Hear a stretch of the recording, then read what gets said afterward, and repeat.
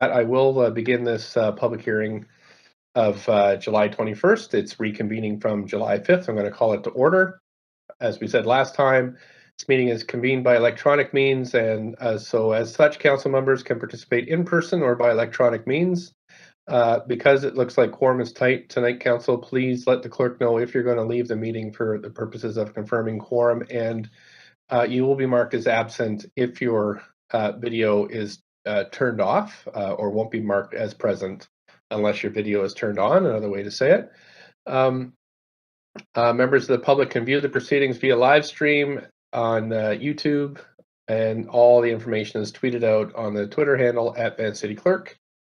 We do acknowledge we're on the unceded traditional territories of the Musqueam, Squamish, and Tsleil-Waututh people, and thank them for their generosity to all of us. We really enjoy working in partnership with them as we continue to build this great city together. And thank you very much to staff. Let's shout out the clerks tonight who are doing double duty with us all day in council and tonight in this public hearing, as well as many of the planning staff, I'm sure. With that, can we have the roll call, please, clerk? Mayor Stewart in the chair, Councillor Carr, Councillor DeGenova, Councillor Fry. Present. Councillor Swanson. Here. Councillor Hardwick is on a leave of absence. Councillor Wiebe. Present. Councillor Boyle. Present. Councillor Dominato is on a leave of absence from 6 to 7 p.m. Councillor Bly. And Councillor Kirby Young is on a leave from 6 to 10 p.m. tonight. You have quorum, Mayor Stewart. Thanks very much, clerks. So just a few reminders. We're committed to that all people who participate in Vancouver public hearings will be treated fairly and respectfully. And the language used in public hearings should reflect that, and no form of discrimination is acceptable or tolerated. Discriminatory language includes attacks on groups of people and individuals. Vancouver's procedural bylaw prohibits council members from the use of words, tone, speech, or gestures that express a negative view of the character of a person or groups of people. Members of the public are expected to not engage in improper conduct, which includes the use of expressions that promote hatred or defamatory. And I will at first gently steer members of the public who go down that route, but then increasingly make sure that doesn't happen so everybody feels welcome in this space. The creation of a safe and inclusive environment for the public, staff, and council participate is all of our responsibility. So council, if I, through these 4 hours, miss something, I'm very happy if you call points of order. I would say, though, if you do so, make sure that you name the number of the procedural bylaw that you're using. The public may participate by phone, speaking in person, or submitting written comments in council. Speakers will have 5 minutes to make their comments and should limit their comments to the merits of the report being considered. Speakers should also state whether they are in support or oppose the recommendations and if they are a resident of Vancouver. Speakers may only speak once and should follow along on Twitter at Van City Clerk for updates, and you can always send comments in our web form, vancouver.ca/public-hearing-comments. Anybody with the presentation will help you through that presentation. You'll just have to say next so we can advance the slides. We also have a long-standing commitment to equity, diversity, and inclusion, so we'll remind council when addressing speakers and staff, please avoid using gendered honorifics. Our role tonight is to be a quasi-judicial body, meaning that we're only considering the merits of the rezoning application or heritage designation. We can ask clarifying questions from speakers, but including the applicant, or technical advice from staff, but debate should wait until after the close of the speakers list. After that, we can approve the application, refuse the application, or refer the application to staff for future consideration. With that, we're going to start the CD1 rezoning on right. Clerks, I'm just reading the text here.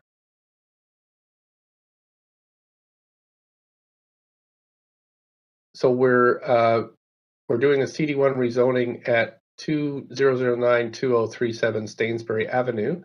Right. Okay. At 9:50 on Tuesday, July 5th, due to loss of quorum, this item has been rescheduled to a new public hearing on Thursday, July 28th. The July 28th public hearing places the public hearing for that item that commenced on July 5th. Previous registered speakers, including those that have spoken, have been contacted. And clerks, do we have a time for when that starts? It's not here in my script. It For starts the at speed- 6 p.m. Okay, great, thank you. So the item number 5, CD1 rezoning on 2009 Stainsbury Avenue has, we're restarting that hearing from the beginning, and it will be held July 28th, that's Thursday, July 28th, starting at 6 p.m. And the previous registered speakers, including those that have spoken, have been contacted. So we're moving on to the last item of the July 5th agenda, which is the CD1 rezoning on 906 to 982 West 18th Avenue. Just ask first if any members wish to declare a conflict of interest on this matter. If not, I'll get the clerks to read the application and summary correspondence. This is an application by West Group Properties to rezone 906 to 982 West 18th Avenue and 907 to 969 West 19th Avenue from RT2 Residential District to CD1 Comprehensive Development District to permit the development of a 6-story strata residential building with an at-grade childcare facility, a 6-story secured rental building, and 7 townhouse buildings, with a total of 208 residential units. A maximum building height of 21 meters, with additional height for rooftop amenity and floor space ratio of 1.81 are proposed. The General Manager, Planning, Urban Design, and Sustainability recommends approval, subject to conditions set out in the summary and recommendation of the public hearing agenda. The following correspondence has been received since referral to public hearing. 56 pieces of correspondence in support, 61 pieces of correspondence in opposition, and 15 pieces of correspondence dealing with other aspects of the application. This represents all correspondence received up to 5 p.m. today. Thank you so much. Great. So anybody who wants to speak this item, the number is 1-833-353-8610, code 1061445 #, and that number's on the live stream. We have Kent McDougall, from the Rezoning Center to walk us through the application. So I'll turn it over to Kent McDougall, and then we can we'll listen to the applicant team, and then council can ask questions to staff to the applicant team after that. Good evening, Mayor and Council. Cynthia Lau, Senior Rezoning Planner, standing in for Kent McDougall this evening.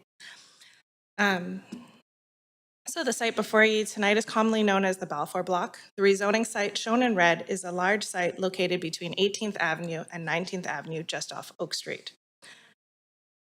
Oh, you don't have it? Sorry about that. I'm just waiting for the presentation's not on WebEx, so I'm just checking on the orange cone and see if it's there. I don't see it quite yet, so we'll wait until you get all situated. There we go.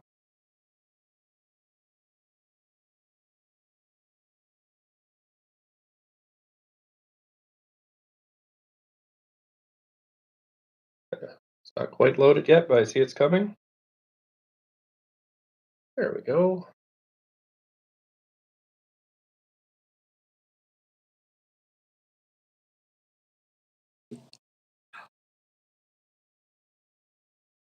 All right. The site before you is commonly known as the Balfour Block. The rezoning site shown in red is a large site located between 18th Avenue and 19th Avenue, just off of Oak Street. The site is bounded by Laurel Street to the east and a north-south lane to the west, along with a private parking lot to the southwest corner. This site is zoned RT2, and the surrounding neighborhood to the north, south, and east is predominantly zoned RS7. To the west, along Oak Street, is zoned RM3A. The site is currently developed with 17 2- to 2.5-story duplex residential buildings, consisting of 34 family-oriented rental units with lane access and informal green space dividing the site. All 34 units are currently tenanted, 24 of which are eligible for protections under the tenant relocation and protection policy. The surrounding neighborhood is largely detached homes with multifamily buildings west of the site along Oak Street. The site is located close to a number of amenities, including parks, schools, and local shopping along Oak Street. Vancouver General Hospital is located 850 meters north of the site. The site is within walking distance of local bus routes. Further, the King Ed SkyTrain station is located 1.2 kilometers southeast of the site, and the future Oak VGH station is at the corner of Broadway and Laurel Street, and will be approximately 1 kilometer to the north. This application is being considered under the Cambie Corridor Plan, with the site located within the Cambie Village sub-area. Within this sub-area, changes are anticipated largely along arterials and at the Balfour Block site, which is one of several unique sites identified under the plan. Unique sites are large sites with site-specific policy direction to respond to existing uses, unique characteristics, site size, and local context. Unique sites typically call for higher densities and tower forms and are subject to an enhanced rezoning process where different design options are explored as part of the review. For the Balfour unique site, the plan direction is for a lower density and a modest scale and complexity. This built form direction is quite prescriptive and therefore an enhanced process was not required. The site is also subject to the Sustainable Large Sites policy. Generally speaking, the Balfour Block unique site is envisioned to continue as a vibrant, family-oriented node with the addition of new housing options and strong connections to the surrounding neighborhood. The plan's vision for the site is to include ground-oriented townhomes, low to mid-rise buildings to the west, active links, public open space at the southeast corner, and a childcare facility. The application was originally received in January 2021 and later revised and resubmitted in August 2021. The proposal before you includes a 6-story secured rental residential building with 99 units, a 6-story strata residential building with at-grade childcare and rooftop amenity with 51 units, and 7 3- to 4-story townhome buildings with 58 units, for a total of 208 residential units. The site does not include the surface parking lot at the southwest corner shown under the plan. These 2 lots are owned and utilized by the adjacent synagogue and are eligible for future rezoning consideration under the Cambie plan. The overall recommended density is 1.81 FSR, and the maximum height is 69 feet for the 6-story strata building, with additional height for rooftop amenity space and mechanical appurtenances. Density is not prescribed in the plan and is based on urban design performance of the proposal. The proposal includes 1.5 levels of underground parking, providing 255 parking spaces, 502 bicycle spaces, which are accessed from the lane from the western end of the site.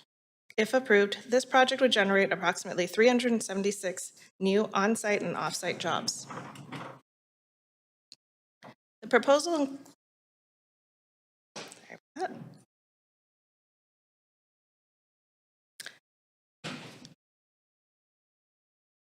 just have an issue here.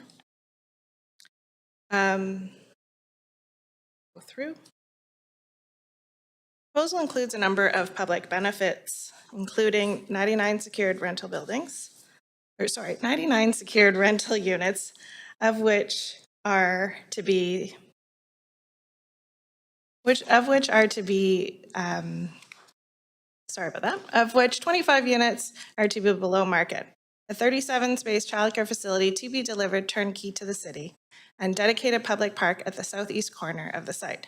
The proposal also includes a series of pedestrian connections through the site, including an east-west active link. Renderings of the proposal are shown here with a proposed 6-story strata building illustrated at the top left, the 6-story rental building at the top right, and the proposed townhomes illustrated on the 2 images along the bottom. This table compares the average below-market rents versus ownership options and market rents in the new buildings.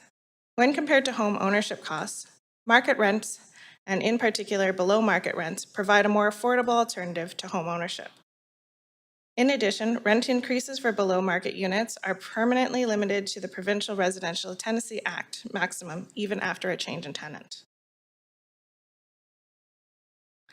Virtual open house was held from September 20th to October 20th, 2021 on the Shape Your City platform. Throughout the application process, staff received a total of 227 comments or questions on the project.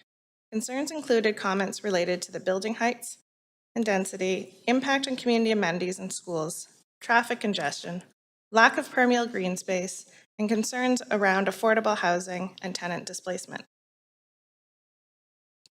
In response to public feedback, staff note that the building height massing, and contextual fit generally complies with the plan direction and built form guidelines for this location, including a mix of lower mid-rise and townhome buildings. Based on the review and feedback, staff have recommended a reduced density of 1.81 FSR and conditions to explore a modest reduction in overall heights of the buildings to enhance the project's contextual fit and relationship to the neighborhood and to reduce shadowing. In terms of green space and amenities, staff note that there are a number of parks and community centers in the area, and the proposal includes a new dedicated public park. Regarding traffic and parking, the site is in proximity to transit, cycling infrastructure, and is well sited to encourage reduced vehicle trip demand. Conditions are included to improve transportation operations and the safety for pedestrians, cyclists, and motorists adjacent to the site. The proposal will be required to meet the parking bylaw. In terms of rental and affordable housing, including existing tenant displacement, the proposal includes 99 secured rental units, including 25 units at below market rates. Not all eligible tenants are covered by the tenant relocation and protection policy, with first right of refusal to return to the site at existing rental rates. As previously highlighted, the proposal includes 99 secured rental units, 25 below market units, which will contribute to the city's secured rental housing stock, serving a range of income levels. The delivery of a 37-space childcare facility turnkey to the city and a small pocket park dedication. DCLs of approximately $4.3 million are anticipated from this development, with the exception of the rental residential portion, which qualifies for a citywide DCL waiver of approximately $1.3 million. Public art contribution is also anticipated. In conclusion, this application generally meets the intent of the Canby Corridor Plan. Staff conclude that the proposed form of development is an appropriate urban design response to the site and its context, and recommend that the application be approved subject to conditions in Appendix B. Thank you, Mayor and Council, and staff and the applicant team are available for any questions.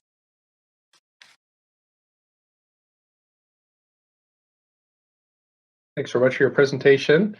Just wondering now if we could move to the applicant team. Does the applicant team have anything they'd like to add here, or just answer questions? Yes, we have a presentation, Mayor. Okay, thanks. I'll wait for clerks to get that all set up, and then we'll move ahead with your presentation.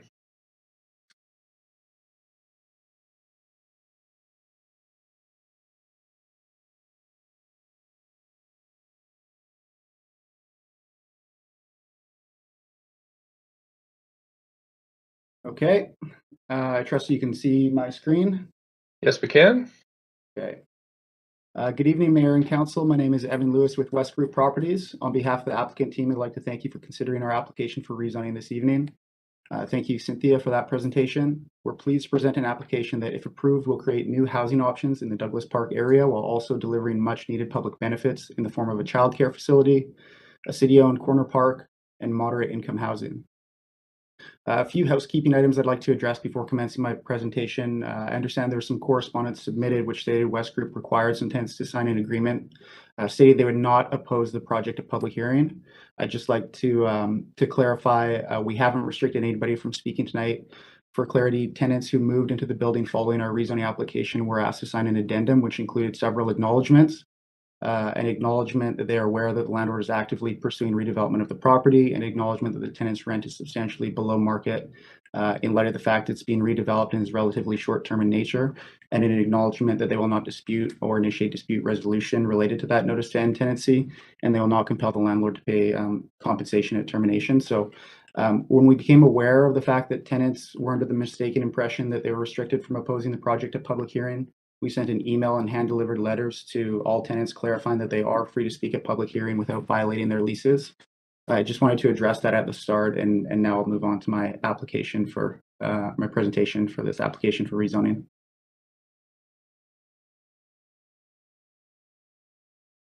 Here's a brief statement from the Canby Corridor Plan describing the vision for the Balfour Block, a vibrant, family-oriented node with the addition of new housing options and strong connections to the surrounding neighborhood.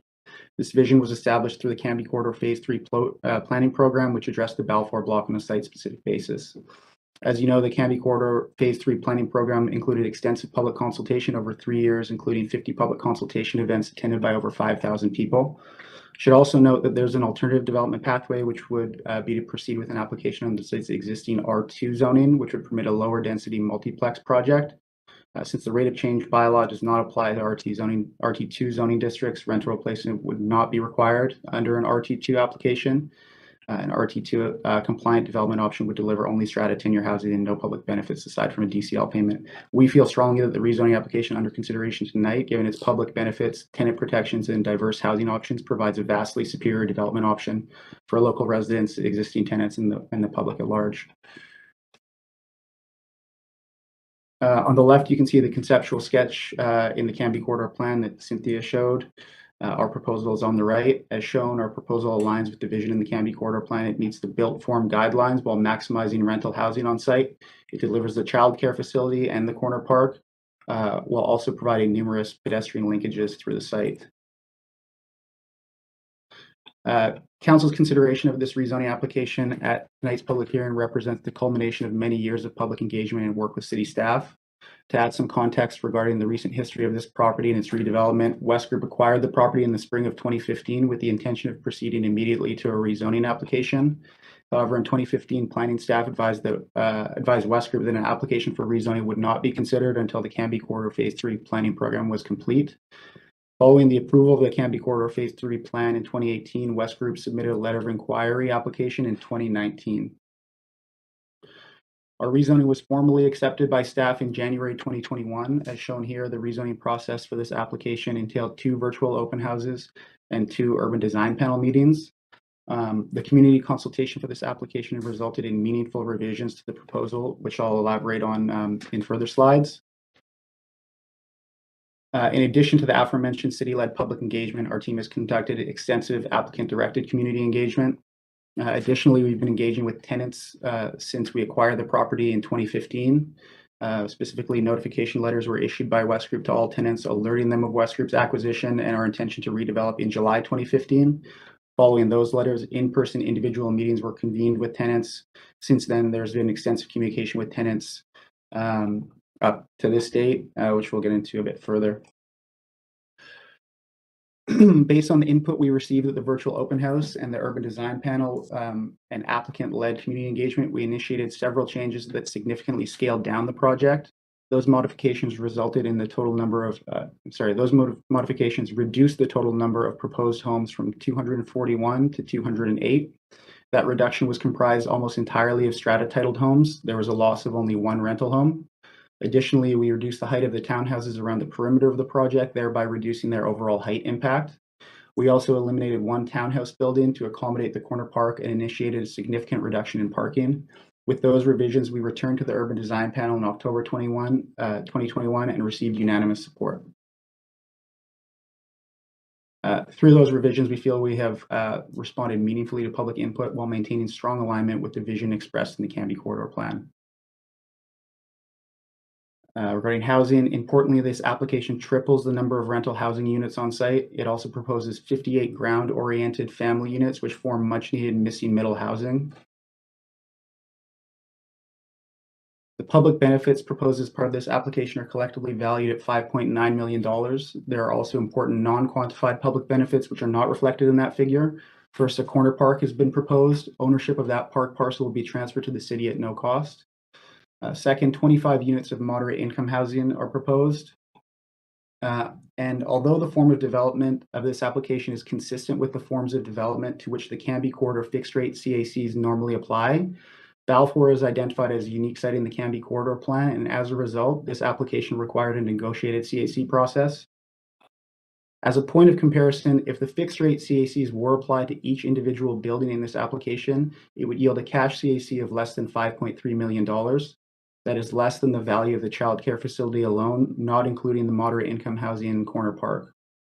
Taken together, the provision of the moderate income housing and 37-space childcare facility comprise a public benefit offering that significantly exceeds the CAC that would have resulted if the fixed rate CACs were applied.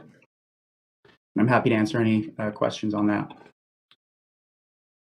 With respect to tenant protection, eligible tenants will receive compensation in accordance with the tenant relocation and protection policy.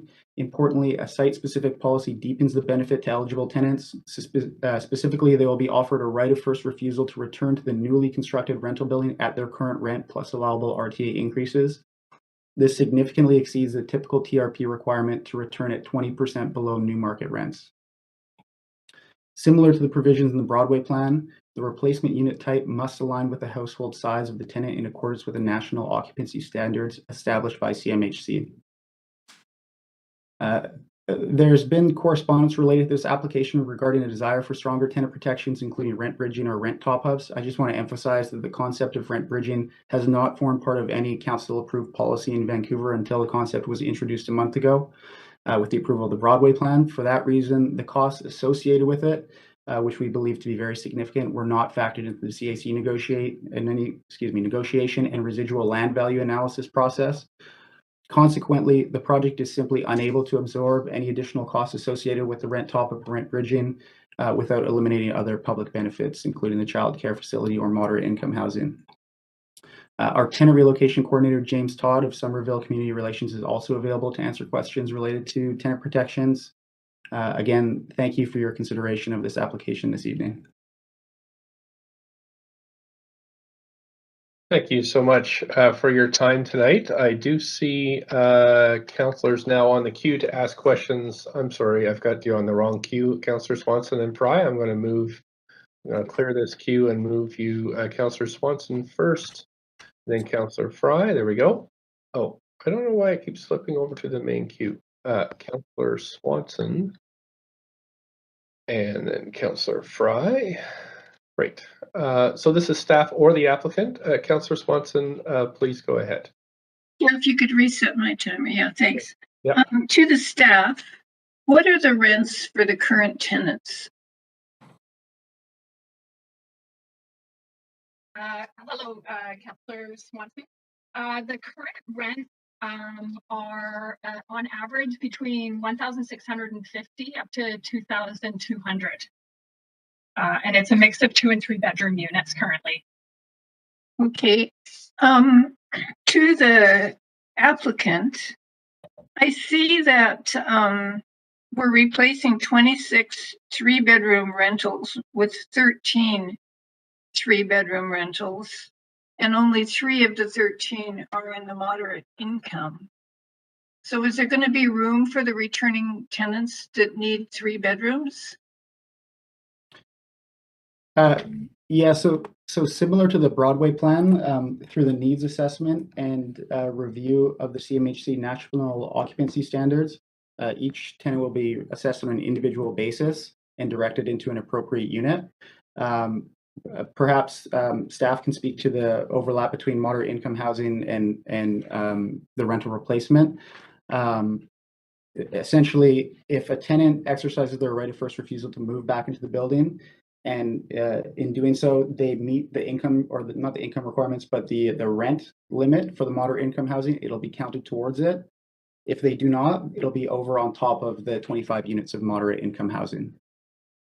Okay.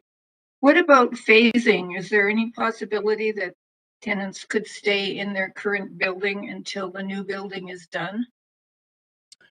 No, there's in short, no. Okay, so I heard the previous speaker say that you weren't really into rent bridging. Would you be willing to negotiate with the city and the tenants to improve tenant protection for existing tenants?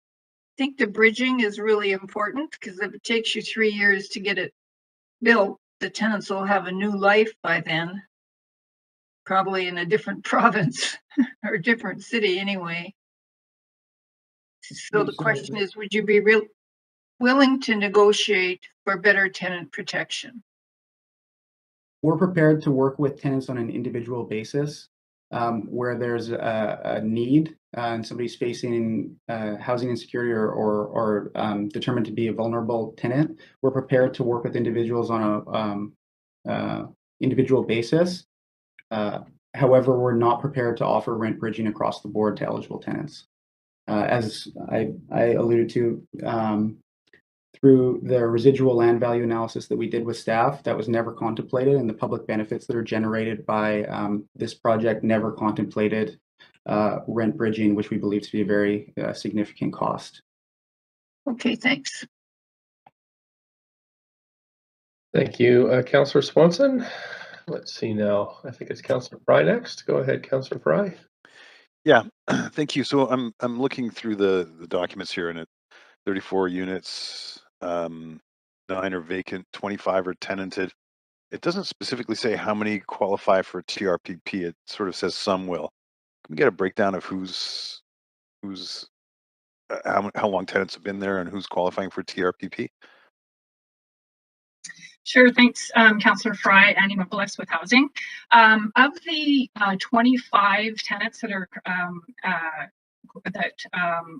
part of the eligible tenants, sorry, of the 25, one is ineligible. So there are 24 eligible tenants.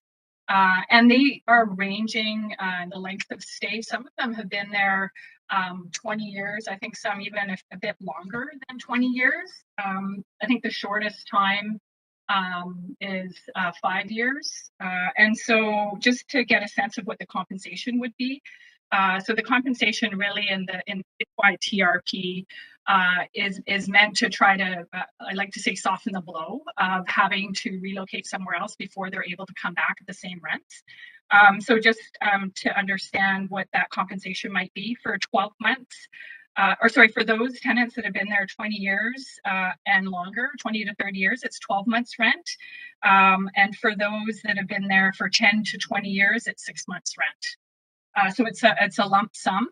However, through the tenant relocation policy work, should this project be successful tonight, staff will work with the applicant and then with the tenants to understand if any have special circumstances and any vulnerabilities.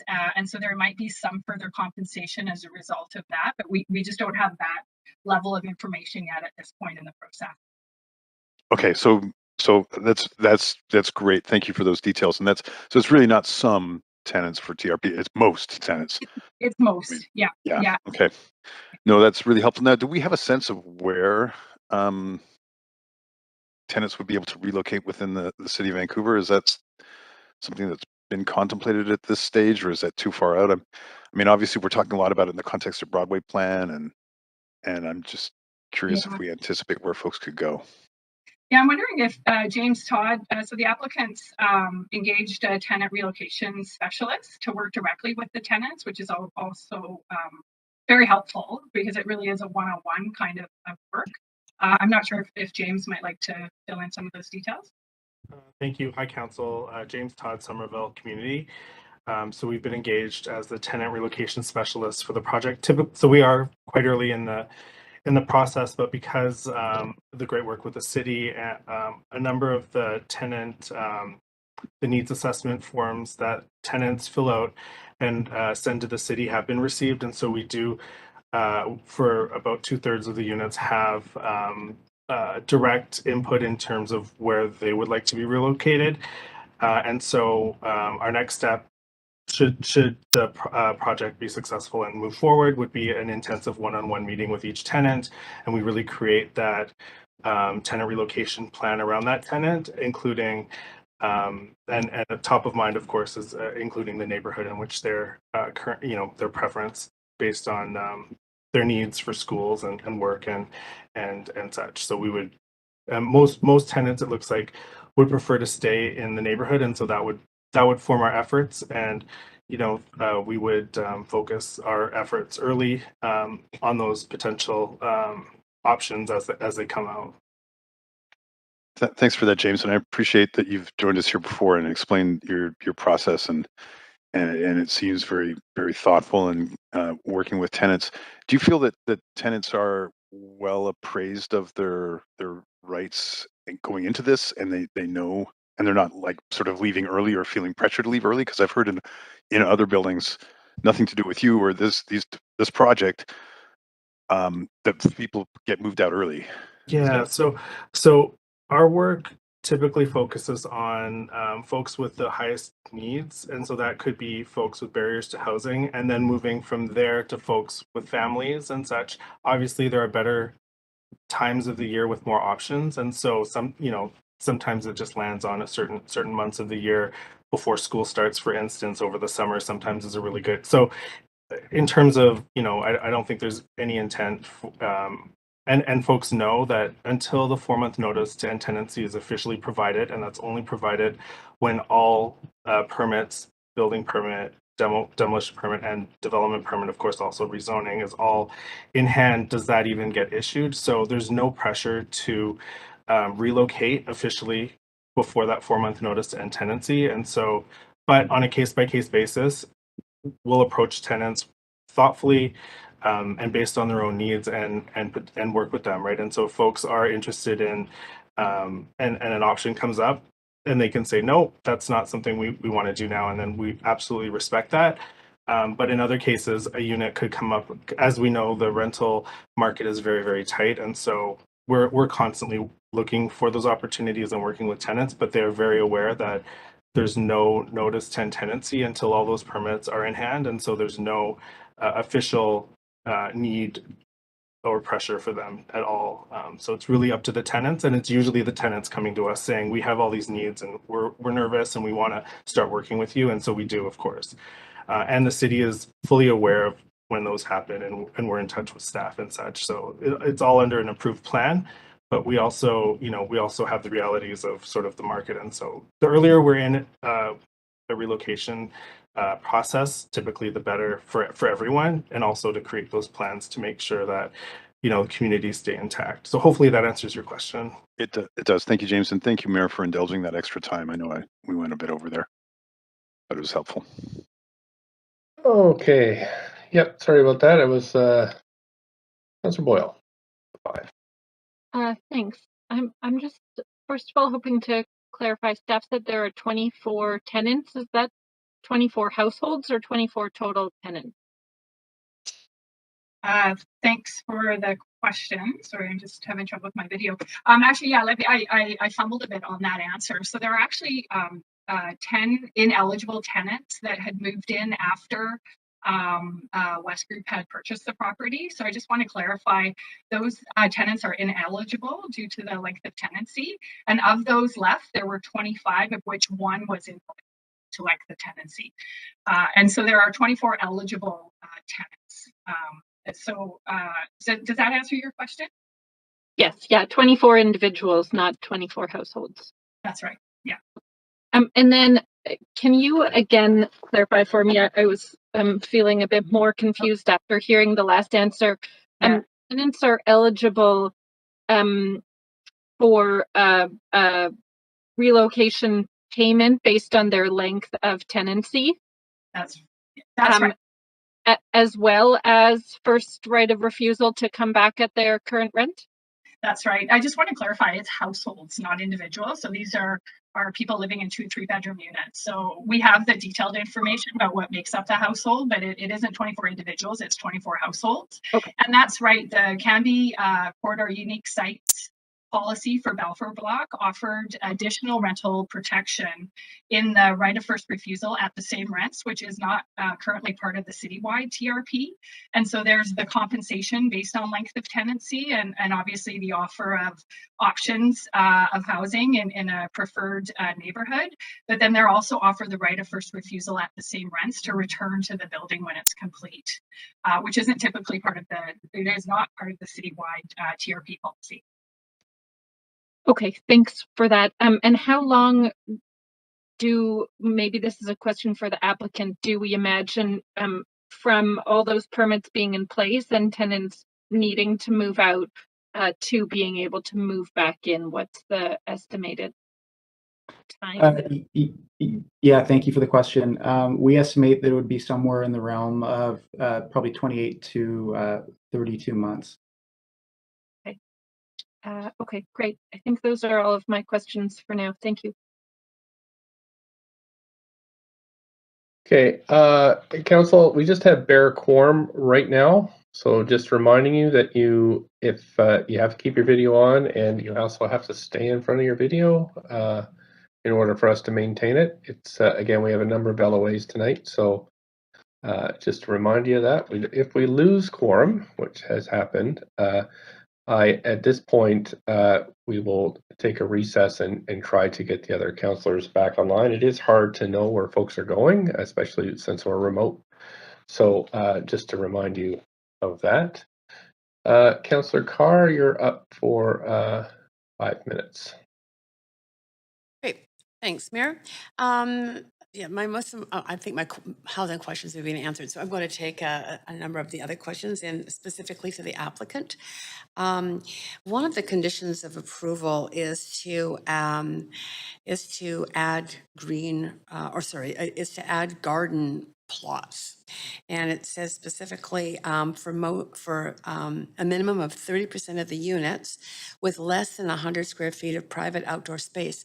Where are the units with less than 100 feet of outdoor space? Are they mostly rental, or are they some of the condos or the strata, I mean? I do not have that answer on my fingertips, unfortunately. Yeah, sorry, I don't have the answer to that question. Okay. Just curious, because I'd sure like to see a lot of the rental units being able to have access to the garden plots. There's another condition of approval that just is more general, that talks about food assets, edible landscaping, urban agriculture, which I've just described. What are your ideas around food assets or edible landscaping is there anything beyond the garden plots? Yes, we anticipate that there will be, and although there's a design illustrated for the corner park that is conceptual at this stage, and there will be further public consultation associated with what goes into that area. Additionally, we think at some areas, particularly at the center of the site, there will be opportunities for edible landscaping and even some urban agriculture potentially in those sort of the nexus points of those active links. Okay, that corner park that you talked about, is that the one that's going to be turned over to the city? It's as a new public park? That's correct. Okay, so I imagine there'll be discussions with the park board around that. Yes. Okay, And sorry, I think Norman Huth from Formworks is on the line as well, and he may be able to answer your question regarding the outdoor size with those units.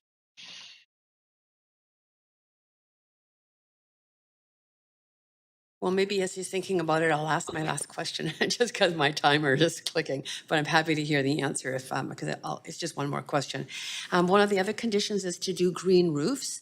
So I'm wondering what the concept is for the green roofs, and if in particular you're thinking about adding solar hot water or solar PVC to the green roofs. Sure. We haven't spoke about solar in depth for this project yet. We're doing it on several other projects, and it's something that we'll be discussing with the next phase of design development. With respect to green roofs, I'm actually going to let Norman respond to that one as well. Great. Hi there. Can you hear me? Yes, perfectly. Okay, so just to address your comment about the outdoor space, it is some of the smaller, the 1-bedroom and studio units, let's call them, for the rental building that have smaller outdoor spaces. They still meet the minimum, 5x8, 5x6 balcony size, as well as some of the condo units. The 1-bedroom units have slightly smaller outdoor spaces. Okay. And with respect to the green roofs, we're still studying the green roofs. There's opportunities on the rental building to have more of a green roof for that one. For the condo building, we are looking at having outdoor amenity space up there, and there's opportunities for urban agriculture and that sort of thing up on that roof level. Yeah, I think a lot of people are concerned about the supply line for food given climate change. So, yeah, I think that's great. And in terms of the solar, also just a real concern around vulnerability of our electrical grid. So I think that it's nice you're considering that too. Okay, that's it for my questions. Thank you, Mayor. Thank you, Councillor. Councillor Swanson, you're up. You've got about 2 minutes left. Yeah, the lack of bridging for the current tenants is what's really concerning me. And I've been crunching numbers. And according to my numbers, it might cost you $433,000 for bridging for 3 years for 24 households. And your public art expenditure is almost that much, $393,000. So do you think there's some room for a little bit of wangling here so that we could use some of that for bridging? And so that the tenants that live there now would actually have a hope of returning to their neighborhood? Sorry, that's a question to me. For the applicant. Yes. So as I understand it, the rent top-up and rent bridging exists insofar as staff are studying it.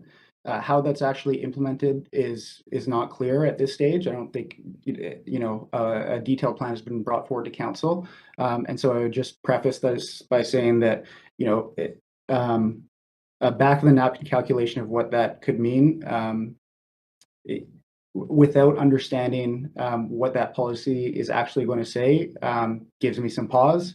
I think at a very high level, if we were to talk to staff and once a policy is clear on how that's going to work, we would be potentially open to reducing other public benefits. I expect that it's going to significantly exceed $400,000 based on the math we've looked at. There's been talk of Burnaby is an example of the way they do the rent top up, which we're familiar with. And when I look at the numbers, it significantly exceeds $400,000 if that was the policy approach, if it was to mimic Burnaby.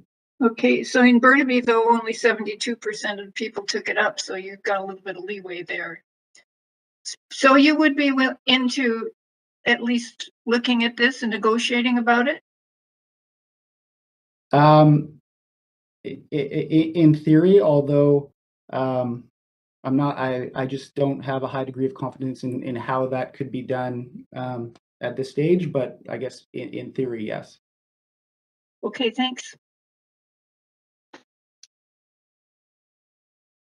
Oh, I'm really bad on the timing tonight, Council, so you're going to have to help me here. I was over again on that one, but that is it for questions that I can see, although something's going on with my computer, there we go.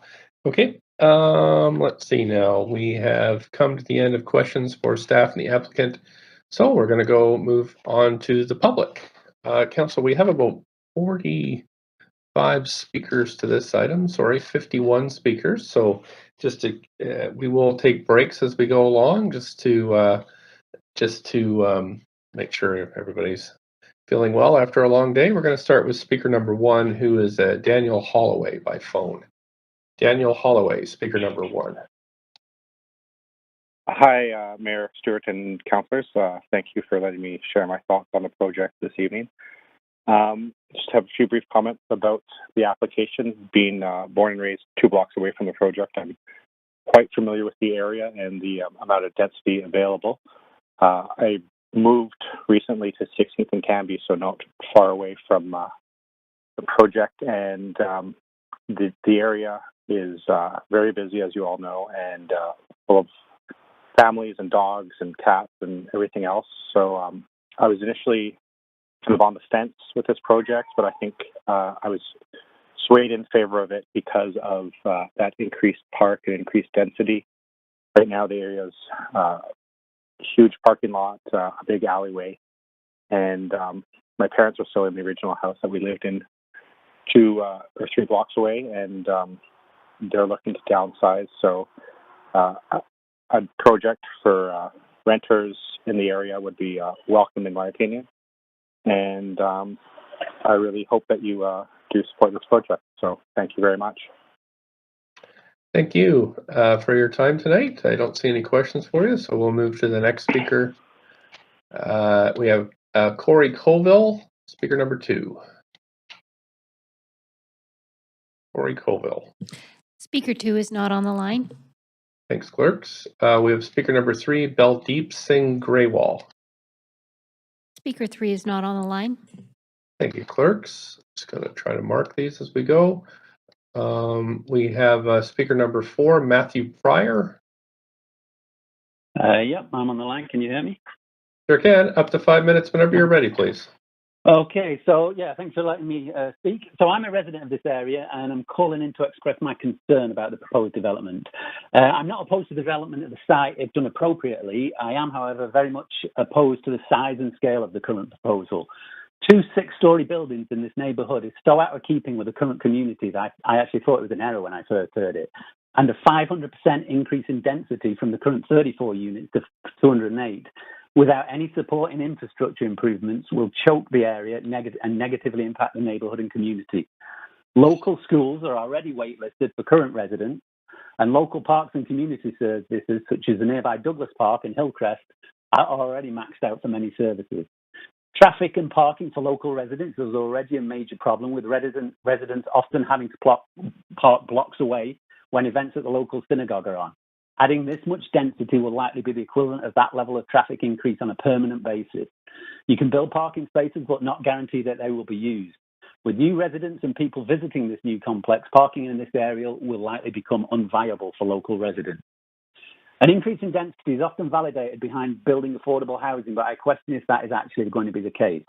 This development will offer 25% of units set aside for below market rates and 75% sold at market rates. The 2 most recent developments closest to the proposed site are Heather and 17th and Chateau Laurier on Oak, both less than 400 metres from the Balfour side.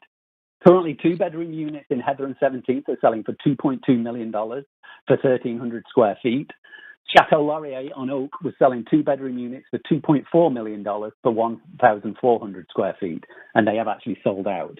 Given these market rates, it feels very unlikely that the 75% of units that are allocated to be sold at market rates are going to offer affordability for most regular families, but rather further inflate the costs in the area as a whole. The new building has 25% of units set aside for below market rate. This is 52 units total, but will remove the 34 current units. Current residents of the Balfour block have 3-bedroom rental apartments for around $2,000, less in many cases. It's highly unlikely that the current tenants will be offered the same space for the same price. So rather than improving the affordability of rental space, this will likely reduce it compared to the current situation in terms of price per square feet of available rental units. To state that this development will improve affordability in the area seems false and misleading. Similarly, the new units mention the addition of 37 childcare for 37 children. While any additional childcare facilities are welcome, the 500% increase in density will almost certainly take these spots. So rather than improving the childcare facility situation in this area, it will likely worsen it due to the density increase that brings an increased need for childcare for the new residents. So a lot of the perceived positives of this element are actually opposite and adding to the problems in the area rather than solving. I've lived there for 20 years and my wife was born and raised in the neighbourhood. I would like my kids to be raised in the area, but the 2 6-story developments would drastically change the neighbourhood and inevitably a foot in the door for future developments with a long-term implications for the entire area. There is actually already a website up showcasing these properties.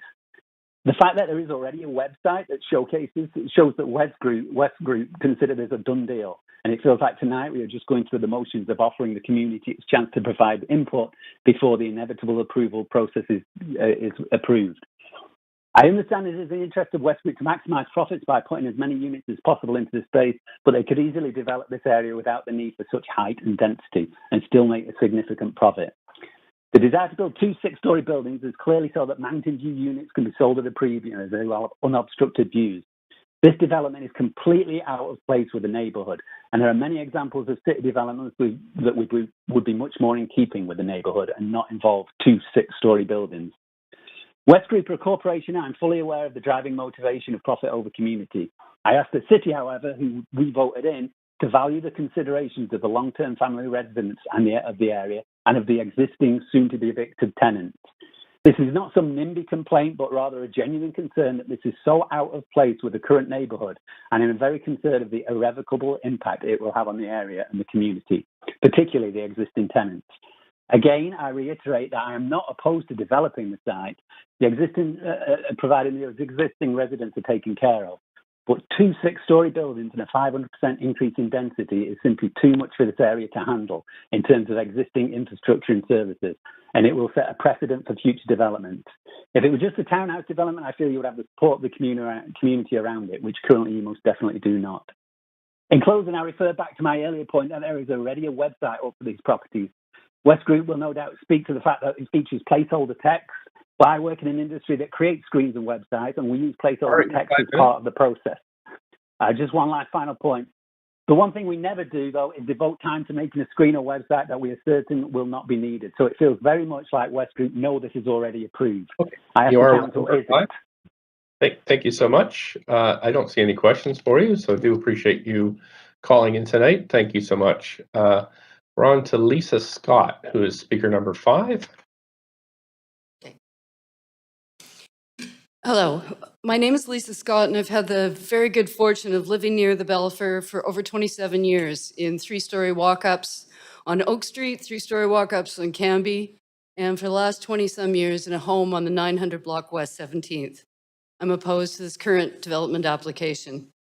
I'm concerned about traffic, the water table situation, construction issues, climate resilience, the lack of space in nearby schools, community centers, and parks, and also that it appears that not all existing tenants will be eligible for compensation upon development.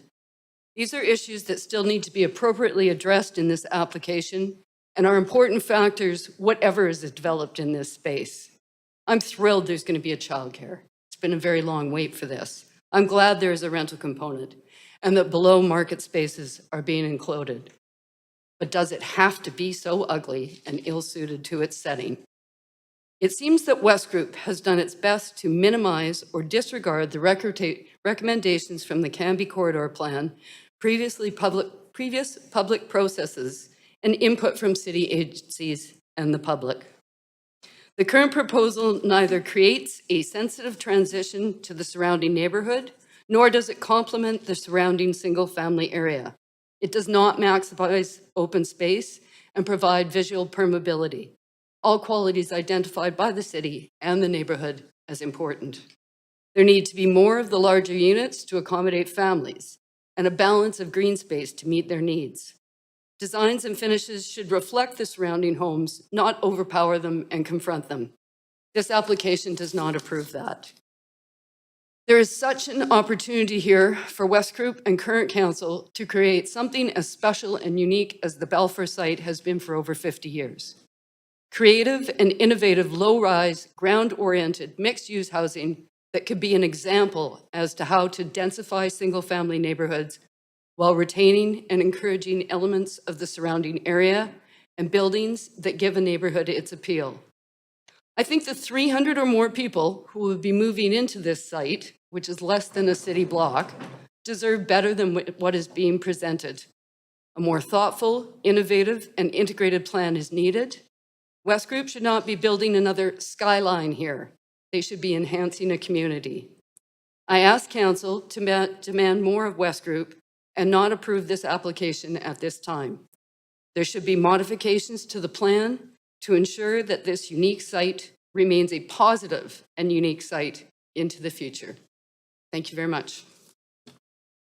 Thank you for your time tonight. I am just checking here. I don't see any questions for you, but do thank you for calling in and sharing your thoughts. I'm going to move to speaker number 6, who is Amin Merchant. Hi, I'm grateful for the opportunity. Hello? Hi there. I'm grateful for the opportunity to speak at this public hearing regarding this Balfour and West Group site. My name is Amin Merchant, and I am opposed to the current proposal. The opposition to this proposal now stands 5-1, and those in the approval don't even live anywhere in this neighborhood. More about this later. In numbers, that would be 136 opposed as to 25 in favor.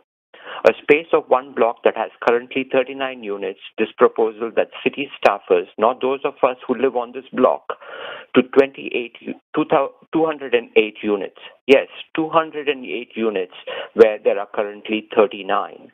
And thus just the beginning of this bad faith engagement by the city.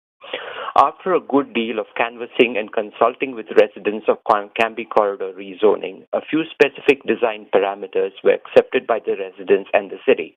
The city validated and endorsed those specifications, which included emphasized ground-oriented housing for families, that would be townhouses, for the majority of the site. Higher buildings would be considered closer to train and transit stops and the stations. West 18th and West 19th are a good 20-minute walk to the City Hall and Canada Line stations. From there, the rezoning and the additions to density would also have to adhere to the character of the neighborhood. This was agreed to by all of us, including the city. West Group in this current proposal has 2 tall high-rises inside a residential block. The proposed townhouses are far from ground-oriented, rather they are 4 stories high. Rather, they are taller than the current units, denser, and are designed to block all natural light from our homes during the long winter months.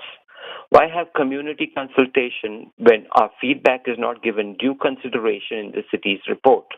The changes made in this proposal are negligible to be rendered invisible. This is in every form West Group's original design and proposal. Number 2, the visual depictions of this project are a misleading misrepresentation. They show West 18th and West 19th to be broader streets than they are, supporting two-way traffic, which it is not. 2 cars cannot pass in opposite directions on West 18th, where we live, but the visual uses skinny cars to deceive and make it seem so. Bad faith again. The current rental ball for units house happy families. The units have good space, 3 bedrooms and a garage. The density of the West Group proposal is nowhere near this sort of space for renters. More density, less space, and decidedly higher rent.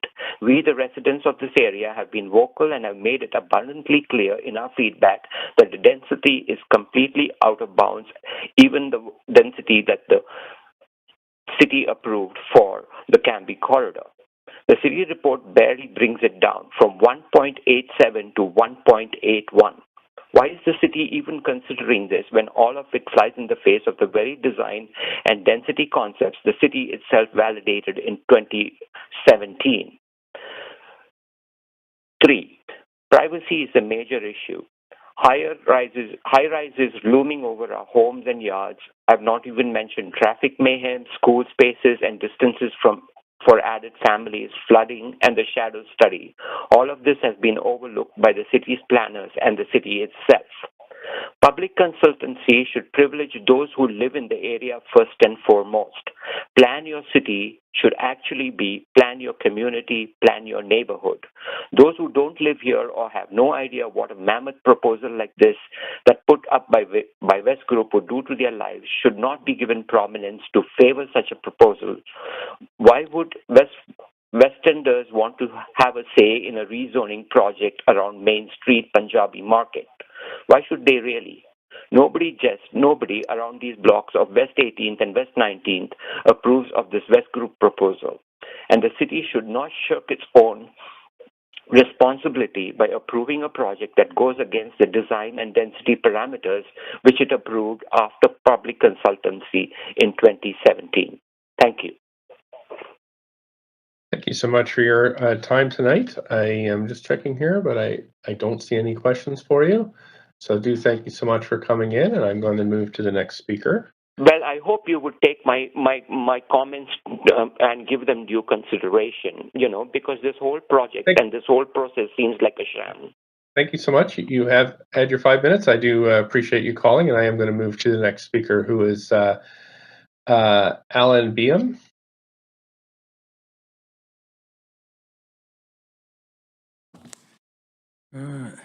Thank you, Mayor and Council.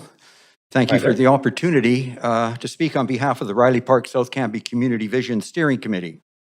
In addition, we thank the applicant, West Group, for consulting with our committee over the past couple of years, and we presented the developer with our concerns and offered numerous constructive comments.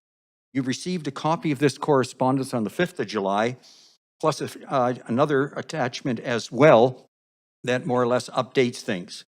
So I'd just like to do a few highlights. At this time, Our committee's in basically two camps. That is, we accept some aspects of the project and reject the others.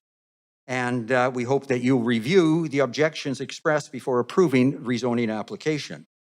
The heights of buildings 1 and 9 are probably the most contentious issue in our opposition to the application. As noted in our written submission, which you received on the 5th of July, the excessive heights received a staff suggestion to, quote, explore the reduction in height of the two buildings. From our experience, the term explore implies some wiggle room, and we can only hope, we can only hope that a revision will take place. Our PSC is on record of requesting building heights in feet or meters and not stories. Here we have an example of two 6-story buildings with a height difference of near 20 feet. The rooftop amenity is a further contentious issue, and we expressed our concern in October of 2021 when we made a submission to West Group. Since the application has decided to create a park at 19th Laurel, as well as improving the open areas in the complex, there's no need to create a silo for Building 9. And I guess it would apply to 1 as well. We want to see an enhanced community where all residents are interacting rather than isolating themselves in one building. Removing this amenity would also be the first step in reducing the height of the buildings.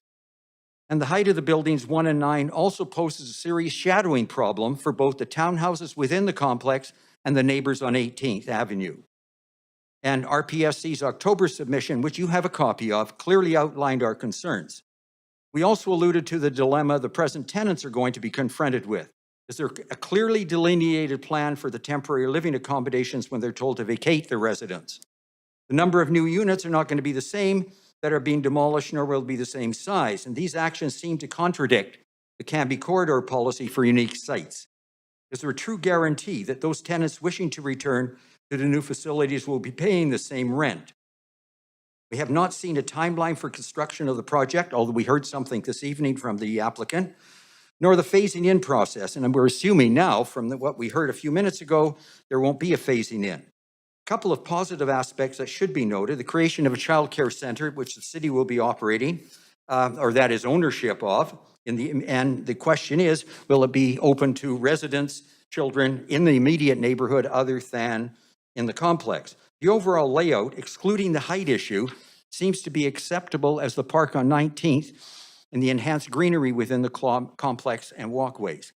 A couple of other things to just highlight that haven't been mentioned. One, Vancouver School Board and elementary school pressure in the area. There are 2 elementary schools there, and we know that they're both at capacity. And when we look at the Canby corridor south of King Edward, there are no elementary schools in the area, and I'm not referring to a francophone school. We also elaborated in a quite detailed form on our October comment to West Group, the serious traffic issues that may arise with the development. One community center in the area, a very small one, Douglas Park, is also at capacity. Also, mention should be made of the potential flooding of the area. There are also drainage problems at this time. And when we see excavation occurring, and yes, there was a diagram in the presentation by West Group, but we still question, what may be taking place once you start opening things up. Thank you. Thank you for your time. I don't see any questions for you, but do really thank you for your input today and all your service to the community. Thanks so much. I'm going to move on next to speaker number 8, Gail Holloway. Well, hello. I'm here listening to the opposition to this development, but I'm actually in favor of the development. I've lived in this area, and unlike other speakers that said people from all over are having something to say, I've lived here for 40 years. We bought our house in 1982. And yes, there has been a lot of change, and I've seen so many single homes smashed down with the bulldozer, and I can see 3 going on today in this area. I'm actually happy to see something constructive about replacing the Balfour complex. I think it served its time. It's certainly a lovely, spacious area with lots of green around it, and I think the families that have lived there have had a good time of it. But as you know, housing in this city is at a premium. And from what I've read of the note, there's been some accommodation made to try and keep the tenants or return the tenants there. I love the idea of the green space at the corner and the idea of having a daycare. There's a lot of argument here about traffic, and I think we have to rethink about traffic. You know, everyone wants to have 1 or 2 cars. This is a bike-friendly area. So maybe some people need to reduce their car use, and that would reduce traffic and the danger you're speaking about on 18th and 19th. I think it's proposed as being sort of mixed families. One thing I didn't know about, but I did read in the notes here that it said in the notes I got that they were going to reduce the height and density. So I don't really know what the final height was, so I do understand that you don't want to be overshadowed. Nobody wants that. I don't think I have anything else to say. I don't belong to a committee. I've just lived here. I've seen how things have changed. I've seen a huge building thrown up where every suite was over $1 million on the corner of 17th and Heather. There was no argument about that. I also have in front of me a proposal by bchousebuyer.ca who wants to come into the area. You don't have to, you just buy it. There's no open house. There's no commission. Just sell it to us and we'll develop it. I don't see any pushback about that. So I would like to say I'm in support of this. That's all. Thank you very much. Thank you so much. Councillor Carr has a question for you. Councillor Carr. Yes, thank you very much. Yes. Yeah, very much appreciate your comments. I'm very interested in the last comment you made, which is you have a fire or something in front of you about somebody that just would buy a lot or buy a home, etc. I wonder if you could forward that to all of council, if there's if it's something that could be like a photo taken up it or. Yeah, I actually got this in the mail, and I don't even know why I held on to it because I was so pissed off. So I can make a scan of this and send it. And who would I send it to? Well, if you send it to all of mayor and council, all of us, it's a public hearing, so all of us have to receive the same information. Right. And so I don't know if the clerk can explain what the best address to use is. They're just going to tell me what it is or tell you what it is. Just 1 second. Okay, sure. It's just let me look here. I had at the beginning. I think it's the web form vancouver.ca/public-hearing-comments. I think that's the correct one. Clerks. All right. Can you go slowly over that? What is it again? Vancouver.ca Vancouver.ca/ yeah. Mayor, it's the chair here. It's the chair here. Oh, sorry, it's the clerk here. We have her email address, and we can send her the link. Okay, we'll contact Perfect. you. Yeah. Okay, Thank perfect. you. Lovely. Thank Bye-bye. you. Thank you so Yeah, much. appreciate that. Thank you. I think that's it. That's it for questions. Thank you so much. We're going to move on to. We have speaker number 9, Alex. Speaker, you're still. I listened to it all. They were screaming. Hello, speaker. Can you hang up, please? Thank you so much. We have Alex Jameson, speaker number 9. Speaker number 9 has withdrawn. Thank you very much, clerks. We have speaker number 10, Stephen K. Turnbull.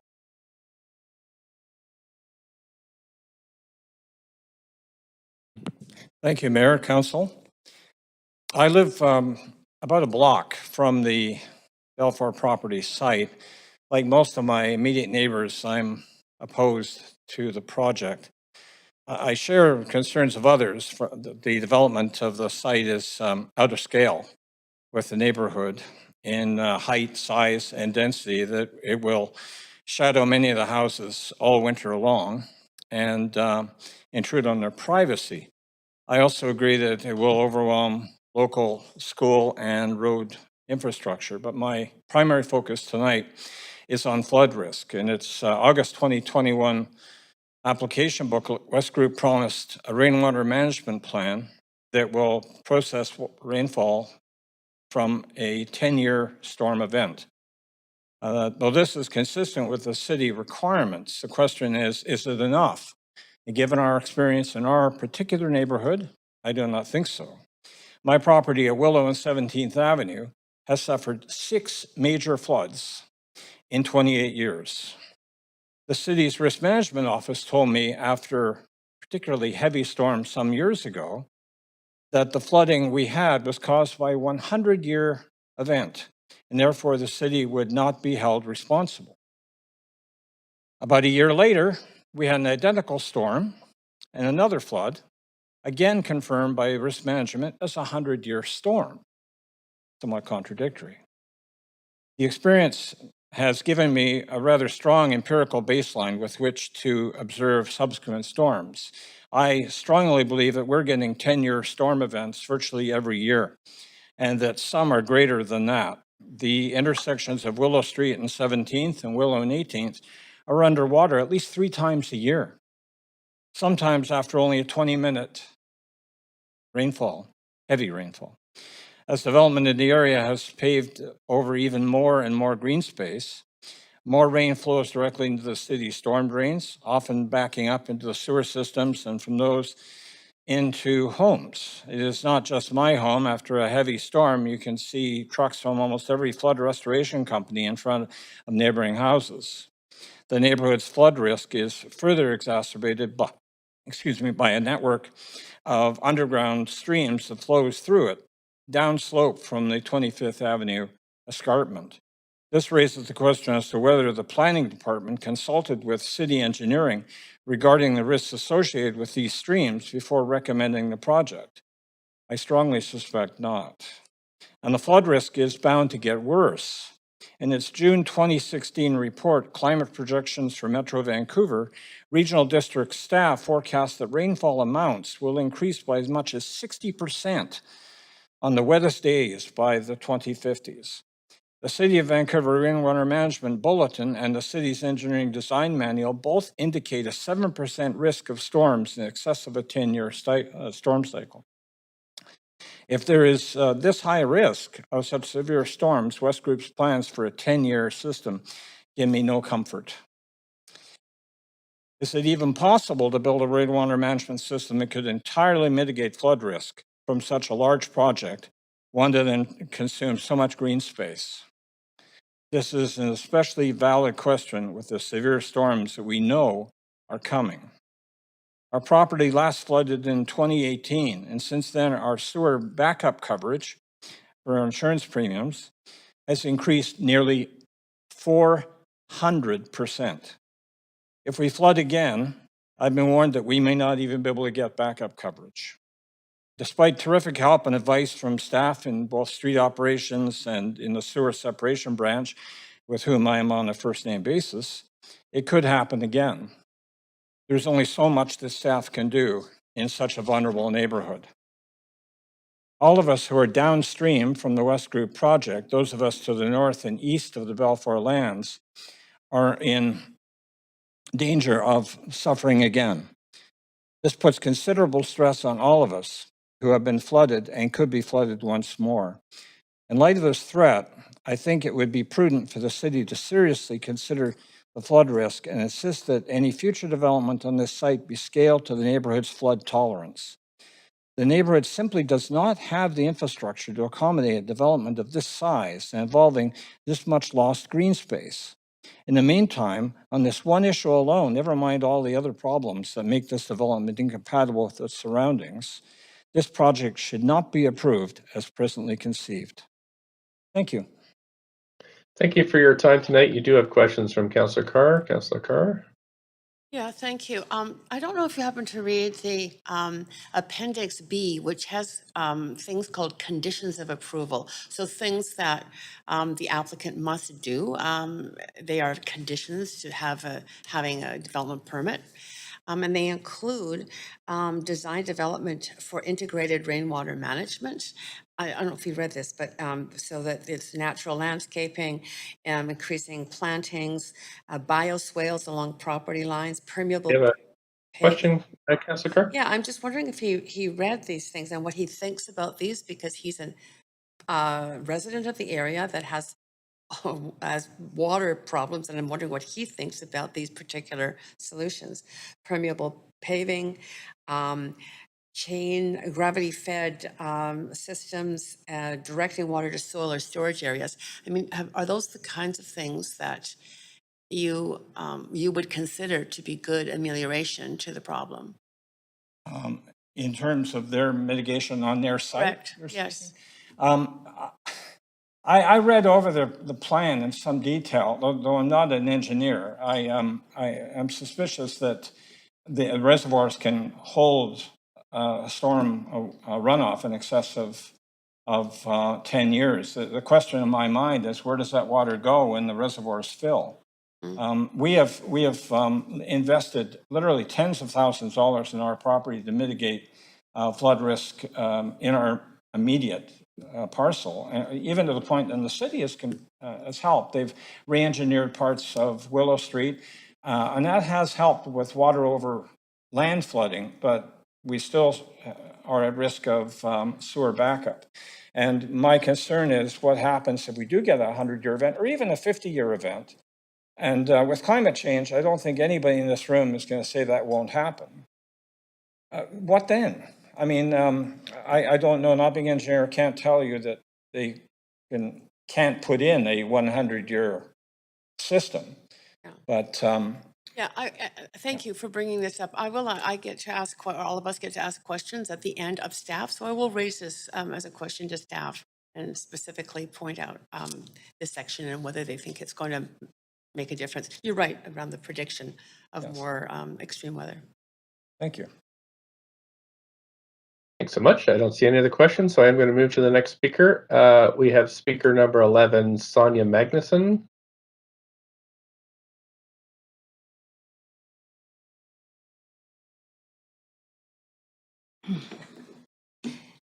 Good evening, Mayor and Council. Thank you for this opportunity to speak.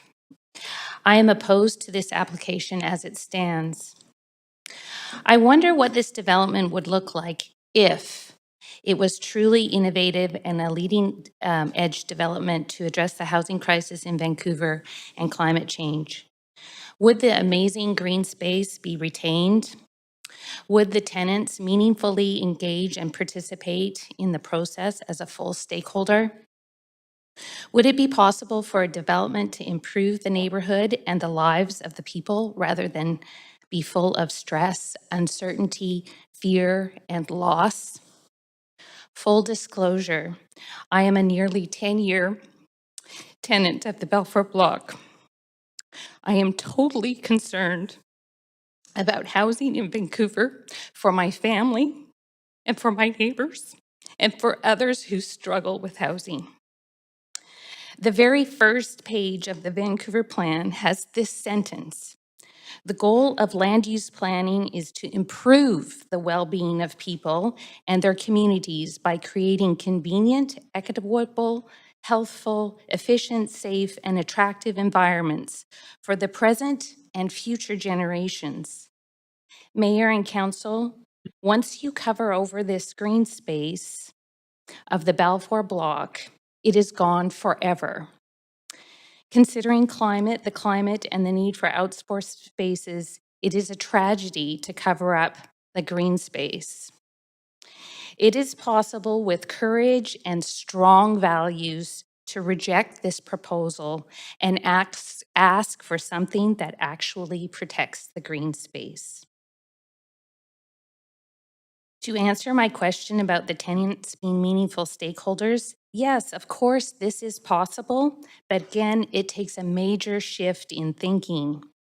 It would be putting into action the intentions behind some larger documents, such as the National Housing Strategy Act, where sentences on development are something like this. It is not just about buildings, rather, it is about inclusive community, equality, dignity, and rights. That's a quote. I can tell you that this process is extremely biased towards the applicant and city planners. I can tell you that tenants experience the opposite of inclusive community, dignity, equality, and rights.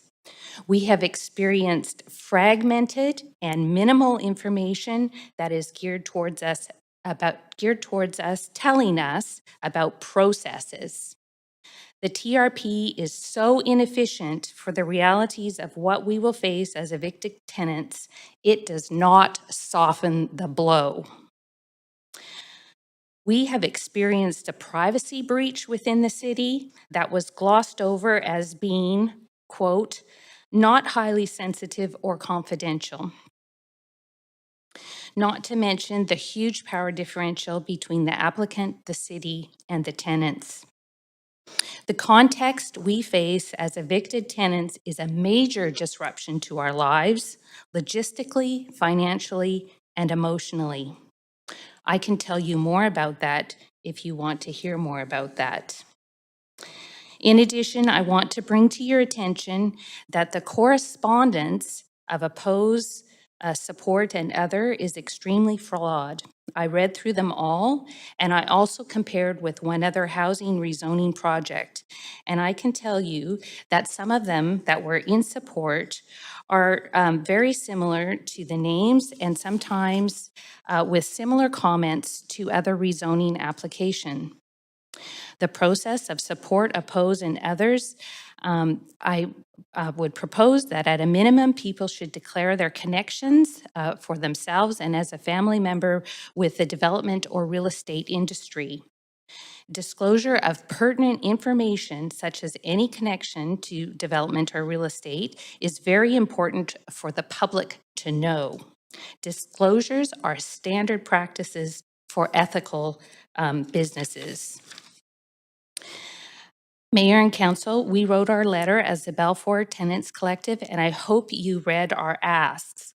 This is absolutely the least that you can do for tenants. In reality, probably more needs to be offered. You will hear tonight how this proposal will not add any more housing to Vancouver. You will hear how it does not meet the intentions of the Cambie Corridor Plan. All right, your 5 minutes. Okay, and you will hear how this process and the TRPP is wrong. Thank you. So I'm going to have to stop you there because everybody's allowed 5 minutes and you're over yours. Thank you very much. I want to say thank you. Okay, thanks very much and coming in and expressing your views. We're going to move to speaker number 12, who is Sanja Sladojevic. So thank you, Mayor, and thank you, Council, for listening to us. So I oppose the project. I lived in this neighborhood in Balfour block for over 17 years now with my family. And I enjoyed every minute. And it's really, but since the property was sold, it's been extremely stressful because it was lots of ups and downs and we really didn't know what was going on and what is happening.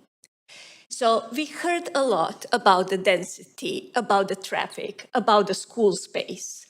But I would like to ask the city and the mayor about the low-income and medium-income families. Does anybody think about us? Because finding affordable housing is getting so difficult. And I was hoping that the developers, when they're developing something, they will have to put at least the same amount of affordable housing that was there on the property. So they are reducing. In this case, the number is going down. The size is drastically reduced. So I really don't understand. They are going to make tons of money. We all know that. But what are they giving to the people who live there for so long? So, and I've been working with government-assisted refugees for a long time. And honestly, it's really sad to see how, the number of people who can stay in Vancouver, although their port of entry to BC is Vancouver, we couldn't keep almost anybody because it's really just ridiculous how expensive the housing is. And so what is the city doing about co-ops? There are no co-ops. So I'm just thinking about just all kind of low income and medium income families. And also, when we are looking about the compensation for the tenant, I just don't understand how comes that Broadway corridor can get such a different plan than us or different compensation. I think it should be some guidelines and everybody should get, developers should have, there should be some similar rules for everyone, I think. So I think it feels sad, I've never lived in one place for this long as in Balfour properties in my life. But it feels really sad what is happening with Vancouver. I think that we are really losing that diversity. And I really don't know who is going to stay and who can really afford to live here now. So, yeah, and who is going to work? Because even, when you're looking for the staff or something, it's getting more and more difficult to find something because people cannot travel, So, yeah. So I would really, and about the compensation, I would really think that something should be done. So at least that ours should be like the Broadway corridor. They're a couple of blocks away from them. So it doesn't make any sense that they have kind of completely different plan than us. So I know it was negotiated before, but I would really appreciate if the city could have similar guidelines for everyone. And the developers should put, I know, and it's really nice that they will put a little park and that they're putting the childcare. That's a wonderful thing. But I think that developers can do much more than that. So yeah, thank you so much for your time. And yeah, thank you for opportunity to talk. Thank you. Councillor Swanson has questions for you. Councillor Swanson? Yeah, thanks so much for coming in. Well, thank you so much. I really appreciate your comments. It felt like you really do understand what we are going through. So I really appreciate that. So thank you so much. Thank you, dear. So one of the, I think it was the applicant's representative said that there's no pressure on the tenants at all right now. Would you agree with that? So there is not really, but there is really no help at all. So we don't really get any clear answers. And as you heard tonight, although these things were proposed, like that bridging rent and everything, but it felt like it was kind of, they're not taking anything. So it doesn't really feel that there is support for us and understanding. And nobody really talked really properly with us and really listened to our issues and concerns. Okay. Do you mind if I ask how much you rent for, how much your rent is and how many bedrooms you have? So mine is 2-bedroom and our rent is around 1,850 now. Okay. Have you tried looking for other places? Yeah, I tried, but there is nothing like that. And I've been looking, because my job was kind of finding housing for government-assisted refugees, and I know that it's almost impossible to find something like that in Vancouver. So it's been really difficult. How many people are in your household? So there are 4 of us. And you just have 2 bedrooms? Yeah, 2 bedrooms. So we had kind of divided one room. If this goes ahead and you're evicted and you have to find another place, do you think you would come back? Because they are saying that you could come back at the same rent. I really love the neighborhood and I would love to, but everything depends actually how the things will go. And yeah, but I really would love to, and I plan to come back if there is that possibility. Okay. But I don't. It's that bridging funding that's the most important, eh? Yeah, it will be difficult, yeah, because at the moment we have kind of, yeah, my income is the main income, so. Yeah.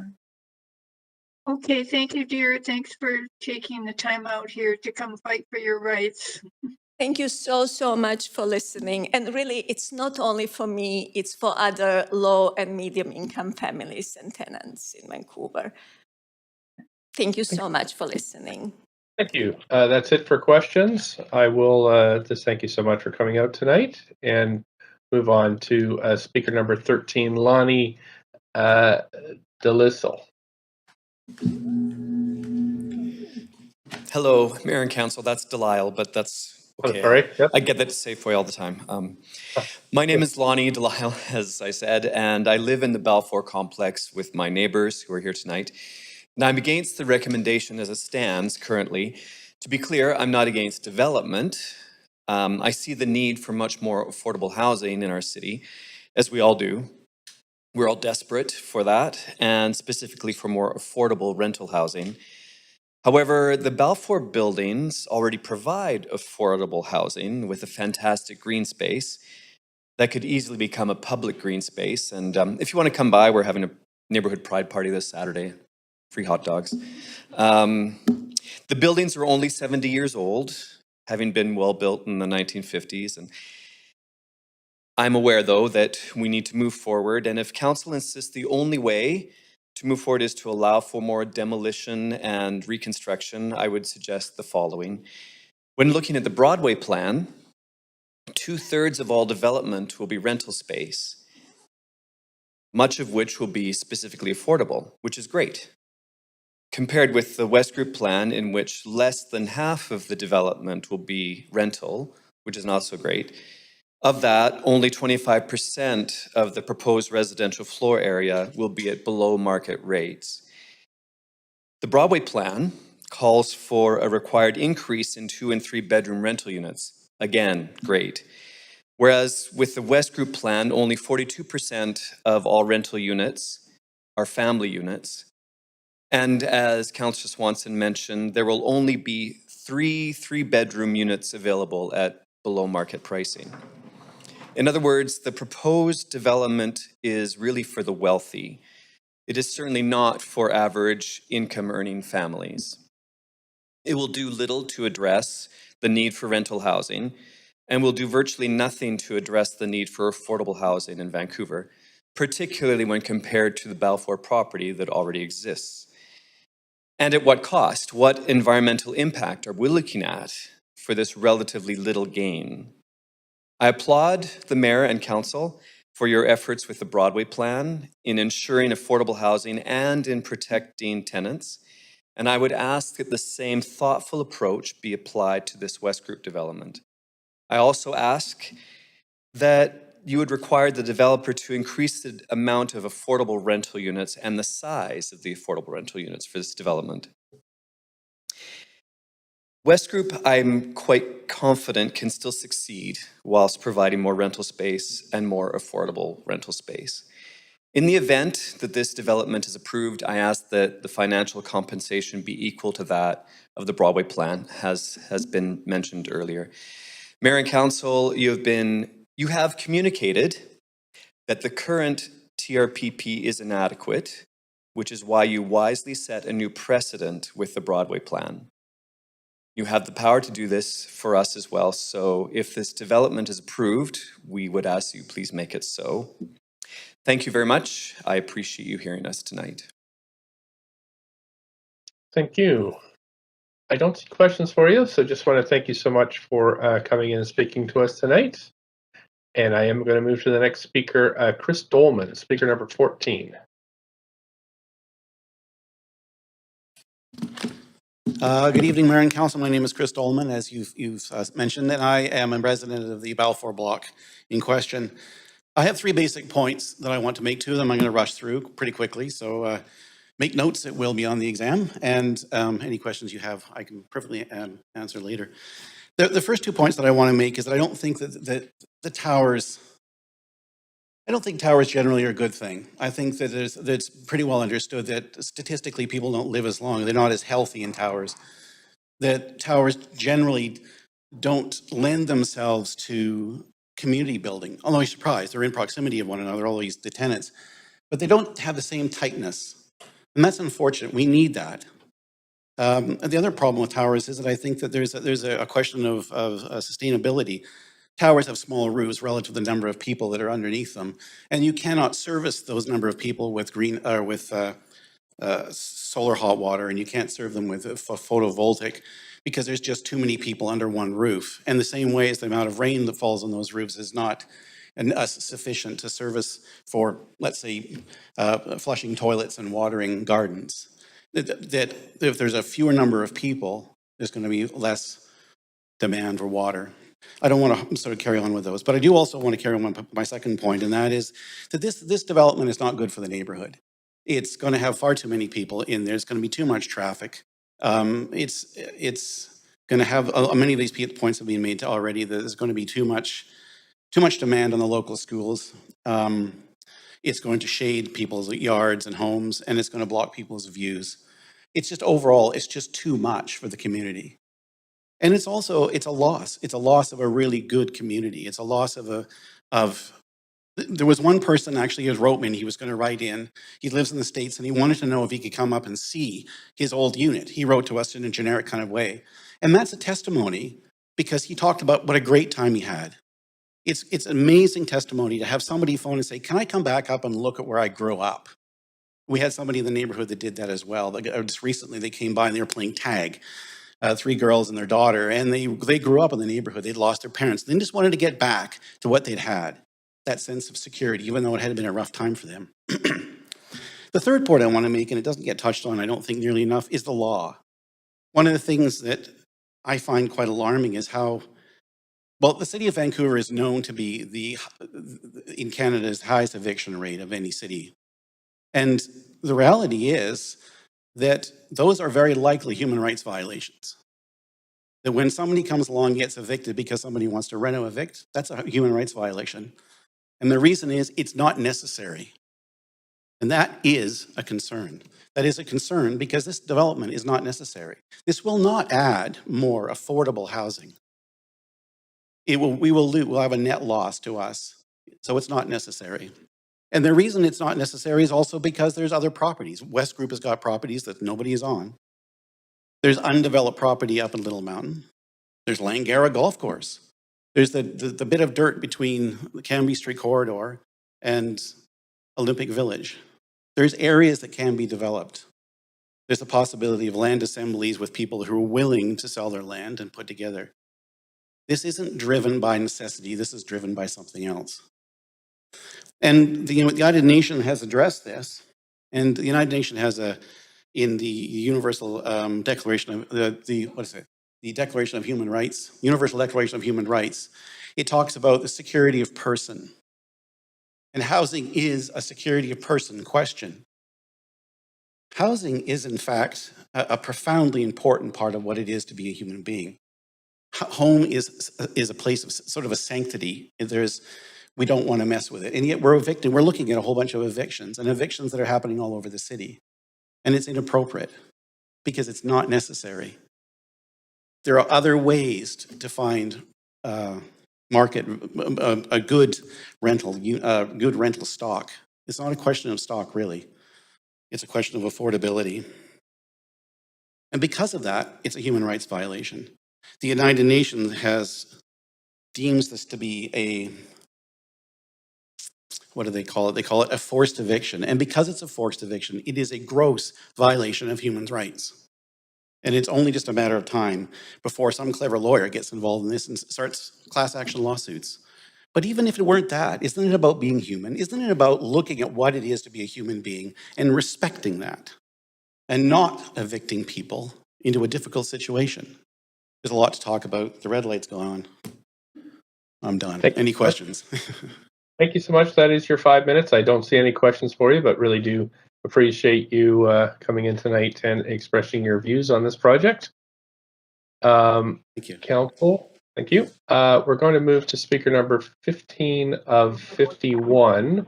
Sean Duncan. I think council, I'm going to just give us a break at 8 o'clock, so we can stretch for about 10 minutes. So we'll go to Sean Duncan, speaker number 15. Hi, my name is Sean Duncan. Thank you again for taking the time to listen to my opinions. I do kind of disagree with speaker number 14 for a number of reasons. One, it's a great neighborhood. My wife and I have lived within a 10-minute walk from the Balfour project for over 10 years. I think that the fact that the developer is proposing under market rentals, and townhomes for potentially new first-time home buyers is a great addition to the neighborhood. It's such a great neighborhood. My wife and I don't have kids yet, but a huge concern that we do have is daycare. Where are we going to send our first child to go to daycare? We're going to have to drive all over town. I just really think this project is a great addition to such a good neighborhood. And thank you for your time. Thank you for your time tonight. I don't see any questions for you, but I do thank you for calling in. Council, we are going to move on now to Speaker 16 has withdrawn.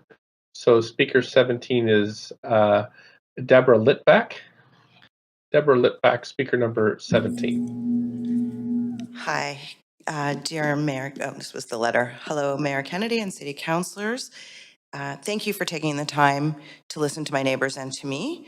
As you are tasked with considering a multitude of needs in this process, my hope, of course, is that our community members, I'm talking specifically in Balfour, will be heard and listened to, respected, and valued.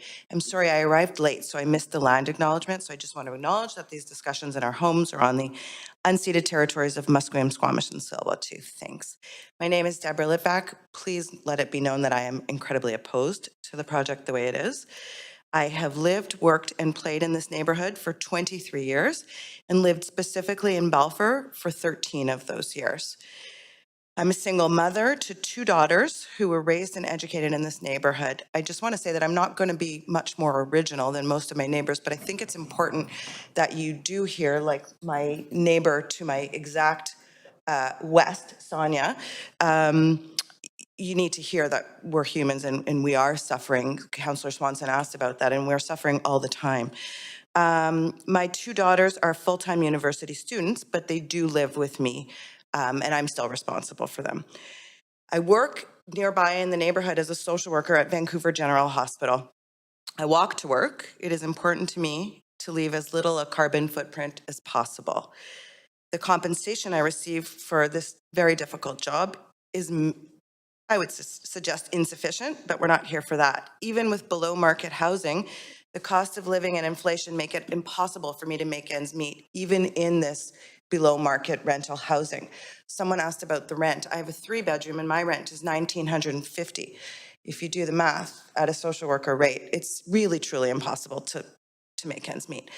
There's a staffing crisis at Vancouver General. I think we can all agree that that has a lot to do with the lack of affordable housing in the neighborhood. I believe that to be true. My family adopted a dog during COVID. His name is Bean. He's very cute. I think my neighbors hopefully agree. While he's an emotional support dog specifically to one of my daughters, it turns out that he's been of huge benefit to all 3 of us. The psychological and psychosocial stress from both COVID-19 and the 7 years we've been anticipating this move has been overwhelming. I lie awake at night wondering where we will live with our pet, how we will afford it, will my whole salary go to rent, how will I eat? Losing affordable housing in the neighborhood I've called home for a quarter of a century is frightening, it's distressing, and frankly, it's unacceptable. There is, of course, an epic lack of and critical need for local affordable housing. I don't disagree. It's impossible not to appreciate the value of our gorgeous, gorgeous land and green space. It's magic. The reason to oppose this project has to do with its purpose and the risk to those of us already living there. The project is founded, and I'm going to name it, on greed and profit. My neighbors who have spoken before me and will speak after me will point out that the current plans have fewer numbers of below market value suites than currently exist on the property, and that the same room and size suites aren't likely to be available to us. They're pushing us out to make room for more people. However, those people will have to pay for these suites either by purchasing the condos or by paying full market rent and this project will not benefit those who desperately need affordable housing. I could go on about insufficient neighborhood infrastructure, the local schools which are already struggling to accommodate the students, the increased car traffic, noise, pollution, the impact to our green space, and more. I'll leave the rest of that to my neighbors. I do want to comment that the extensive communication that the applicant has referred to, I must have missed it because I don't recall any of it. I do assume that the monstrosity of this project will go ahead at some point. As such, I do ask the City of Vancouver to please include the following requests in our tenant relocation protection plan. I would like help in finding supportive local comparable housing during the demolition and building phases. You've heard it's impossible to find housing. I can't imagine that I'm going to find anything if I'm lucky to find a one-bedroom that I can afford. I am asking for the top-up rent during the aforementioned time. One of the councillors, I believe it was Councillor Swanson, I could be wrong, did mention that top-up. Simple math, if it's 3 or 4 years, at $2,000, if I find $3,500, I can't even do the math. I can't afford it. I'm asking for moving in and out. I'm asking to move back into comparable size unit and same rent. If we're means tested, I might not make it. If we're person tested, I might not make it. What if my daughters actually move out? I'm asking to move back into the same size. I'm asking to maintain some sort of green space. I got 9 seconds. Similar tenant relocation to the other communities' Broadway corridor, a financial compensation for this stress, and a guarantee that I'll have housing for me and my kids and my pet. Thank you. Questions? Thank you so much. Councillor Swanson has a question for you. Councillor Swanson? Yeah, has anybody, thanks for coming in. We really appreciate it. Has anyone tried to help you find another place, or have you tried? I look all the time, you know, casually, because I'm one of those that's going to be changed to my door when they start demolishing. So, but nobody has offered to find us housing or to assist in that process, no. Have you had any dealings with any tenant relocation people or anything? Just the Somerville folks once, like nobody outside of them. What happened? He just explained to us why he'd been hired, and I'm still, I think he's hired to tell West Group what to do once you guys decide. That's how I understood it. Okay. And you don't think there's any comparable housing that you could afford in the neighborhood? I don't think so. I mean, I've talked to some of my neighbors who have these gorgeous laneway houses, and the rents are like $3,500 for a teeny tiny 2-bedroom. I do want to stay in my neighborhood. I do want to walk to work. I don't think so. I don't think so, no. Okay. Okay, thanks so much for coming in. Thank you. Sorry you have to go through this hassle. Thank you. Councillor Fry has questions for you. Oh, sorry. Councillor Fry? Oh, is the speaker still there? Yes. Oh, okay. So I just wanted some clarification on the nature of the engagement, because I was of the understanding that the tenant relocation specialist would have, you know, sort of determined your situation, you know, the fact that your daughters live with you and that you have a dog, and there's been none of that engagement? I told them, sorry, we were asked a couple times to do surveys, the same survey twice. And from the tenant specialist, no, it was just an introduction. Hello, how are you? Do you have any questions? So nobody's really detailed your particular living circumstances as yet? No. Well, not outside the survey that I submitted that a couple of months ago. No, nobody has spoken to me physically about Debbie, Shayna, and Jillian. No. And so what was the gist of the survey you submitted? That I'm 3 people and I want to stay in. I can't really remember the details, but it was like just who I am. Nothing. I'm sorry. I would have to look it up again. No, that's totally fine. I mean, I'm curious if it did include the notion that you have a dog, because that's certainly one of the challenges. It was. Thank you. Sorry, my memory is as far as this morning, but I do remember not having extensive communication.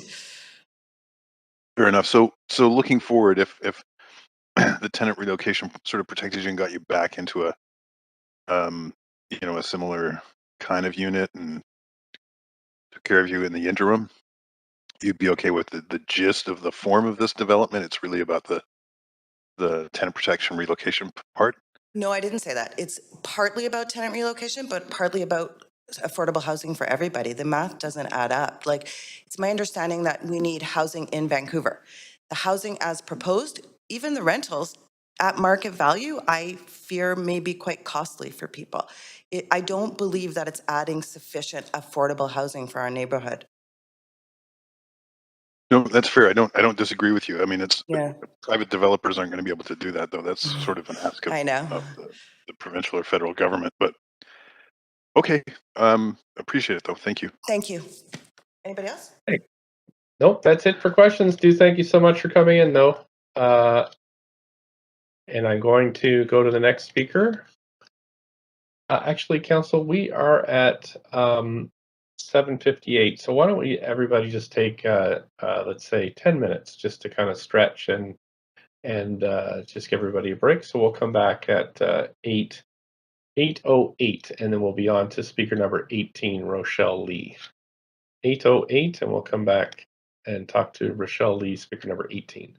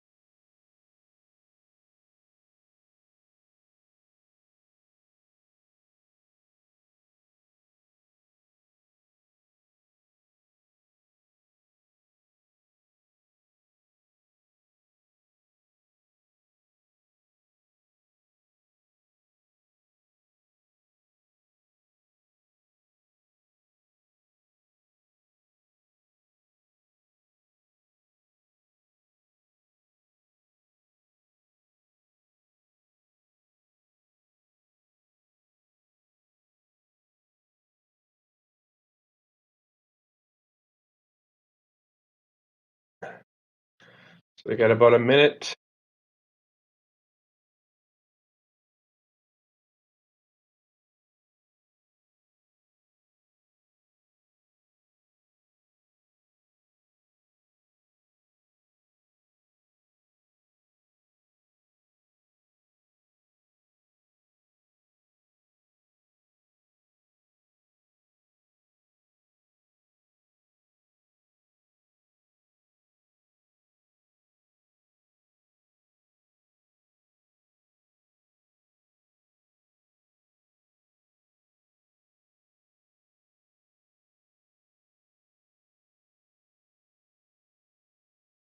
Yeah, you have bare quorum. Right. Okay, Council, we have speaker number 18, Rochelle Lee, next. Rochelle Lee, speaker number 18. Speaker 18 is not on the line. Thank you, clerks. How about number 19, Ashley Andrews? No, not on the line. Thank you. How about Bona Kokayend? Bona Kokayend? Speaker 20 is, yeah, Speaker 20 is not on the line. Okay, thank you, clerks. How about John McCartney, speaker number 21?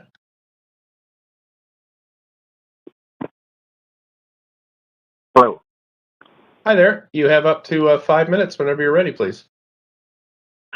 Thank you, Mayor. Thank you, Council. My name, I go by Ian McCartney, actually. I am a member of the Vancouver Tenants Union, and I also live just a block from these units on West 20th Avenue. And knowing that these are rental units, my heart honestly sank when I saw the rezoning signs go up. In Vancouver, it really does seem that those are as good as eviction notices. And as someone who has been renting in the same building for nearly 10 years, just a block away, the thought of eviction is terrifying to me, largely because the current protections for renters are so inadequate. So at the same time as I truly do empathize with my neighbors, I live also in fear of the same thing happening to me. And so I'll use myself as an example. It's not going to be a direct parallel, but will illustrate, I think, a lot of the same points because I've been renting the same unit for 10 years. I pay roughly $12.25 per month for my one-bedroom apartment. CMHC, though, puts the average rent in my area at $1,645 a month. That's a difference of over $400 each month. And there are thousands of renters in Vancouver who are in positions similar to mine, where to be evicted would mean a very significant increase in cost of living. For many, perhaps even most, it would be an absolute financial disaster. The current PRP fails in several areas. I'm primarily going to focus on the absence of a rent top-up for tenants who must leave their homes due to redevelopment, because there is a massive disconnect here. So if I were evicted, even if I were able to, move back into a unit at the same price I'm paying now, I still have to spend years paying current market prices while the development is built, just as my neighbors would in case of the proposed development. Despite, of course, being just 2 and 3 blocks removed from eligibility in part of the Broadway plan. Now, Stats Canada has the average personal income in Vancouver for 2020 at $40,000, of which you would likely be taking home $33,000. So if we go back to that $400 a month increase, that's $4,800 per year, or around 14.5% of the median take-home income in Vancouver. Average rent in this area, again, $1,645 for a one-bedroom apartment. Completely different case for tenants in the Balfour block. It's going to be very much more expensive than that. But even in a one-bedroom apartment, according to CMHC Stats Canada, leave the median earner with just $1,082 per month after deductions and rent. that leads, after say $100 for utilities, $80 for a phone, at least $100 for transportation, transit, $350 a month for groceries. You're at $402 per month for clothing, auto or bicycle repairs, entertainment, eating out, everything. That doesn't leave really anything for emergency expenses. And all this is assuming that you're debt-free, without children or medical expenses. And in regard to the compensation paid for renters to relocate, it's important to note that this does not address the underlying issue in such a circumstance, which is the extreme cash flow issues that this will be causing people. Compensation will not last forever and only postpones the problem. I would know, I actually, for a living, give financial advice to people in Vancouver. Some of the best advice I could give to someone, unfortunately, who's paying nearly half their pre-tax income to rent is to find somewhere cheaper to live. And that is simply not realistic in this city. So please consider the well-being of the people who are impacted by rent evictions and dem evictions. Someone who spent 5, 10, 15 years, or, really, honestly, someone who spent 6 months paying for a home does not deserve to be kicked to the curb the moment a more profitable opportunity crops up for a wealthy corporation. Housing is a human right. We live in a world, of course, where it is treated as a commodity. The working class are being throttled as a result. So please do what you can to at least allow people to keep living near their friends, near their workplaces, near their families, until all residents are adequately compensated and cared for. I think that the only conscionable decision is to vote against this application, and I ask that you do so until these issues are addressed. Thank you. I don't see any questions for you. Thank you. So we're going to move to the next speaker. We have Jessica Gutt, speaker number 22. Jessica Gutt? Yeah, good. Close. Good. I'm sorry about that. No worries. Yeah, up to 5 minutes. Please go ahead. Thanks. Hi, Council. Yeah, my name is Jess Goot, and I'm here to oppose this rezoning. I'm here as a member of the Vancouver Tenants Union and also as a friend and a neighbor to the residents of Balfour Block. I first met this beautiful community a number of months ago when they reached out to the VTU about their impending dem eviction. Ever since, it's become increasingly clear to me that development in the city proceeds with the intent of maximizing developer profits with very little regard for the lives and homes of tenants like these. And it's really not just the physical buildings that we're talking about, but the relations, the connections, and the entire worlds that these tenants depend on. People seem to think that renters are not entitled to any sense of belonging in their homes or their neighborhoods. Displacement to you, Council, may just look like moving around lives like pieces on a chessboard. But to the people that you are displacing, you are destroying entire communities and making it almost impossible to find a new place to live that is affordable and adequate. Now, don't get me wrong, I know that we need greater density. We need more housing. But what is happening here and all across the city is not densification. It is gentrification, pure and simple. It is pushing out these low and middle income tenants to pave the way for market rate housing that only the rich can afford. And let's not pretend that we are also building new units of actually affordable housing. As other tenants have said before me, this development will actually involve a net loss of below market units, and all 25 of those below market units that will be built will likely go to returning tenants, meaning there's not going to be any new below market units being built. So let me say it clearly, gentrification is a municipal crime. The city continues to act as the obedient handmaiden to real estate capital, greenlighting the displacement of low and middle income tenants from their homes in the name of wealth accumulation. And let's not forget that this is a process that is subsidized by all levels of government. In 2021, West Group received $349 million in federal financing through low-cost loans to build new, unaffordable rental homes for the rich. Let's also not forget that West Group is simultaneously evicting 100 tenants at 1450 West Georgia downtown from similar below-market units. So I ask you, Council, where do you expect these tenants to go? Where do you think they can afford to live? Do you not realize that mass evictions are the precursor to mass housing insecurity and homelessness?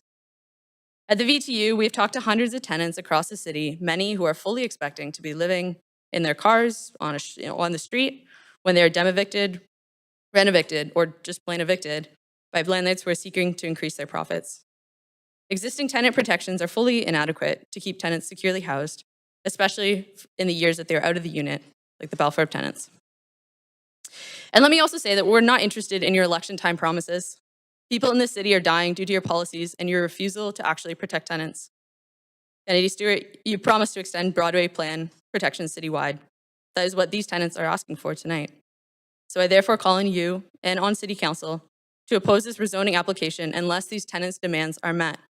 So I will repeat these asks. Do not pass the rezoning unless all tenants are provided with top-up rents, include all tenants at the time of eviction in the protections, include the right of first refusal to return to the same unit size and type, moving in and out expenses, and the right to remain in an interim unit at an old rent if it minimizes disruption. So these tenants are already losing their homes, and they are forced to live in a state of fear and financial insecurity. The least that you can do is listen to them and cast your vote in a way that makes it clear that you are not simply a facade for real estate interests. Thank you. Thank you. I don't see any questions for you, so I will move to the next speaker, but thanks so much for participating tonight. Leslie Paris is speaker number 23. Leslie Paris. Thank you very much, Mayor Stewart and City Councilors. I've been a resident of the 900 block of West 18th since 2007, and I strongly oppose this plan. To vote yes would be to throw the Canby plan out the window.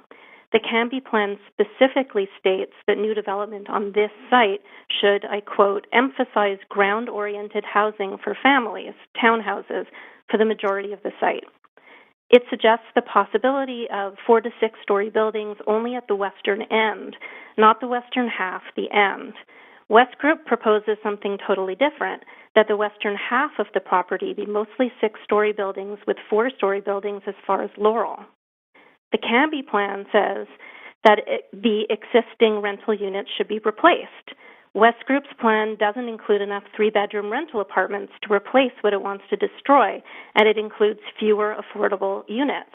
West Group would effectively renovate many of my neighbors across the street. Their plan guts affordable, spacious family rental housing. The Canby plan says the project should, I quote, complement the surrounding single-family area, and it calls for, I quote, a sensitive transition to the surrounding neighborhood.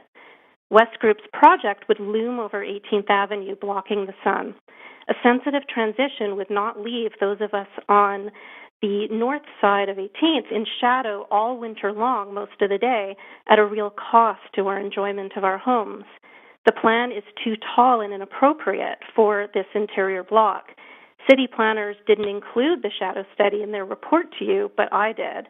I think they hid this information because it's so damning. 18th Avenue is just too narrow for this much height. We need new housing. That's not in dispute. But who stands to gain the most here? West Group, a privately owned real estate developer, will make millions. Wealthy investors, according to Statistics Canada, represent 43% of all purchasers of new builds in Vancouver since 2016. They will buy almost half of the new condos and townhouses for their investment portfolios.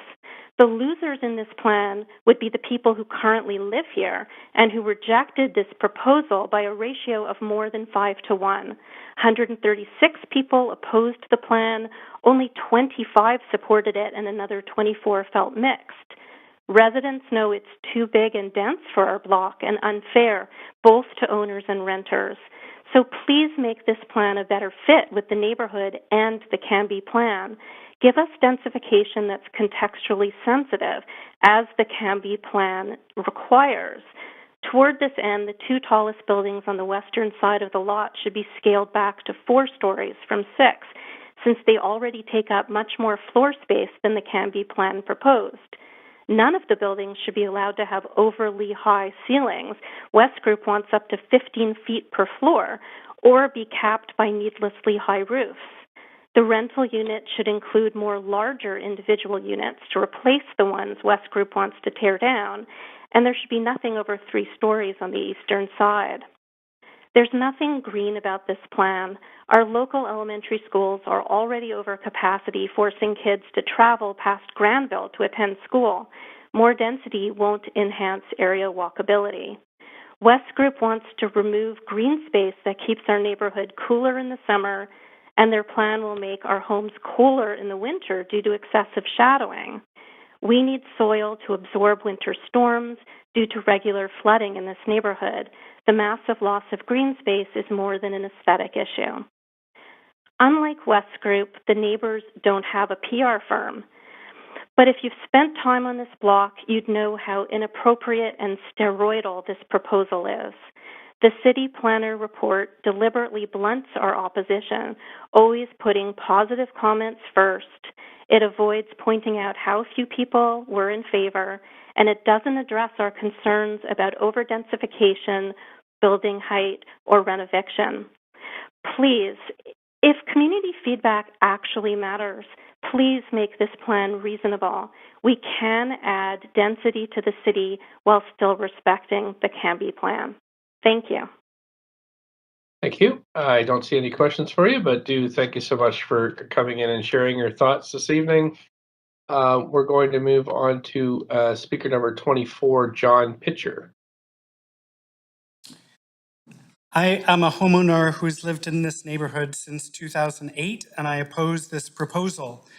This proposal serves the interests of developers and investors, not those of residents and renters. Compared with other so-called unique sites identified in the Cambie plan, the Balfour block is unusual in that it's an interior block surrounded on 3 sides by single-family homes and on the 4th by a synagogue. The only other sites besides the Balfour block situated in an interior block is the Oak Apartment site, which stands between the Mammoth Oak Ridge development at 41st and Cambie and the adjacent residential neighborhoods. 4 of the unique sites lie on Oak Street, 1 on 57th Street, and 1 on 49th east of Cambie. So the Balfour site is unique among the unique sites in that it is not on a major artery or thoroughfare. Because the unique sites are mainly on major streets, the development policies for these sites includes provisions for mid-rise buildings higher than 12 stories. In addition, 6 of the sites will include towers. These unique sites are a windfall for developers, but at least they stand a chance of increasing the stock of affordable housing with requirements of 20 to 25% below market rentals as standard. By contrast, the West Group proposal fails to provide affordable housing, as the other speakers have made clear, because the residential context of the development limits the building height. Even 2 6-story mid-rise apartment buildings do not provide sufficient affordable housing in the current proposal. The Cambie plan rationalizes 6-story buildings on the site by referring to a need to, quote, accommodate housing diversity and affordability. In other words, the developer can pay the cost of below-market rentals through increased density and height. While this formula may appear sound in the context of mid-rise apartments and towers on Oak and Cambie, it leads to a gross violation of scale when applied to an interior residential neighborhood. In closing, even with 6 stories, the proposal fails to increase the city's stock of below-rental housing. There aren't enough of these to accommodate the current renters, let alone add to existing stock. In this respect, the proposal not only fails to achieve its objective, it displaces renters and provides them with smaller, more expensive apartments. Make no mistake, the Cambie plan for unique sites has provided an astounding windfall for developers. The plan allows developers to build several thousand new units over and above the 20% below market rentals that are standard in this proposal. In the context of this astounding windfall, it is not clear to me why the Cambie plan failed to recognize Balfour as a unique site, or why it makes sense to contemplate a lower mid-rise 6-story apartment in an interior block. I urge the council to resist the architectural discourse that normalizes financially driven design, to recognize how out of step with the community this proposal is, and to insist on substantive changes in any subsequent proposal. There is nothing inevitable about the scope of this project. There is no good reason why West Group can't be asked to produce a revised plan, one which takes seriously and incorporates the community voices that this council is bound to honor and respect. Thank you for your time. Thank you for your time. I don't see any questions for you, so thank you so much for coming in tonight. And there are no questions, so I will move to the next speaker. Council, we have Jeffrey Kitchen, speaker number 25 of 51. Jeffrey Kitchen. Speaker 25 is not on the line. Thank you, clerks. We have Laura Lee Delbrook, speaker number 26.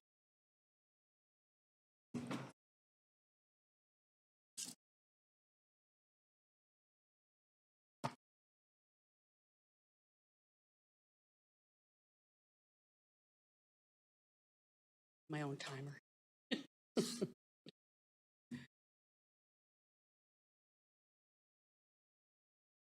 My name is Laura Lee Delbrook, and I have lived in the Balfour Block for 21 years. My husband and I are raising our 2 children here, and I am opposed to the development. In my presentation, I will provide an overview of the Balfour Block housing asset. I'll explain why I'm opposed to the development and outline what I would like council to do. Next slide, please. The Balfour Block is an outstanding housing asset. It's 34 units of affordable, high-quality family rental. 26 of them are 3 bedrooms and 8 are 2 bedrooms. It's a home to a vibrant community. The majority of our rents are below $2,000 monthly, which is commensurate with the MIR. And 36% of the 3-bedroom inventory in South Granville alone are on this site. Next slide, please. I'm opposing this development for 2 main reasons, although I support many of the ones that we've heard so far. One is the net loss of 3-bedroom rental units, and the second is the inadequacy of the tenant protection plan. Next slide, please.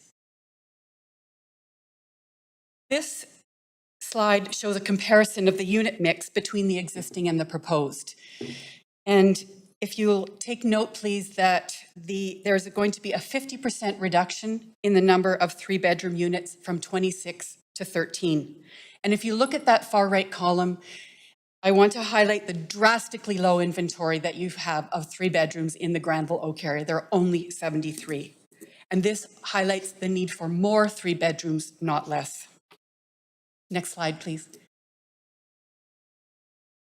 The Canby Corridor Balfour Block Unique Site Policy states, new development will be expected at a minimum to replace existing rental units. I think it is very reasonable to interpret this to mean replace like for like by unit type. For example, a 3-bedroom unit replaced with a 3-bedroom unit, not replaced by a 2-bedroom or a 1-bedroom. The proposed development does not meet this requirement. And as I pointed out earlier, there's a loss of 13 3-bedroom units. And the new rental building displaces 3-bedroom units with 2-bedroom units. Next slide, please. And I think the key point is that a 2-bedroom is not equivalent to a 3-bedroom. 3-bedroom units offer families so much more flexibility in terms of ability to increase your family size, multi-generational living, housing students and adult children, and working from home.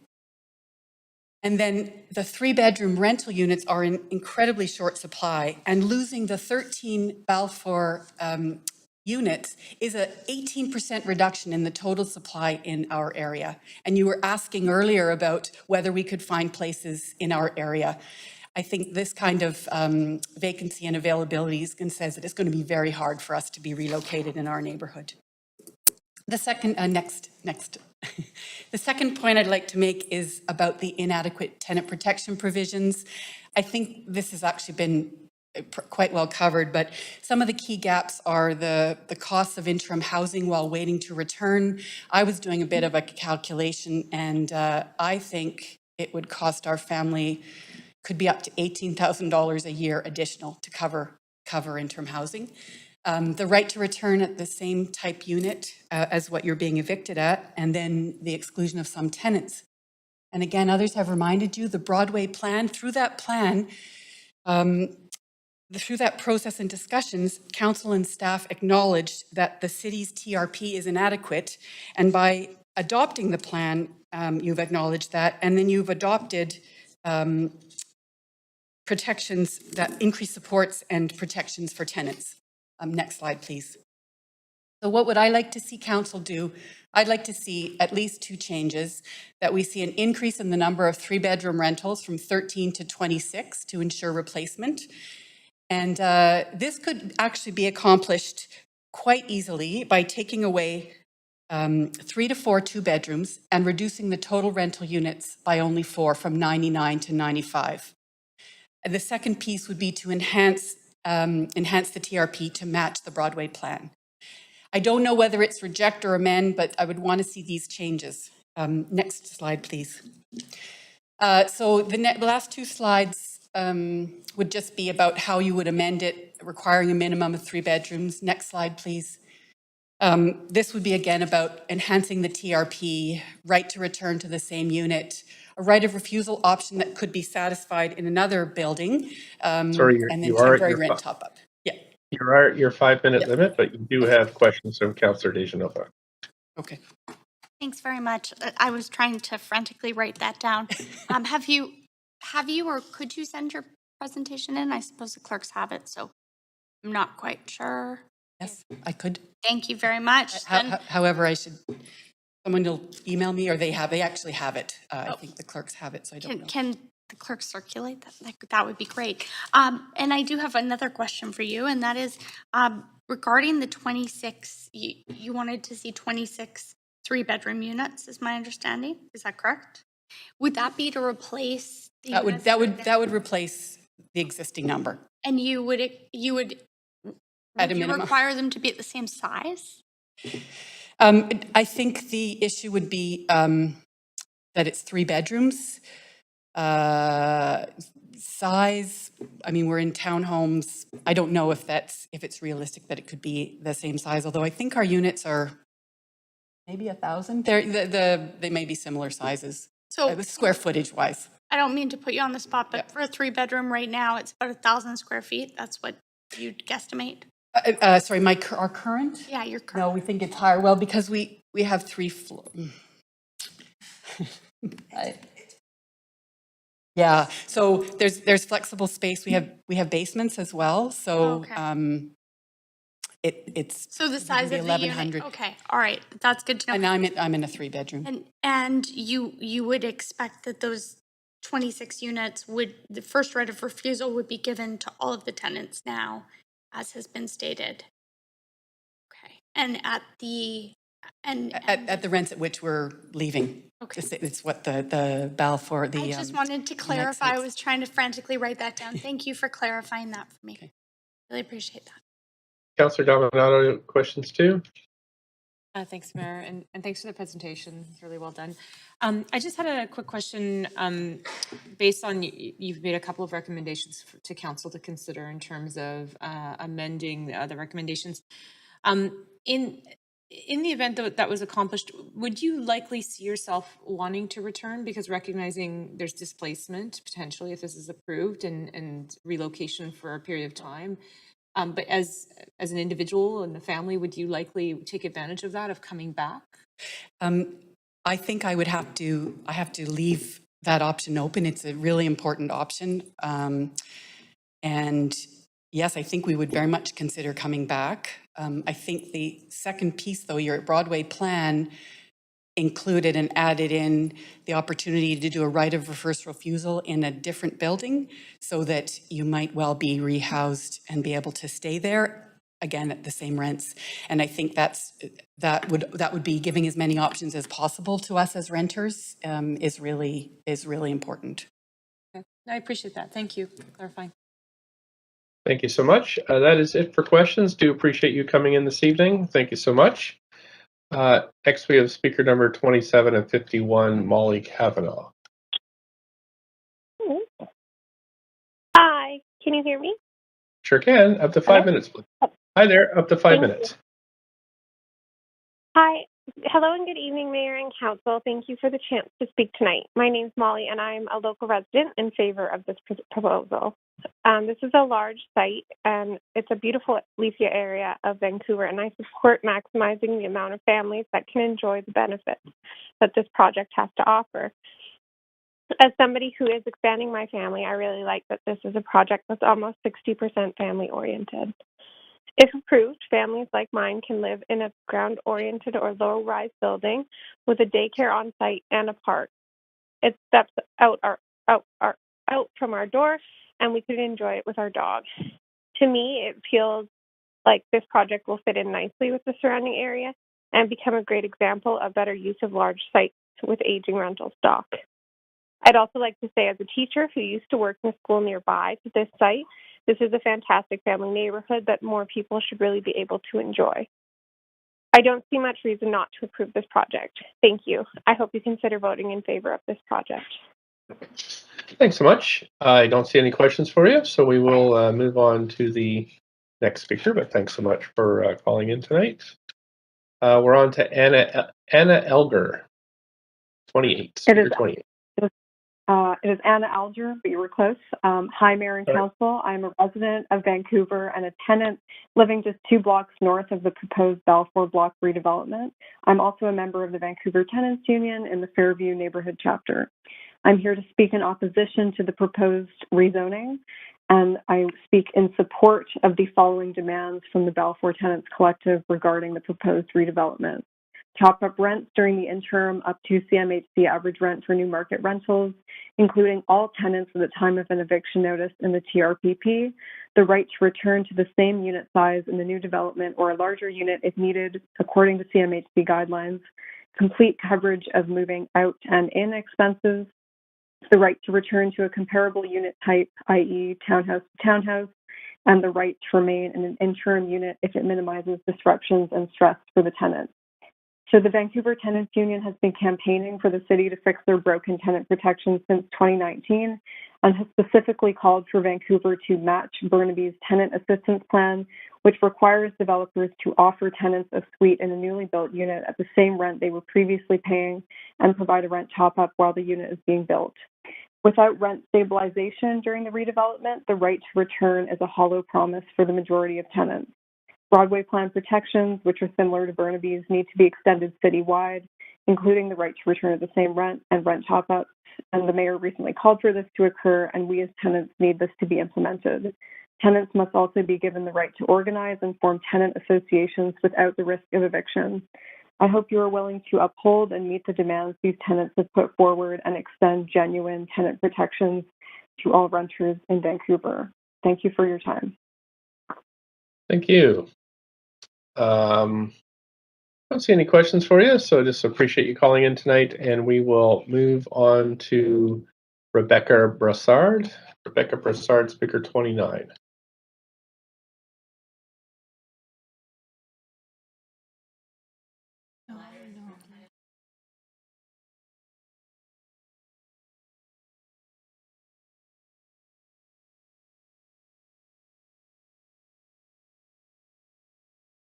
Clerks, do we have Rebecca Brassard, either in person or online?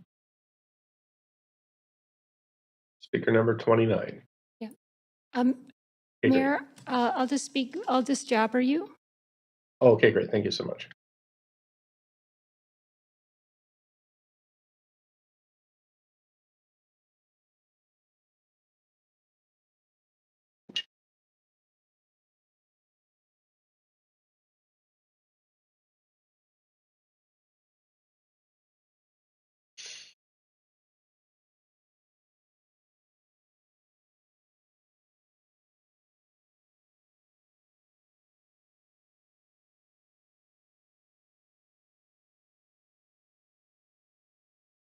Okay, thanks so much. We're speaker 29 is spoken, so we're going to move on to speaker number 30, Liam Begley. Hello, can you hear me? Sure can. Please go ahead, up to 5 minutes. Thank you. Okay. Hello, Council and Mayor. Thank you for your time. I'll keep my comments as brief as possible. I am speaking in opposition to this application as it stands and in support of the Balfour tenants who have spoken, whose letter you have received and whose demands at this point I'm sure you're aware of. I will only very quickly reiterate them. Top-up rents for all tenants while displaced include all tenants at time of eviction notice in the TRPP. The right of first refusal to return to the same unit size as currently living in, i.e. a 3-bedroom back to a 3-bedroom in the new development, or a larger unit if needed according to CMHC housing guidelines. Moving out and in expenses completely covered, and the right to remain in an interim unit if it minimizes disruption and stress for the tenants. Speaking for myself, I have been renting in Vancouver for 15 years. I am also a member of the Vancouver Tenants Union. My concern as a tenant is that much needed new rental housing will be built on existing rental housing, replacing affordable existing units and displacing tenants in order to create a thin net gain of units years down the line.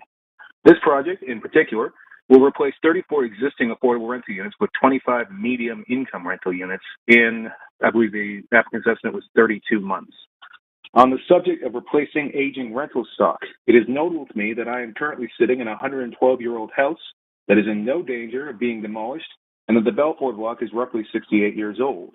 There are single-family homes across the street from the Balfour block that are well over 100 years old as well. They are not concerned in aging rental stock that requires development. The Balfour block is not at the end of its habitability. It is merely at the end of its extractable wealth. Renters are consistently told in the city that we must give up our aging units to create necessary density. Meanwhile, housing projects are shrunk and shortened to protect homeowners from possible shadows and safeguard neighborhood character. It truly feels that it's only a housing crisis when you condemn evict tenants. I can't help but note that the applicant does not know how much a rent bridge would cost the project, but is absolutely certain that if such one was put in, they would have to scrap the daycare. I also note the applicant and the relocation specialist were quite clear they intended to only negotiate relocation with individual tenants.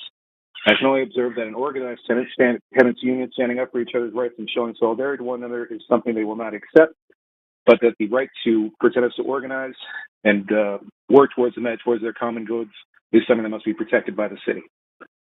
In closing, the Balfour tenants paid for these buildings over decades and built the community that the applicant will advertise to attract new residents. They are now being repaid with displacement. A fair application of the tenant relocation policy as requested by the Balfour Tenants Collective will help honor that contribution of time. That's all I have to say. If there are any questions. Nope, I don't see any questions for you. Thank you so much for calling in tonight. I am going to move to the next. Thank you. Have a good night. Speaker number 31 is Bailey Tomar.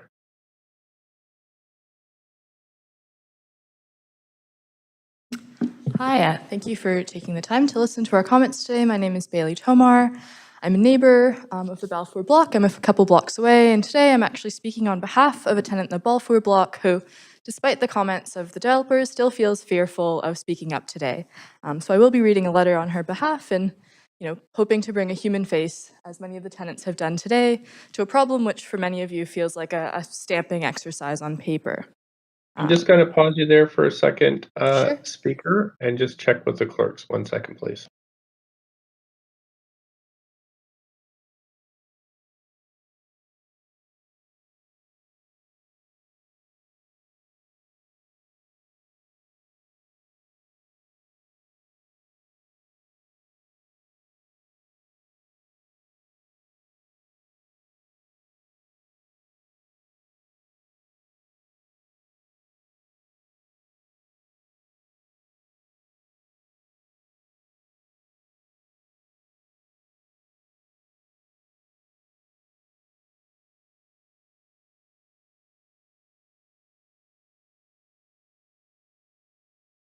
Just 1 moment, speaker and council. I'll be right with you.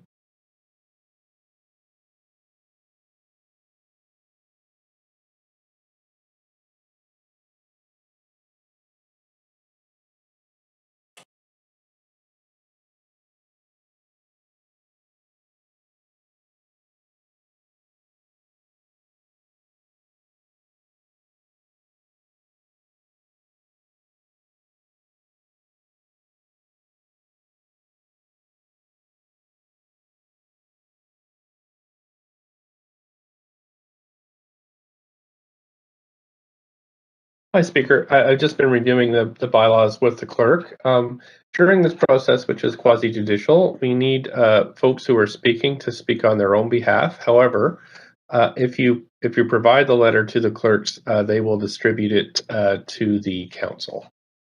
Would it be possible for me to share the story of a friend, even if it's like where it sounds like a way around the same thing. So we really just want you to speak about your own experience and your thoughts on this project from your perspective. And then if you'd like to, if you'd like to share your friend's written letter, that's also allowable. Point of procedure. Councillor Swanson, point of procedure. Yeah, I move that we waive the procedure rules to hear this speaker. Blowback from landlords to tenants is a real thing, and I think we need to acknowledge that as part of our commitment to inclusivity. Okay, I'll have to check with clerks. I'll be right back. Thanks.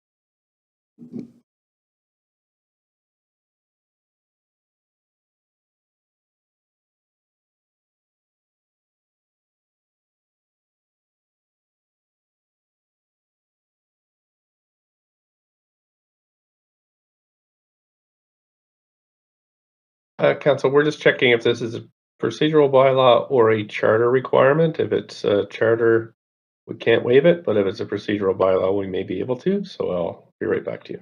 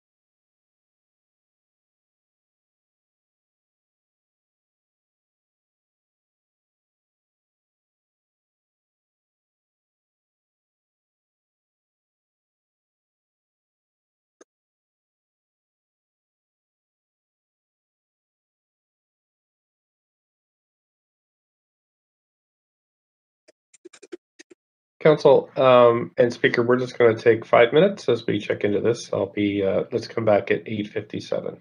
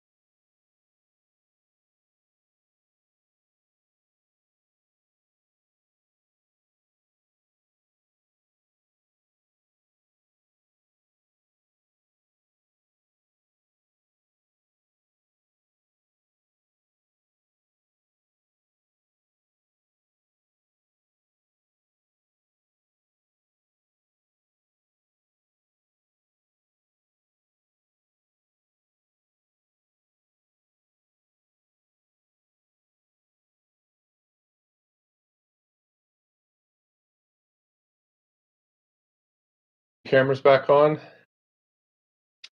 Have a ruling now from law.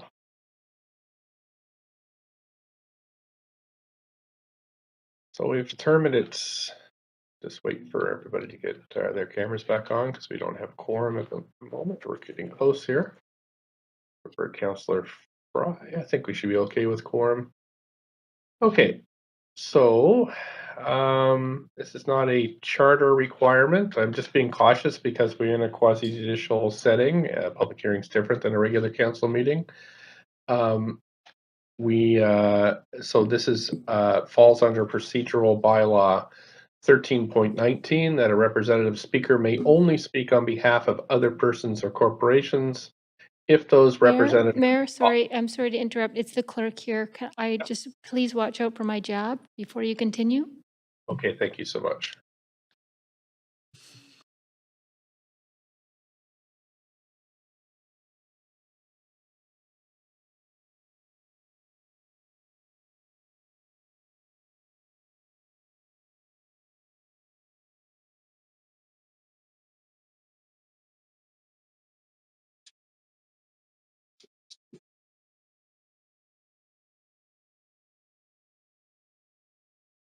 Just 1 second, Council.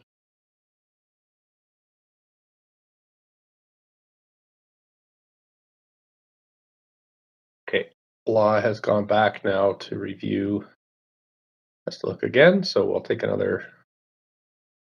Just a point of procedure, Mayor, if I may. Yep, just before recess again. Yeah, Yes, Councilor. just in the interest of time, my point of procedure is just legally, because we're in public hearing, it's a quasi-judicial body, and Councillor Carr, I don't want to speak for her, but she and I both, I think, might recall the first Shaughnessy HRA public hearings. We had to repeat those public. It is a question. It is a question. It's a point of procedure 3 times because there was a variation in procedure. So my question is, could there be a legal challenge if there were people who wanted to come to speak tonight or who weren't aware that other people could speak for them, and so I'm just asking you to ask law that while we're recessed, if that's possible. I am checking with law. Yeah. Thank you. Check. And probably back at 9:08, Council.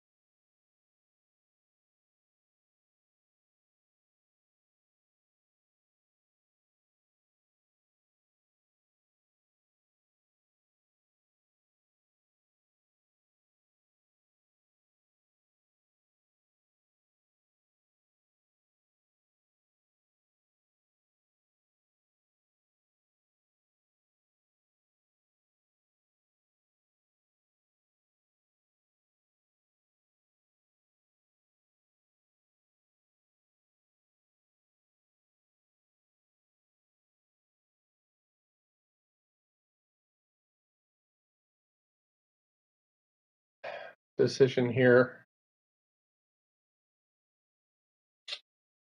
Just wait for everybody to get back on.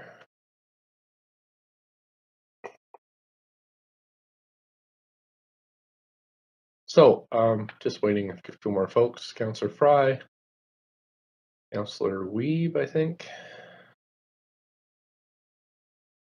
Councillor Fry and Councillor Weeb.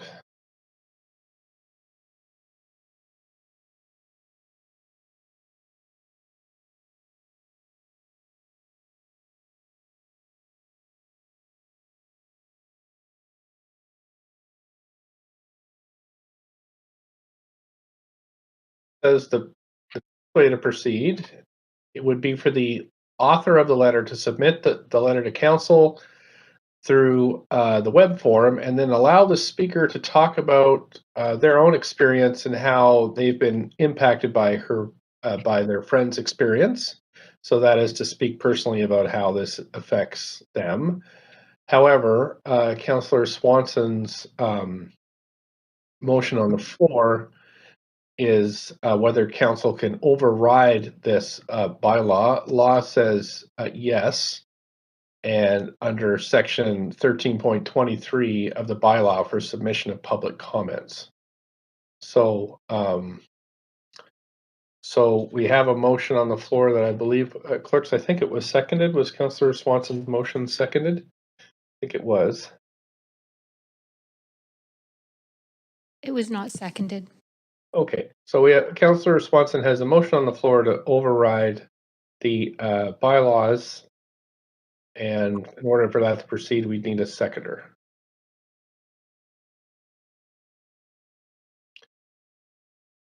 I don't hear a seconder, so so speaker, I don't know if the speaker's still there. I'm sorry this has taken so long.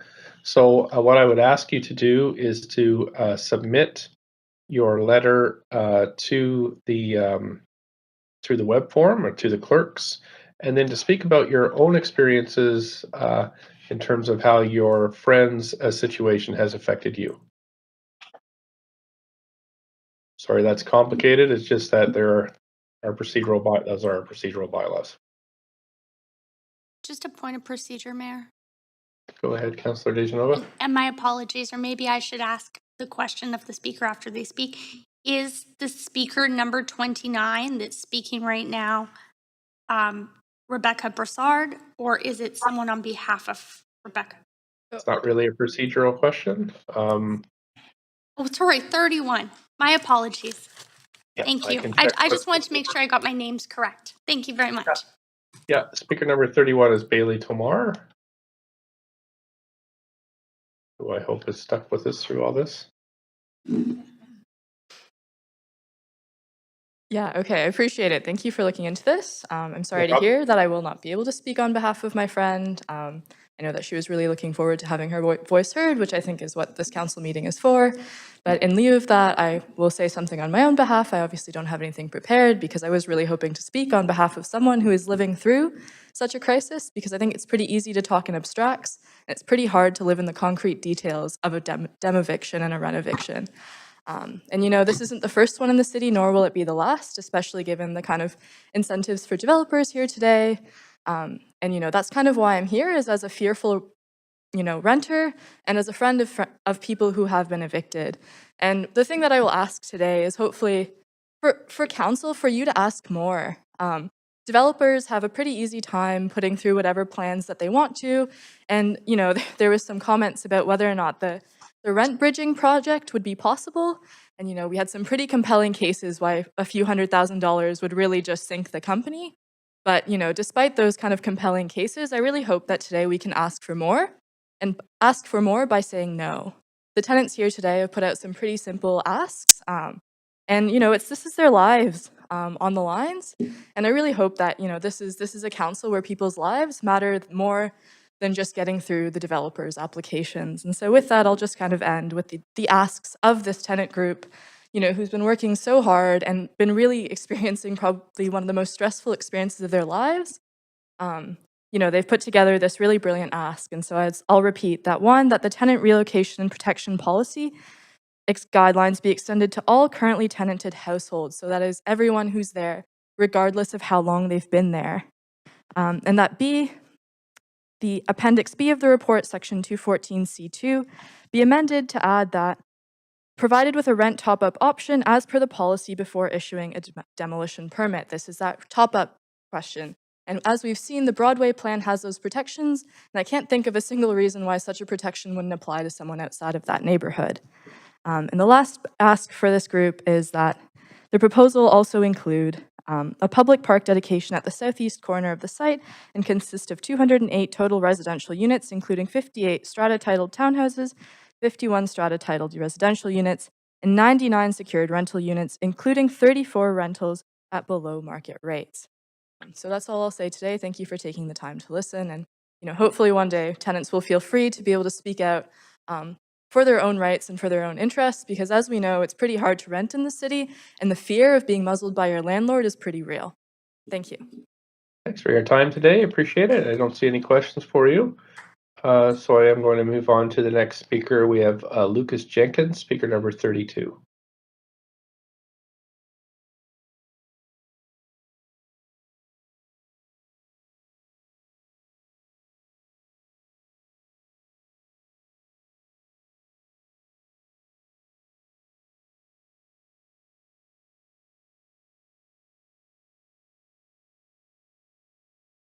Hi, Speaker. Hello? This is the city moderator. Hi, Can you hear yes. me? We can hear you now. Please go ahead, up to 5 minutes. Yes, thank you. Good evening, Mayor and councillors and everyone tuned in this evening. My name is Luke Jenkins. I live near the proposed development. I'm in full support of the proposal to build a range of housing options, including rental, affordable, and market housing in this transit-oriented, amenity-rich location. As a parent of 2 young children, I see childcare facility in this proposal as a huge benefit to future residents and neighbors. My wife and I were lucky to find childcare in the neighborhood for our 2 kids, but many of our friends have really struggled to secure childcare close to home. My wife is a nurse at VGH, which employs more than 14,000 full-time and part-time staff, with employees commuting from across the Lower Mainland. Purpose-built rental housing at this location will help critical community service providers, nurses, hospital staff, paramedics, as well as doctors to find housing close to work. The unfortunate reality is the critical care providers that we depend on have to commute from elsewhere because we lack affordable or any available housing options in the city. This project with over 200 homes will help address this. My wife and I now live in a duplex not too far from this site. We started out renting, we managed to purchase a small condo, then a larger condo, and we now reside in a duplex. This is a common experience for many, and I believe it's important we continue to develop infill options for diverse needs of our residents, from below market rental all the way up to larger stratified townhomes and duplexes. This is a unique opportunity where this site can provide the spectrum, along with green space and childcare. My understanding is that the developer can proceed with a townhouse project without this, this whole process, and the reality that they're offering so much more. Really, it's hard to listen to all these naysayers. I understand that there's the struggle for the existing tenants, but the reality is that a much wider group of people trying to find homes in this city, and this addresses way more than the existing tenants in providing that housing. And for reasons for this, I encouraging you to support this application. Thank you for listening. Thanks so much. I don't see any questions for you, but do thank you for calling in tonight. We have Andrew Seymour, speaker number 33. Hi there, can you hear me? You can. Up to 5 minutes, please. Okay. Thanks. Good evening, Mayor Stewart, councillors. Thanks for taking the time. My name is Andrew Seymour. I'm a longtime resident of Vancouver. Recently moved not too far from the site that we're looking at this evening. I'm in full support of this project. I've listened to the many speakers before me, shared great perspective, on the diversity of housing. I'll try and be brief and not repeat too much of what others have said. This project delivers, some badly needed housing to the city, some over 200 homes, and without getting that, number of homes and increased density to a great site on the west side, I think it would be a huge loss for the city. You know, before purchasing a house here on the west side, which we were fortunate enough to do, my family rented for a long time.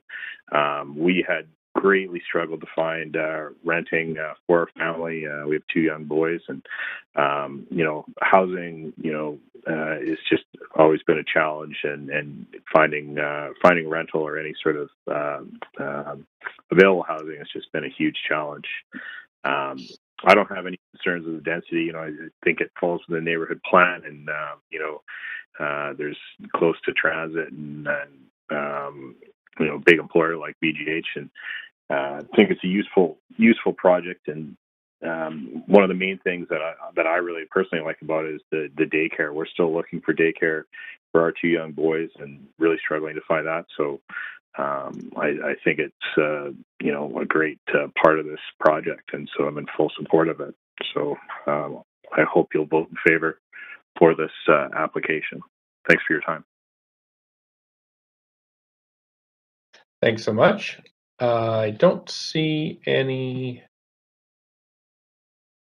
questions for you. Thank you so much for calling in. We have Sonnet Hodgin next. Sonnet Hodgin.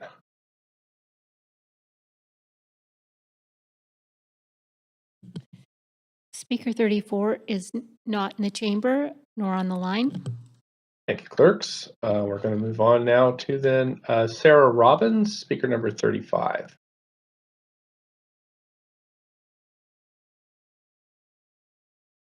Hello, Mayor and City Council. My family is a family of 4 living in the Balfour block, and I oppose this project as it stands. We moved in when our oldest was just over a year before West Group bought this property. Our kids are now 8 and 4, have attended Douglas Park Preschool, and are now in Emily Carr Elementary. My children have deep roots here, have grown up, and have made so many friends that are within walking distance. We have created villages of people in this community that help us raise our kids as we do theirs. It is extremely disheartening to be relocated so that developers and the city can make millions while we are pushed out of a community that we helped build. My children are at an age where they are making foundational relationships. To limit their impact, children from this redevelopment who are evicted should continue to attend their schools, after-school programs, while living in the same neighborhood.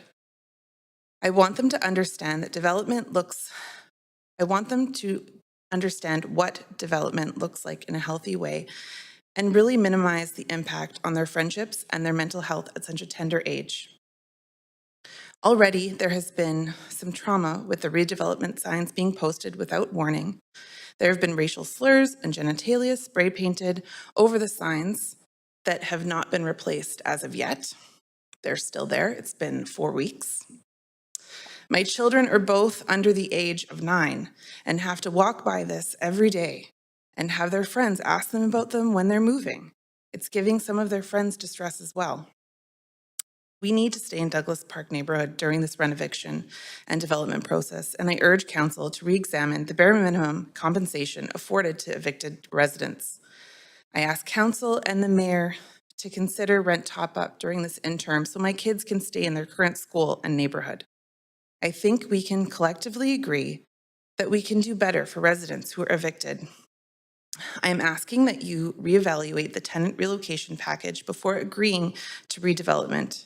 We need proper rent top-up. This development is a for-profit project, and we have to move in the interim. Our rent will most likely double, and we will be out a minimum of $2,400 per year for housing costs. This project is slated to take 2 to 3 years, so that is a minimum of $60,000 out of our pocket. But we know inflation is here, and that number is likely to go up. I would also like you to know that the catchment school Emily Carr is full. It was full 4 years ago when my daughter was in kindergarten. We were 19th on the wait list for our own catchment school. I emailed the city and the VSB. You both told me similar stories. VSB doesn't tell the city that the schools are full, and the city doesn't tell VSB that they're densifying. Well, now you know. You have to stop densifying neighborhoods that don't have the infrastructure in place to support it or the money to create the infrastructure. The VSB says they don't have the budget. At the Belfour site, West Group is looking to put 208 residents and a childcare facility for 37 children. This assumes that there will be more children moving in to that lot and will not be able to attend their catchment schools, get into preschools, and even the daycare West Group is proposing. In addition, our personal information was leaked in a document on the city website when West Group sent in their application information. And that was brought to my attention from a neighbor who used that information on that document to contact me and let me know. It feels like we are a byproduct of development. Like no one really cares about us. They only care about the bottom line, and it's a really terrible feeling. Anyways, I hope you consider this. Thank you. Thank you for your time. Councillor Swanson has questions for you. Councillor Swanson? Yeah, thanks for coming in and fighting for your family. Thank you. Would you mind telling me what your rent is and how many bedrooms you have now? It's 3 bedrooms and it's just under $2,000 in rent. Okay, so to get 3 bedrooms out there in the market, do you have any idea have you looked for any places? Well, I've looked on Craigslist and other places, and obviously it's usually around like 37, 4,000, 5,000, 6,000. Or you can find something that's maybe 2,500, 3,000, and it's just a complete dump. So, or you'll get rent evicted again. Okay, sorry you have to go through this. Thanks for coming. Thanks. Thank you. That is it for questions for you. Thanks so much for calling in and sharing your story. We have speaker number 38, Nolan Sage. Nolan Sage, speaker number 38. Hello, can you hear me? Sure can. Up to 5 minutes, please.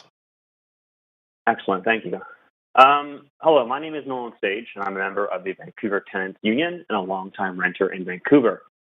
I'm calling to oppose the rezoning of this building in solidarity with the Balfour Tenants Collective. I specify the collective part of the Balfour Tenants Collective, as these tenants are trying to work together to counter the immense power of the developer and council. They deserve to be able to collectively negotiate for an affordable outcome. Part of that need for collective bargaining is the right of tenants to advocate for themselves and for each other. I've spoken to some of the tenants, especially the ones who are moved in most recently, and they speak to the fact that they've had to sign lease agreements with added clauses that prevent them from fighting this redevelopment. I've been told that these clauses state that they will not take any action or effort to stop West Group, but they're prohibited from collectively collaborating with other tenants, and basically just being forced to deal on their own with the immense power of West Group. That is not okay. Collective bargaining power is super important when going against such large, powerful, and wealthy people. As I said, my position is that I fully support the Balfour Tenants Collective's demands in the face of their imminent eviction. I get it. Density is important. More housing is important. I'm not opposed to these things. What I am opposed to is the inadequate protections we have for these vulnerable tenants. Like the people of the Balfour Tenants Collective, I'm also a renter. I'm also likely to face eviction in the next 2 years. As such, their demands are incredibly personal, and they reflect the sort of protections that I hope to have when I'm evicted from my house. I'm also a mental health counselor. My job is to work with people who are suffering. The reality is, evictions and forced displacement are an immense emotional and monetary effect on the people being displaced. Housing is the cornerstone of mental health. Without proper protections in place, you're putting so many people at risk. The developer speaks to the fact that they want to speak to one-on-one with these tenants to figure out their vulnerabilities. I think being a tenant in Vancouver, with the prices of what we are paying for rent, is a vulnerability. I myself am very lucky to be in my place for 7 years, but if I had to move after I'm evicted, I would find my income reduced so much. It is a major problem. As such, as the collective is demanding, top-ups need to be in place. Top-ups need to be in place, and those expenses of moving in and out must be covered. I know the developer says it's too expensive, but I just don't believe it. It can be done if they cared. And the reality is they don't. So the possibility of putting protections in place is on the table. I call upon your councillors to do the right thing and make sure the tenants get the protections they need. All you're running for election again in the fall, and pretty much all of you claim to support affordable housing in Vancouver. So I'm asking you to put your money where your mouth is.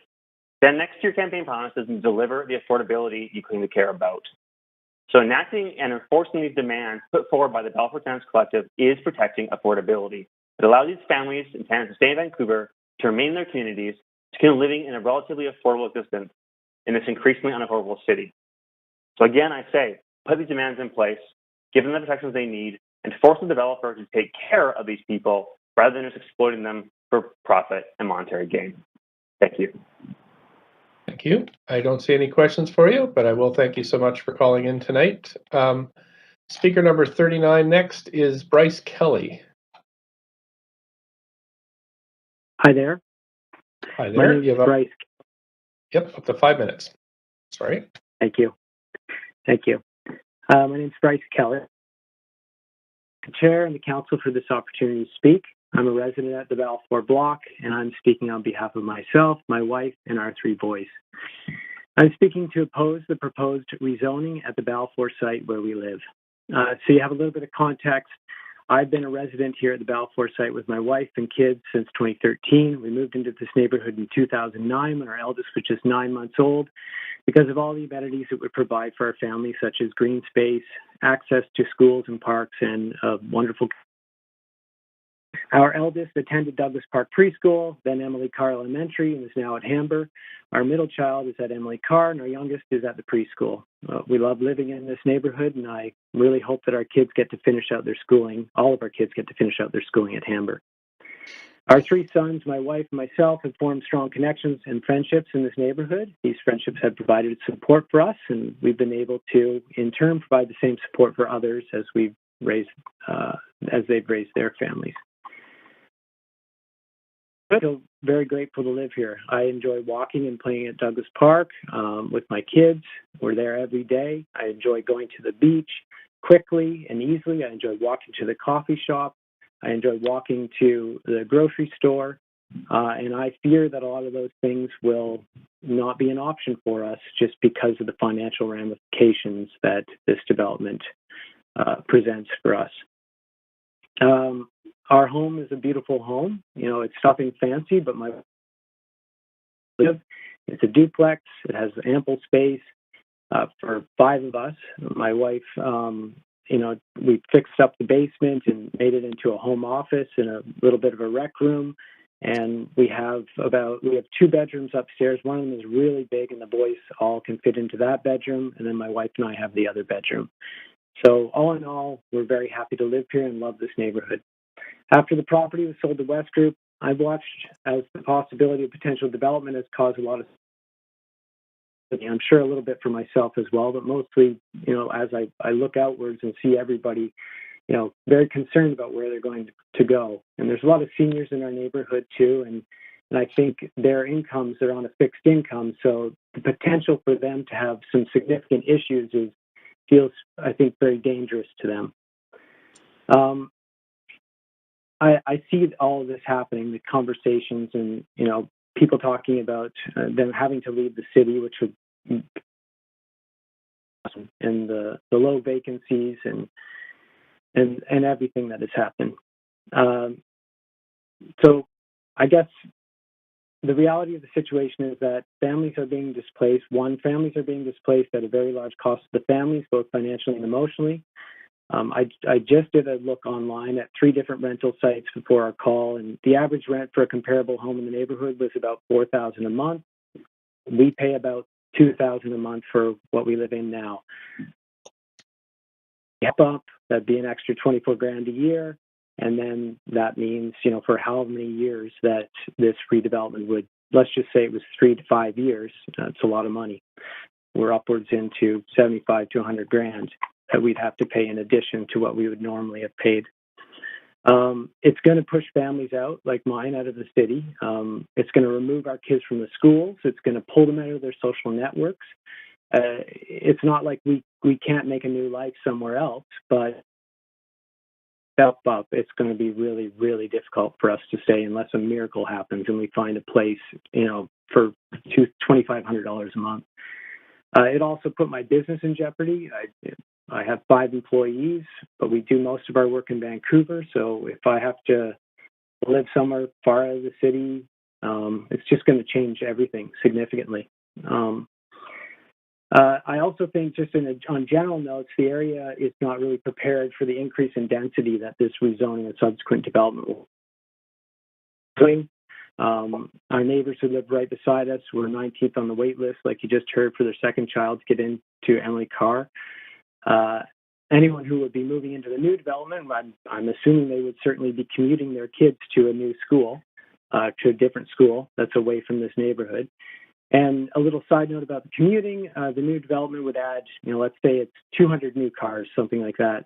To put that into perspective, in the morning when we take the kids to school,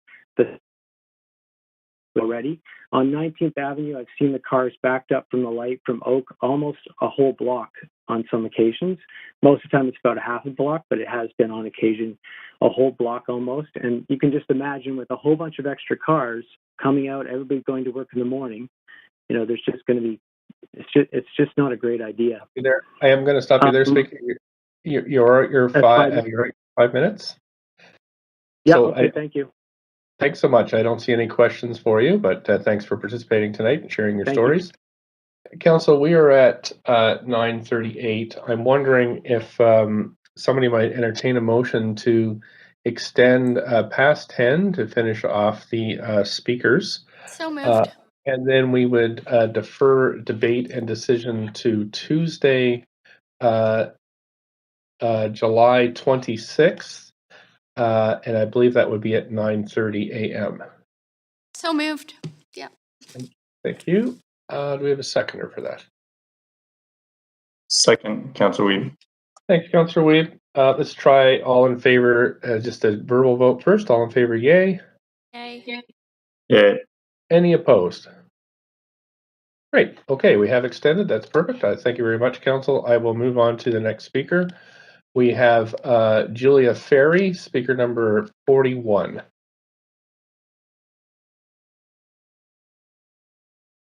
Speaker 41 is not on the line. Thank you, clerks. We have Nicola Tayo. Not on the line.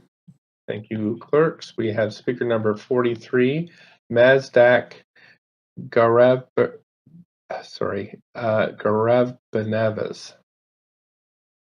Hi, can you hear me?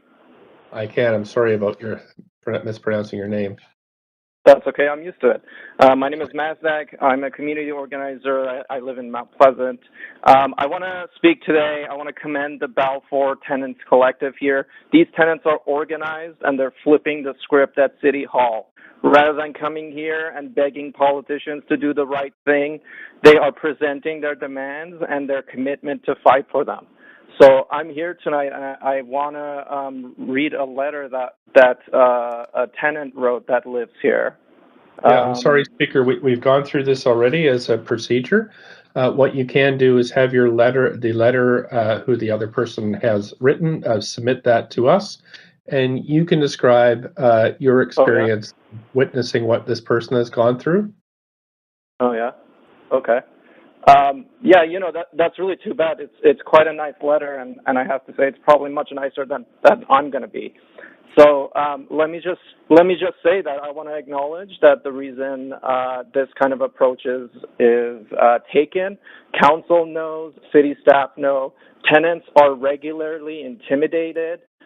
They are prevented from being able to participate, and especially in cases like this where developers and landlords have financial incentives to get rid of them, they will use any excuse to get rid of them. And so in order for council and for city staff to stop facilitating tenant solidarity and letting us contribute to the discussion in this way, what you're doing is you're facilitating displacement. And we know why that is, because this is all part of the same system where folks all collaborate together for the sake of profit. That's really the fact of everything. Now, let me just say that these tenants understand that collective power is the only way to win, and they're demands are quite clear. The rent top-ups, including all the tenants under the protections, right to return to units of the same size, moving expenses, right to return to units of similar types, and right to remain in interim units. These are basic stuff. These are things that council has talked about in other places. What I will say is that I commend these tenants a lot. I know folks that live there, that do volunteer work, that are building solidarity together, that are taking care of their community and building community. And no matter how many 18-year-old suit bros that the developers bring to make these presentations, hey, Speaker, or just any, we don't want to disparage we don't want to disparage anybody else in the hearing. So no, because see, what you're doing is you're taking power away from tenants, because you know that the respectability politics is what stops tenants from being able to speak out. And so these systems put in place where the developer comes in, where you have tenant relocation grifters that are trying to attempt to go one-on-one with these tenants. These tenants understand. Speaker, I need you to listen to me. You have now disparaged people twice. I'm going to give you please don't do that anymore. I'll have to end your speaking. And it's a shameful display by council to prevent these tenants from being able to fully participate. These tenants will win. Okay. Thank you so much. You don't have any questions. So I am going to move to the next speaker. We have Noman Oyen, speaker number 44. Oh, can you hear me? Hi there. You have up to 5 minutes. Hi. Thank you. Hello, I guess council. My name is Noman. I've been a long-term renter in Vancouver. This is my first time kind of getting involved with public hearings and whatnot. But I'm calling in to support this development plan. I don't know. I think based on what I gathered, I think it's a pretty cool project. With the daycare and family oriented, and I don't think it's possible to house everyone in single family homes. So I think this type of development is needed in Vancouver, and that's I think part of the city that's pretty good for families to move to, I don't know, I think it's a good idea, and I hope you all support it. I don't really have much else to say. Okay. Thank you so much for calling in tonight. I don't see any questions for you, but appreciate you chiming in with your thoughts and ideas. Thanks very much. We're going to go on to 45, Maria Roth, speaker number 45. Hi, can you hear me? Sure can. Up to 5 minutes, please. Okay, that's great. Thank you. Good evening, Mayor and Council. Thank you for the opportunity to speak this evening. I'm a Vancouver resident, and I'm speaking tonight in support of the requests that are being brought forward by the current residents of this site, the Balfour Collective. In the current housing crisis, the tenant protections offered to current residents are not adequate. I think it's very important that everyone on the Balfour site is supported and protected through extended renter protections that are on par with the really important ones recently brought forward and unanimously endorsed by Council through the discussions around the Broadway plan, including rent top-ups with the cap rate benchmarked to CMHC rental data. This will mitigate the very real risk of permanent displacement for at least some of the households, and will also encourage quick rebuild of replacement rental housing by the developer, which is something we all want. Right to return to a comparable and appropriately sized unit in the new building based on national occupancy standards. This is a simple standard that's been in use now for a couple of decades and is entirely appropriate here. And finally, this renter protection needs to include all tenants and not just some.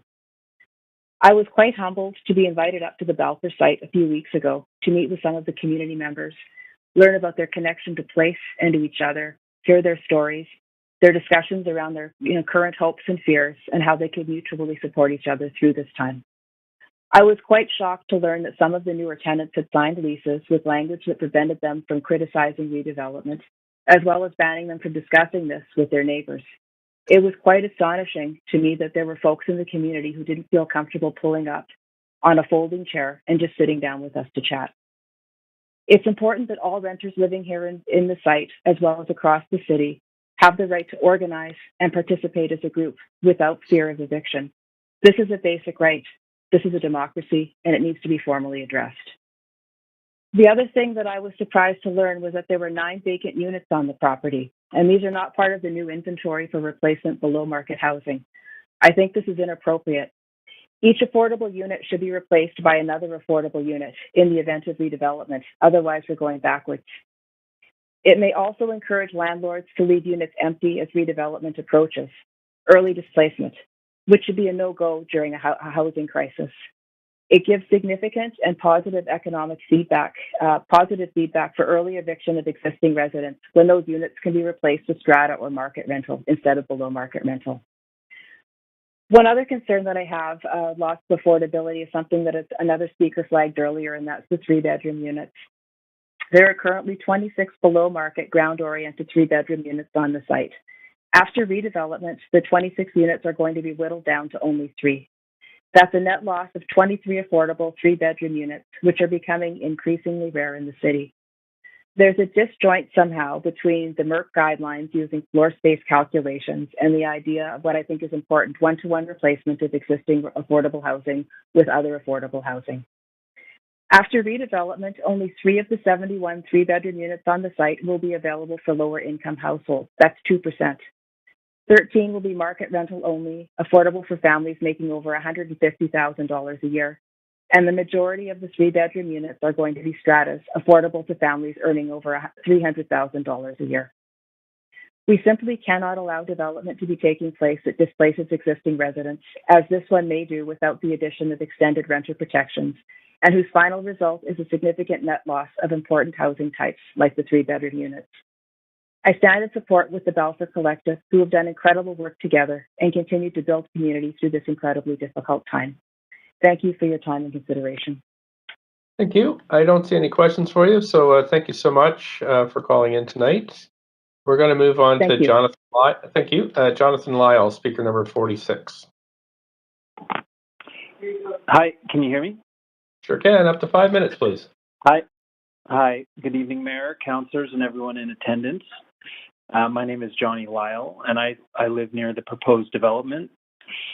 I wish to give my support for this development, offering rental, affordable housing, and market housing in a neighborhood that is greatly in need of these. My wife and I welcomed our firstborn just 8 weeks ago. His name is Charlie, and he's cute as a button. Naturally, the child care facility in this proposal is something that I see as a huge benefit to future residents and neighbors in our neighborhood. Childcare is a big challenge to secure in our neighborhood, and something we feel that will be a constant in our mind until we find something for Charlie when my wife goes back to work. My wife and I both work full-time, and it's key for us to find childcare close to home. I read in the notes that developer has reduced overall height of the project and the building form that better aligns with the character and fit of the neighborhood. I understand residents nearby not wanting change, but if it's done properly, it will add to the neighborhood in a positive way and house Vancouverites that are in desperate need of housing supply. With that being said, I'm encouraging you to support this application. Thank you for your time. Thank you for your time. I don't see any questions, so I will move on to the next speaker. Council, the next speaker is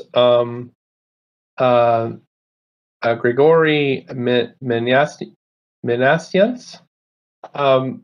This speaker has brought a translator, so by our procedural bylaws, they are allowed up to 10 minutes to speak. I believe the speaker is in person.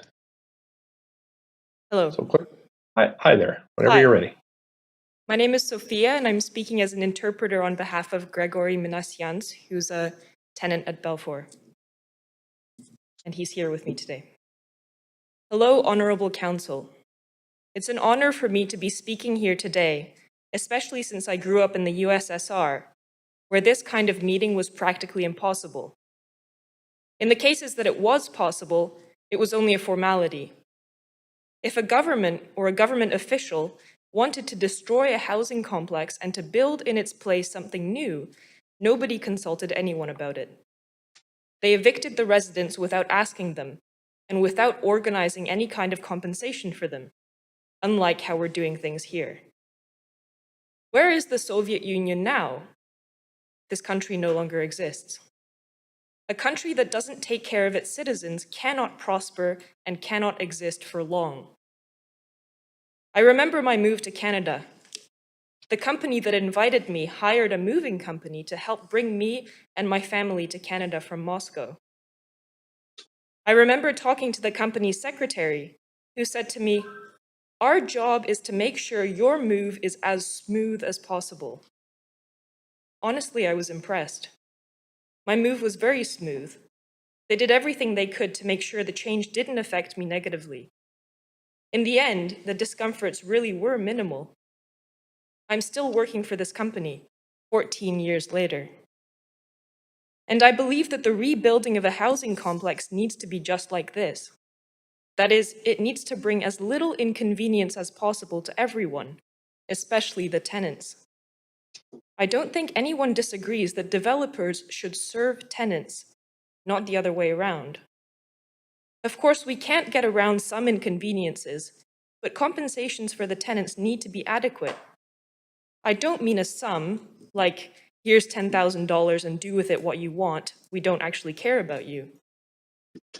No, I think an adequate compensation is a compensation that ensures that the tenants that currently live here undergo minimal losses, so that in the end, everyone, including the developer, the tenants, and the city, is pleased and satisfied. I don't think that anyone wants to see Vancouver become the kind of megapolis that there are a lot of in the world right now, where most people living in them want to run away but can't. Thank you. Thank you so much for your time this evening. I don't see any questions for you, so I will just thank you and move on to the next speaker. We have Elsa Fan in next, speaker number 48. Elsa Fan. Speaker 48 is not on the line. Thanks. We have Marie Arcand, speaker number 49. Speaker 49 has withdrawn. Thank you. We have Raj Gill, speaker number 50. Not on the line. Hi there. Oh, I'm here. We have Raj Gill. Great. Up to 5 minutes, please. Cool. Hi there. Thank you for having me. So I'm a tenant here on this property. We moved in during COVID, so we don't actually have any of the protections that a lot of the older tenants have. However, I've been renting here in Vancouver for over 9 years, and every place I've rented at, whether it's a house or an apartment, we have been reno-evicted, and we've always come into these places when the development application is already in process. So we never seem to get any rights to be able to return back or get compensated for anything. So the last place I lived was a house. We lived there for 3 years, and it took a while for that development process to go through. It was a big project on Renfrew near Slocan and Grandview. And we got kicked out, and we didn't get any compensations. And then the only place we could find that was affordable was this Belfour complex. And now we're just in it again. We're going to probably be here for another couple of years. And then we get kicked out again without having any protection. So we go find another rental, and we'll be kind of in the same boat. So we just, my concern is just about being able to protect renters that can't get protection, that don't fit into the system of it. So I just want to bring that out there for the council and the mayor, that there's a lot of people that are in similar situations that probably don't come to the meetings because they're just probably working in the evenings and just have other things that they have to do with expenses and stuff. So, yeah, thank you for listening to me, and I hope you do consider this for this proposal or for other future proposals regarding renters in the city that don't get coverage or protection. Thank you. Thanks, caller. Really appreciate your thoughts today. We don't have any questions for you, so I just will thank you. Speaker, we're on to our last registered speaker Derek O'Keefe, speaker number 51.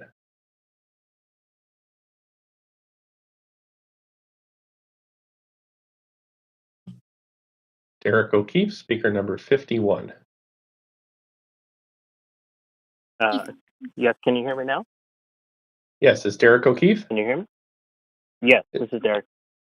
Okay, Derek, please go ahead. Up to 5 minutes.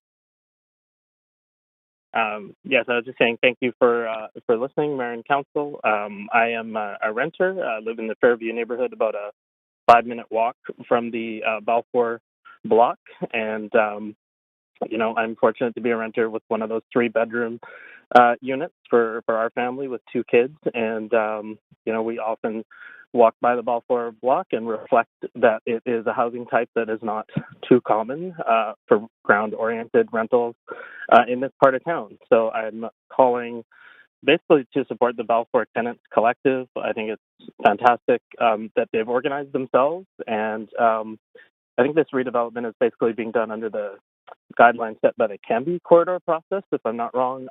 So I feel like what the tenants have done by organizing and making some basic demands is they're asking for what the Broadway corridor protections are going to deliver to folks on the north side of 16th Avenue. They're a couple blocks south. They're asking for the basics, and they're basically, this development is landing on them because of something you're going to be dealing with the Vancouver plan, which is that development of this type is limited in their neighborhood to the existing rental housing for the most part, and a lot of the single-family homes, more expensive housing types around this neighborhood are not open for multifamily development and for more density. So it's a great neighborhood.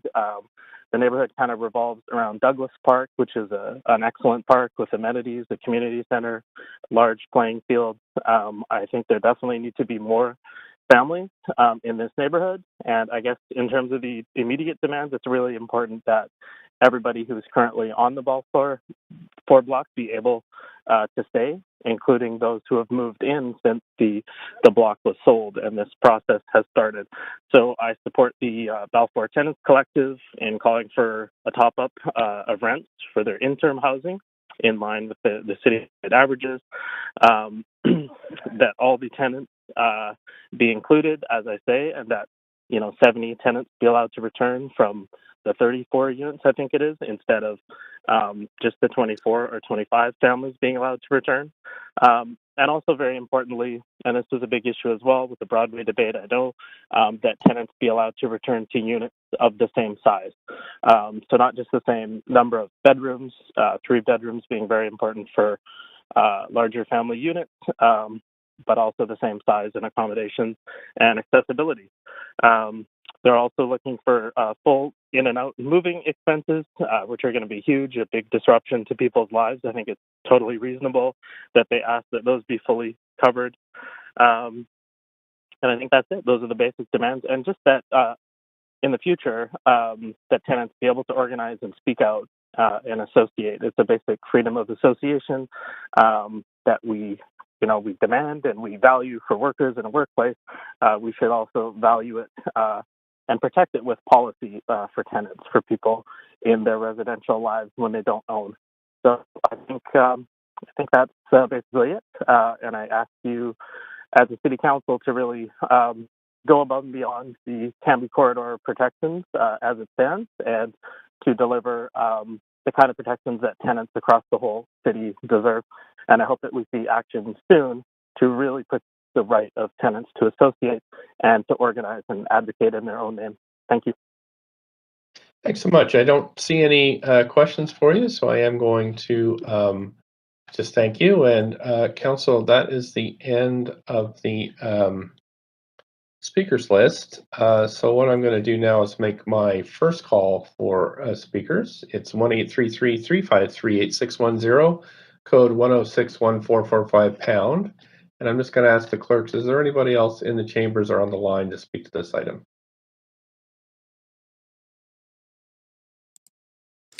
Yes, we have callers on the line. Great. Okay. Well, we can take the first caller then on this first call. Please go ahead, caller number 1. Can you give us your first and last name and whether or not you're a resident of Vancouver? Go ahead, speaker. Oh, am Hi, I caller Devin. number 1? Okay. Hi, Devin. Your line is unmuted, yes. Hi. Sorry about that.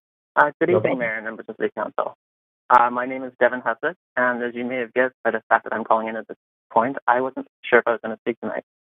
That's not because I don't have a connection to this area or because my hydro was slow today, but I actually relatively live nearby, and I would say how long it would take me to walk to the Belfort block, but as a person with a disability, it really wouldn't paint an accurate picture of most people. I know that once I become a father, I'm going to be making that short trip more often than my story-aching body would like to. After all, what child wouldn't want to visit Douglas Park every day? And as a parent, it's pretty cool that there's 3 schools, including a French language one, within a 10-minute walk from here. Well, for healthy people at least. Still, what you were being presented with tonight was the original January 2021 submission of this proposal, I might have actually called in to oppose it. That old concept deviated from the community plan. It was ugly. It lacked any significant green space other than a small strip of green lawn that resembles the leftover private space that exists here today. Fortunately, my opinion, along with others, and the Urban Design Panel, has shaped that mess into this, a far more appropriate and respectful application. The park space that will be given to the city is certainly more usable too, and it will be a great benefit to the parents who live here and don't want to be dragged by their kids to a large community park. Really, it's a perfect pairing for the 37-space daycare that's also being provided here. Altogether, your staff report says that the benefits this will deliver comes to $10 million, or roughly $100,000 per strata home plan here. Now, I know that comes at a cost. I understand all too well what it's like to lose your home, and to me, that failure lays with the Canby Quarter plan. I know you've heard several people ask Mayor Stewart's thoughtful expansion of the tenant relocation and protection program be applied to this application, and I think that's a great idea. However, I'm realistic too. Having participated in the meetings that led up to the community plan, I know that it never accounted for such a wonderful idea, or the current housing crisis. Now, I don't want the neighborhood to lose its offering of a public park, daycare, or the roughly 100 homes that don't require a 6-figure down payment. But I know the trade-offs have to be made. So rather than take from this community, I think you should add to it. My suggestion is that you approve this project because, frankly, it does comply with the neighborhood plan in every way I can think of. However, I would suggest that you include an amendment that instructs your staff to discuss with the applicant about what level of additional density would be needed for them to be able to provide the existing tenants compensation comparable to the Broadway plan. Obviously, policy shouldn't be crafted at the last minute, but I do think exploring the idea while allowing these homes to become a reality has its merit. Your leadership in approving a secured rental policy shows that this 2.5-acre site could easily handle a couple more floor buildings rather than a few rows of townhomes. I know some are hesitant about that level of change, and it can be a scary thing to see. I know. I live in the Broadway plan area. Still, I find it far more terrifying to think of the people who will live here instead having to commute by car to work every day, that the nearby schools will lack teachers who rather stay where they live in Surrey. And what would happen to Vancouver General Hospital if we didn't have the doctors, nurses, or custodial staff to look after us? This is only one application. Even on this large property, it can't do everything, but it is a step in the right direction. It with just a little bit more housing can certainly be pretty close to perfect for those who live here and for the community as a whole. That said, sending it 2 steps back would be a mistake and only hurt the families that live here, those who want to, and the neighborhood. Thank you for your time.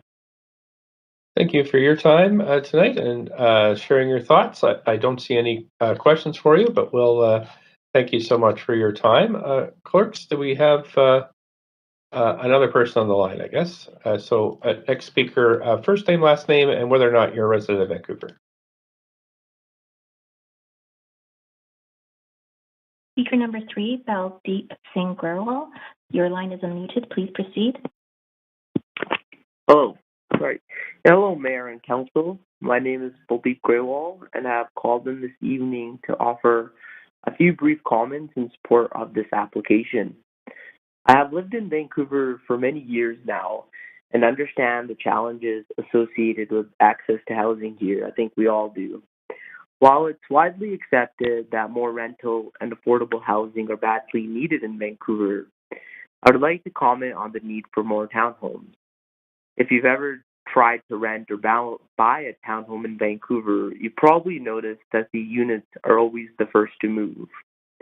This project responds to local demand for home ownership, opportunities that are more affordable than a traditional single-family home, yet larger than a condominium.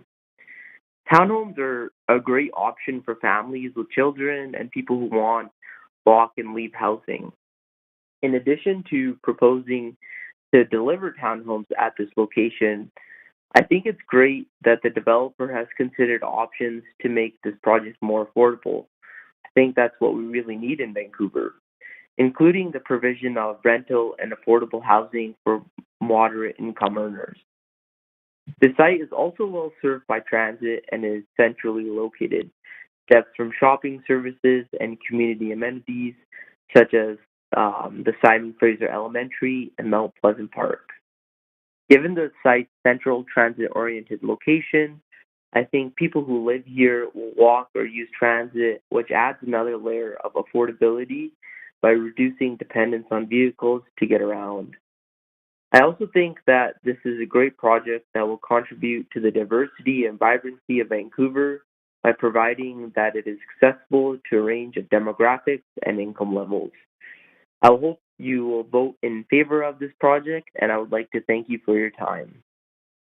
Thank you for your time tonight. I don't see any questions for you, so I'll ask I'll make this the second call then for more speakers. I'll just ask the clerk if there's anybody else on the line. Yes, we do have speakers on the line. Great. If I could hear the next speaker, please, for my second call. First and last name and whether or not you're a resident of Vancouver, please.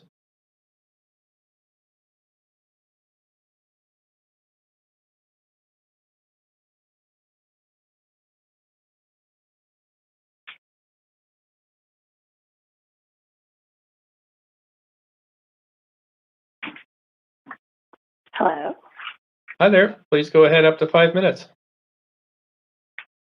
Oh, sorry. I thought I'd be called. Hi, my name is Vonna Kokiang.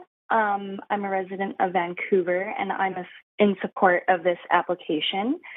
I've listened to the speakers before me who have shared great perspective on the benefits associated with this proposal, and I'd like to comment on the diversity of housing this proposal delivers. So I won't repeat too much, but I'm supportive of growing our community and adding more diverse housing types to support it. And we're experiencing significant growth in the Lower Mainland, and we need a variety of housing tenures like what's being proposed here. In particular, more rental and affordable, moderate income housing is needed to support our overall health of our community.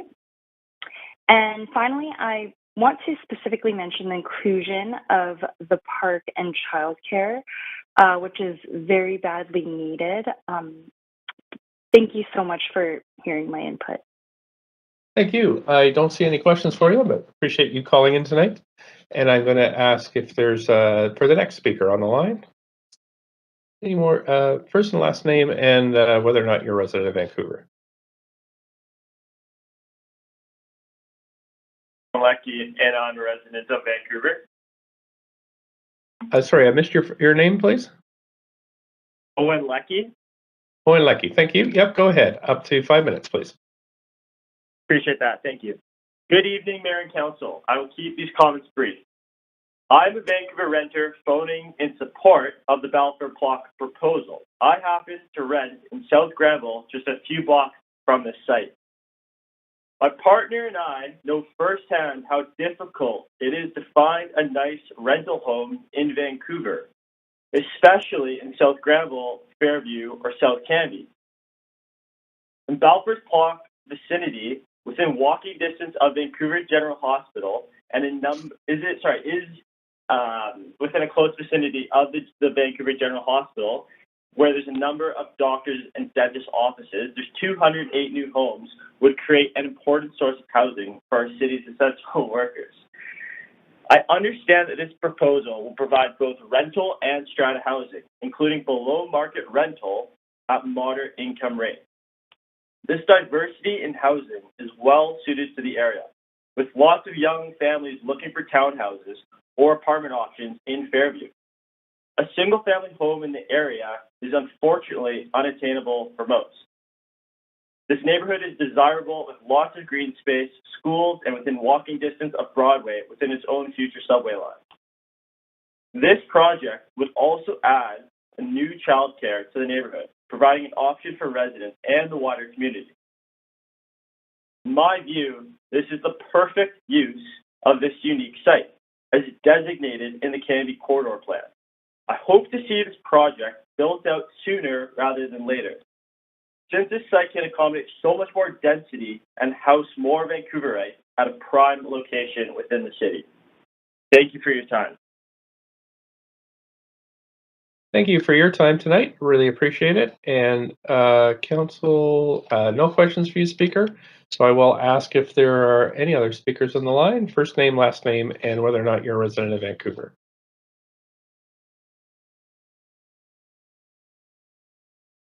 Speaker with phone number ending in 7347, your line is unmuted. Please proceed by stating your first and last name and whether or not you're a resident of Vancouver. Hi, my name is Rebecca Hartley, and I'm a resident of Vancouver. Great. Please go ahead whenever you're ready. Up to 5 minutes. Okay. So good evening, Mayor and City Council. I'm just calling in today to voice my support for 906, 982 West 18th Ave and 907, 969 West 19th Avenue. I believe this proposal will be a positive addition to the neighborhood, given the dearly needed childcare spaces it will provide. The new park space and playground on Laurel Street will not only add more green space, but it will be a great spot for these new neighbors in the Balfour block to make connections with those living in the surrounding neighborhood. I'm further glad that rental homes, especially the 25% at below market, will be included. The renewal of these homes and the tripling of what is available will mean more renters will get the opportunity to enjoy a short walk to VGH, down to the Broadway Business Corridor, or to a bus or SkyTrain that will connect them to downtown or UBC. This means more people will get time back to spend with their family or friends instead of commuting. This also means local employers and businesses will have an easier time keeping employees instead of losing them due to unavailability of housing.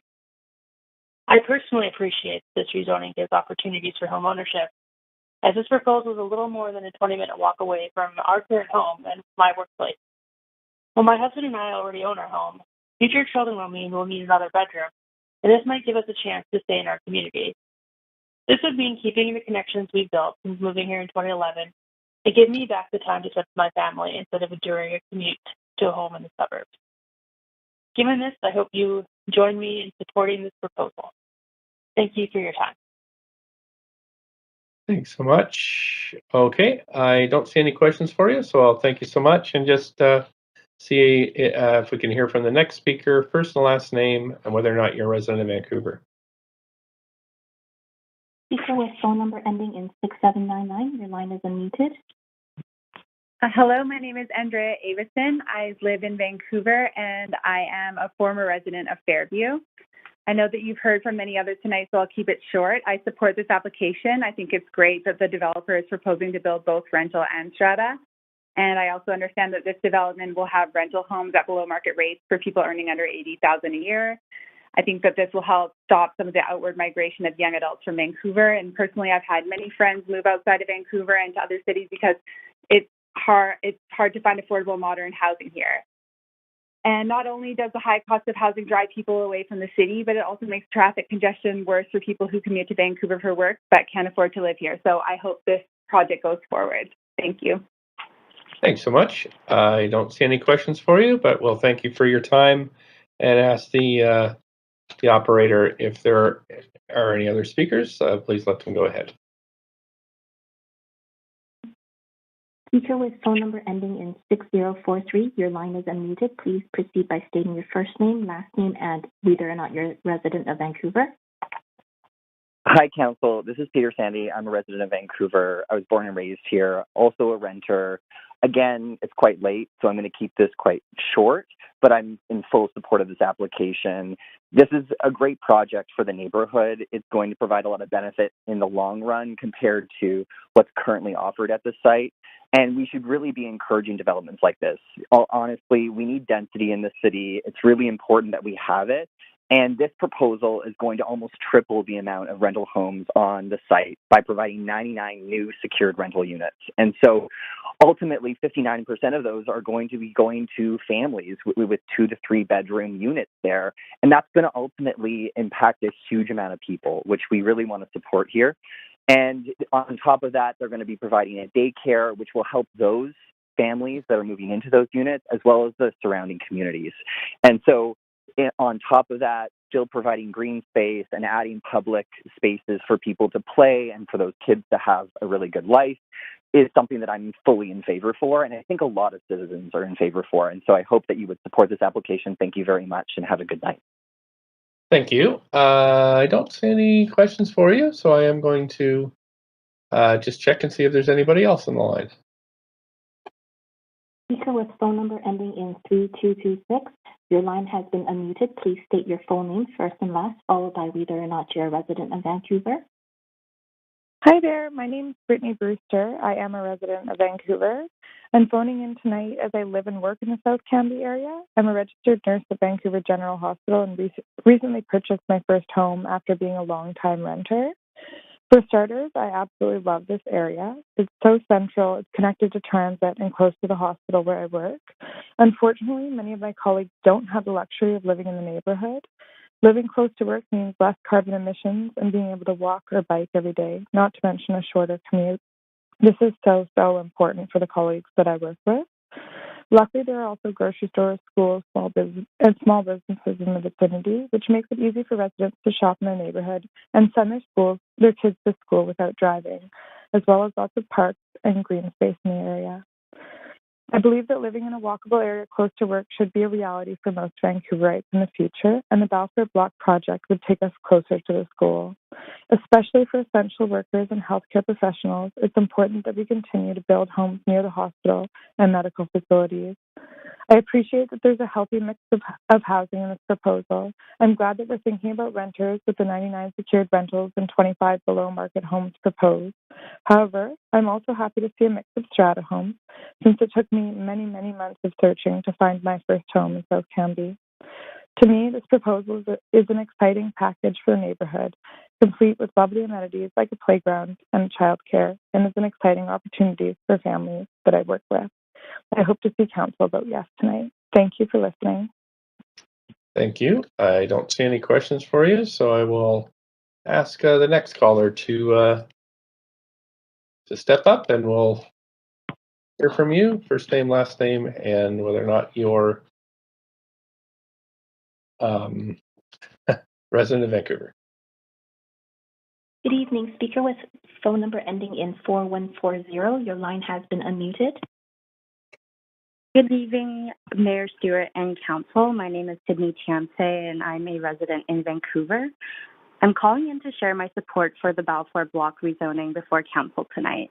I live and rent in Mount Pleasant, a few minutes walk from the site. Most recently, our neighbor just moved out of our building, and I saw firsthand how desperately our city needs rental housing. A long line formed outside of our apartment building, and the listing was taken down that evening. I was glad to hear that the applicant is proposing 99 secured rental homes, 25 of which will be rented at below market rates. I believe that the right way to build housing is to propose a mix of tenures. This application will not only provide secured rental, which is in high demand, but also strata condos for people looking to settle in South Canby and many family-sized homes with 2 or 3 bedrooms. I can see that the proposal was developed to create a complete community with a child care center and a public playground for anyone in the neighborhood to use. This is a desirable neighborhood, and I believe that more renters can be accommodated here. As a tenant myself, I can empathize with the need for strong tenant protections. Luckily, the city has made a plan for renters, and Balfour Block, being in a unique site, will offer tenants the right of refusal to a new rental home at their current rate. In the South Canby area, there are also a lot of shops and amenities within walking distance, making this an ideal location for young people and families who don't own a car. This is like my current neighborhood in Mount Pleasant, so I could easily envision myself moving to a well-situated project like this.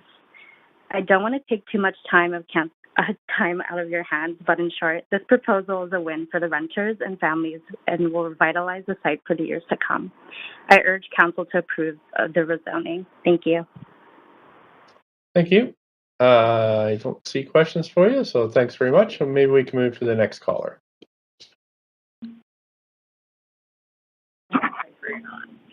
Caller with phone number ending in 0765.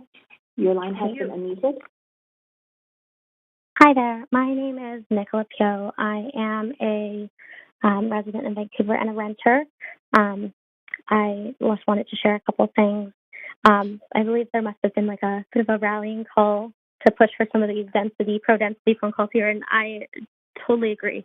We do need more density, and we do need a bit more accessibility in the city, and we need the support for renters, for tenants, for everything. But this project isn't doing it in actuality. It's just doing it on paper, and it's not the win for renters that it really appears to be. There are a lot of positives. I definitely do believe and agree that childcare and having a childcare center here is great. I also believe having a green space is great, but there's a huge disconnect there. It's going to be city-run. Part of the amendments that need to happen in order for this to be approved is to put in some of those food-related gardening things that were spoken about earlier by one of the council members, and all of that won't even end up being Westgroup in the end. It's all going to be city-run. And what's stopping the city from just doing that anyways versus having to do it on this project? Realistically, it's not going to create the below-market rental housing that others are kind of praising and saying it will, because there's a huge disconnect right now from the tenants that are still in the space and the ones that would like to be entering the space in the future.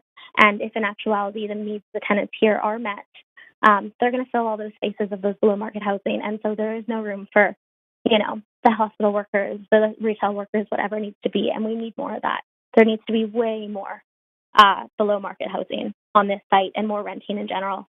Another thing that I wanted to share is, and again, I'm so very aware of what a long night it's been, but I've been so inspired by the words of all of my articulate, engaged, and kind neighbors. I feel really grateful that I was able to grow up and have such a positive upbringing in the city. I'm a lifelong Vancouverite, and I grew up on the Balfour Block. So I grew up around my neighbors here.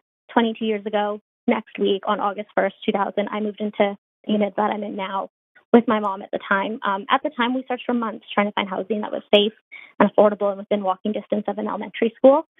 Previously, we're on Davie Street, just off of Burrard in the West End, and there were not really schooling options at that point in the late 90s, early 2000s in that area. And so my mom chose this neighborhood and this block for all of the reasons that my neighbors have shown you tonight. This block is considerate, they're kind, they're community-minded. But even at the time, this was, early 2000s, there was no room at Emily Carr Elementary School.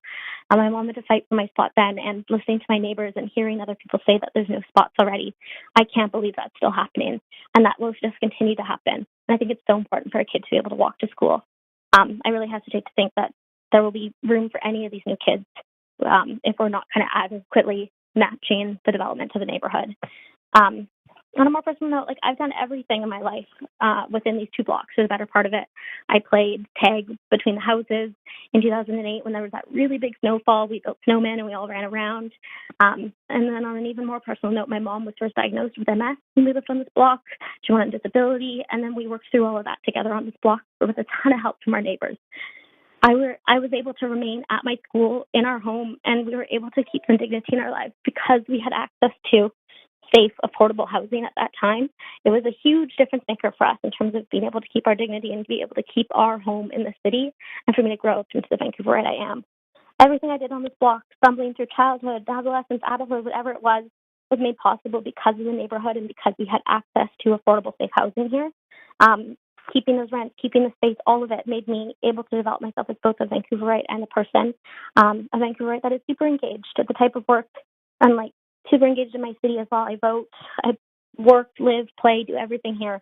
I'm that kind of young Vancouverite that wants to go to street festivals and be engaged and live in this city, but it's not going to be possible unless we start to really adequately think about supporting tenants and making sure that below market rate housing is realistic and supportive for renters in this city and in this community. For me, this is my hometown. It's also my neighborhood, and I think it's really important to be able to get the chance to keep it that way. I know that there's not a way that this isn't going to happen.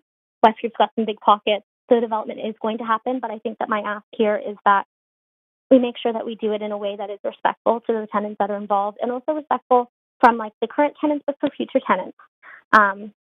Everyone here has already spoken so succinctly about their wants, the impact on the neighborhood, from a shadowing perspective, water level perspective, density, all of that. I won't repeat all of that, but my ask for the mayor and the council is to set forth on what they so often push for. It's to fight for Vancouver rights, fight for a Vancouver that is equitable and accessible for all levels of income, class, and race, fight for rights for renters, service workers, nonprofit workers, teachers, hospital workers. Those are all the people that make up this block. We're deserving of having a voice in this Vancouver. Thank you. You're right. You're 5 minutes. Thank you for the time. Thank you. There are no questions for you. Thank you, though. Set check with the operator. Do we have another speaker? Yes, we do. Speaker with phone number ending in 3402. Your line has been unmuted. Please proceed.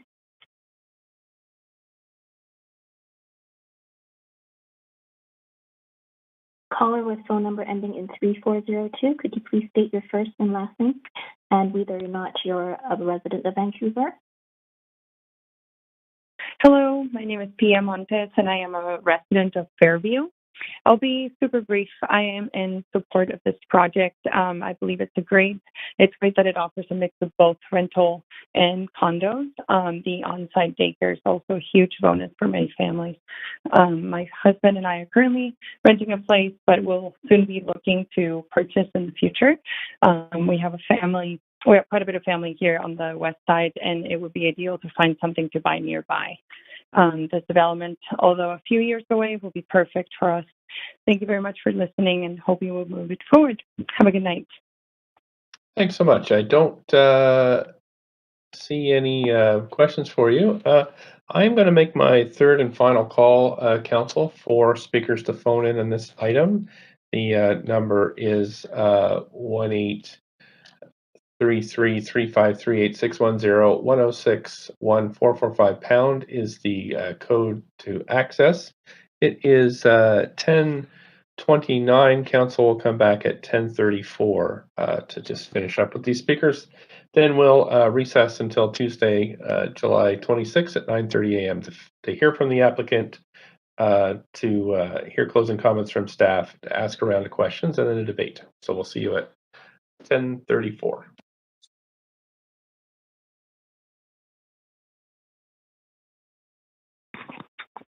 Good evening. Thank you for calling into the teleconferencing line. The meeting is in a brief recess, and we will resume momentarily. I see that there are a few callers on the line. If I can just verify your name, I will refer to you with the last 4 digits of your number. So just give me one moment.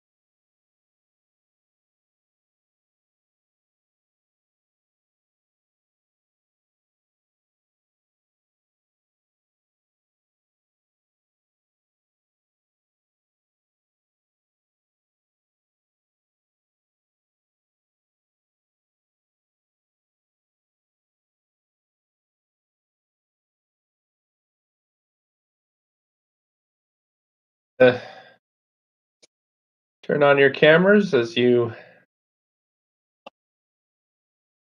start to imagine what our 9:30 meeting is going to look like tomorrow morning.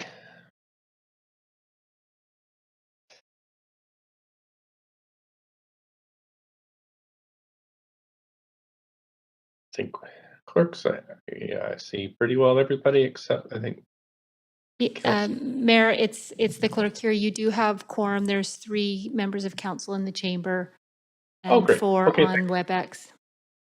Great. So let's go to the operator and see if there's anybody else on the line.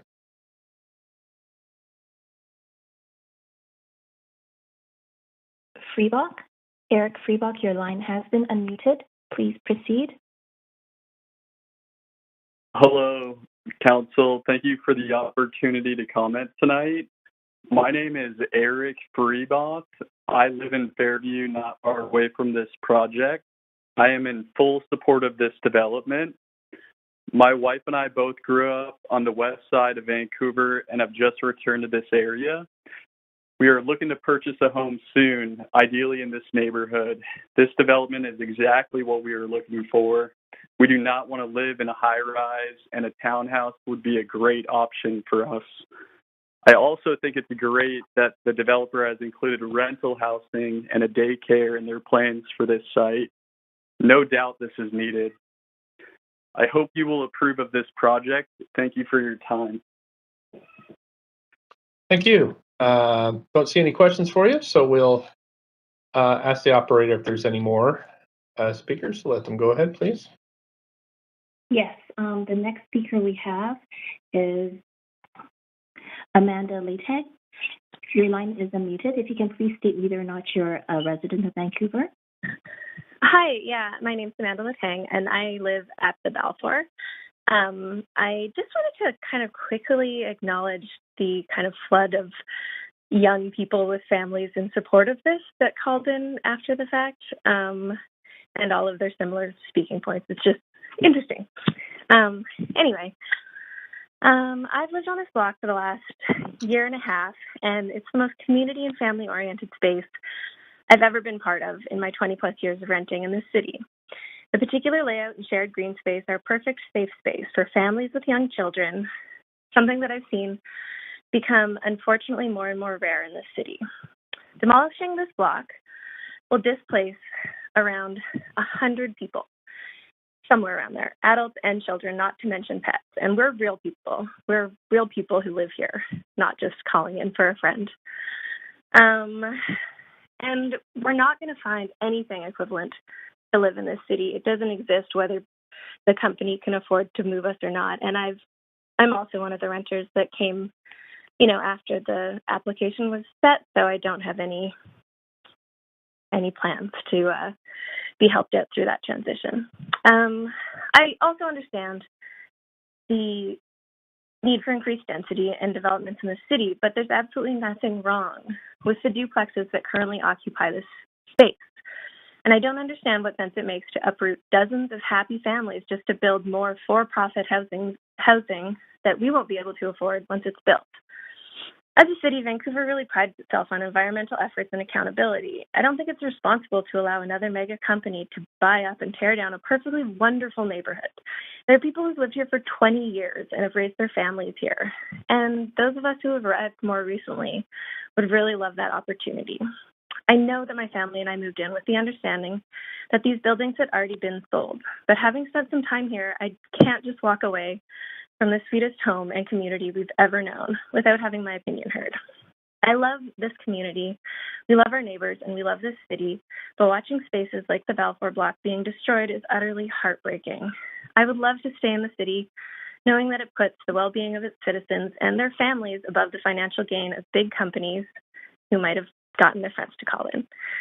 If there's any way that the developers could consider adding to this very unique and ever-blossoming family atmosphere without completely demolishing it, I beg our city to encourage them to do so. Thanks for your time and your consideration. Thank you so much. I don't see any questions for you, so I will go to the next speaker, please. Lainey Shore, your line has been unmuted. Please state whether or not you're a resident of Vancouver. Hi, yes, I am a resident of Vancouver. My family lives in the block that is up for demolition, and I can be quite brief. I think the speaker before me, I don't know her, but she was very eloquent, and I basically echo all of the comments that she just made.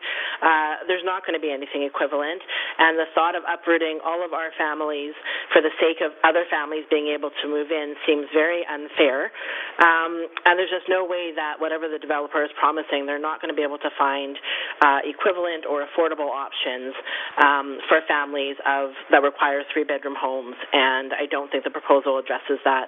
And I don't believe that a company should be profiting the way it's going to, given the lack of affordable housing for families that live on tight budgets and the loss of this middle income, which there is just no housing. Mr. Ebby was just speaking on television the other day about this middle income housing that is so woefully lacking in this city. There's no shortage of affordable places for millionaires, and people who are really in dire straits are assisted, and yet homes like this, which hardworking middle to lower middle class people are living in and thriving in, are now about to be demolished and uprooted. And as that other woman said, we're real people, and what is going to happen to us? And I think that council should take that into serious consideration. Thank you very much for the opportunity to speak. Thanks for your time. No questions for you. Go on to the operator if there's anybody else. Yes, next speaker is Karen Perina. Your line has been unmuted. Please state whether or not you're a resident of Vancouver. Thank you. Yes, I'm a resident of Vancouver. I live in a housing co-op nearby.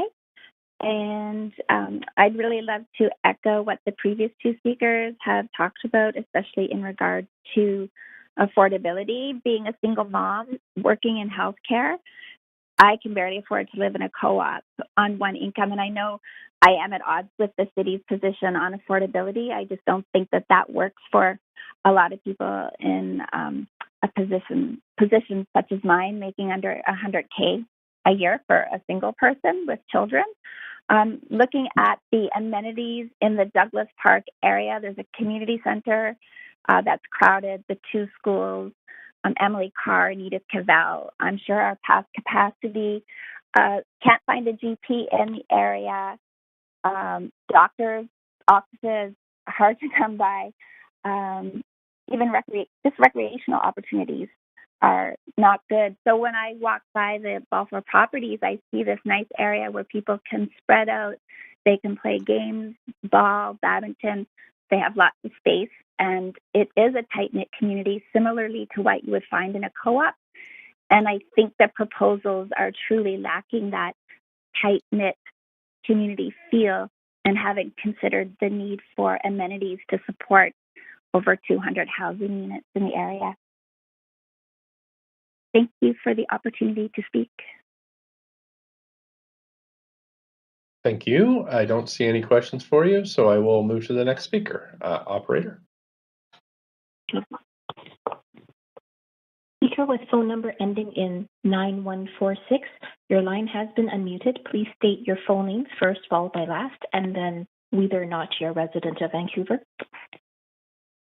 Hi, my name is Rebecca Broussard. I'm a resident of Vancouver and a member of the Balfour Tenants Collective, speaking in opposition to the proposed CD1 rezoning of 906 to 982 West 18th. Although I haven't lived in the Balfour complex for long, I've been a renter in enough places around Vancouver to know that this is a community that's worth fighting to protect from the onslaught of evictions that's ongoing in Vancouver. In the short time I've lived here, I've gotten to know more of my neighbors than all the previous places I've lived in combined. It's the exact model of housing I've been looking for in this increasingly atomized and unaffordable city. As a precondition to living here, however, many of us have had to sign lease agreements with added clauses that prevent us from fighting the redevelopment of this complex or from demanding to be included in the TRPP for the financial losses we will suffer as a result of eviction if this rezoning is approved in its current iteration. For the tenants who moved in after the rezoning application was submitted, our leases included some of the following provisions. A clause stating that we will not do anything or take any action or make any effort whatsoever to extend the tenancy or claim compensation from West Group. a clause stating that we're prohibited from collaborating with other tenants, not just of other units, but with any tenant living on West Group properties. A clause stating that we're prohibited from posting any signs in any windows of our homes or on the premises of any West Group properties. A clause saying that we're prohibited from sharing any information about the terms of our leases with any other person, including but not limited to other tenants on West Group properties. And a clause stating that in breach of any of these terms, West Group claims that they would be entitled to an order of possession and other damages, and that their tenants are prohibited to plead, argue, or advance any claim which alleges, for any reason whatsoever, that West Group would not be entitled to these remedies. In other words, in order to access housing, we've had to waive our rights to associate together, to speak freely, and to demand better from the city and from developers like West Group without the threat of eviction looming over us. I hope that Council will support the amendments that we have proposed and stand with the Balfour Tenants Collective in protecting the right to affordable housing. Thank you. Thanks. Councillor Swanson, question? Yeah, hi, thanks for coming in. Is that a document that you were reading from? It's the addendum to the lease for the newer tenant. Could you send us a copy of it? I can send a edited copy that doesn't have the names of any of the tenants because there's a non-disclosure clause in the addendum. Yeah, that's reasonable. Thank you. Yeah, Thank you. I'll have that sent over. Thank you. Thanks. Operator, next speaker, please.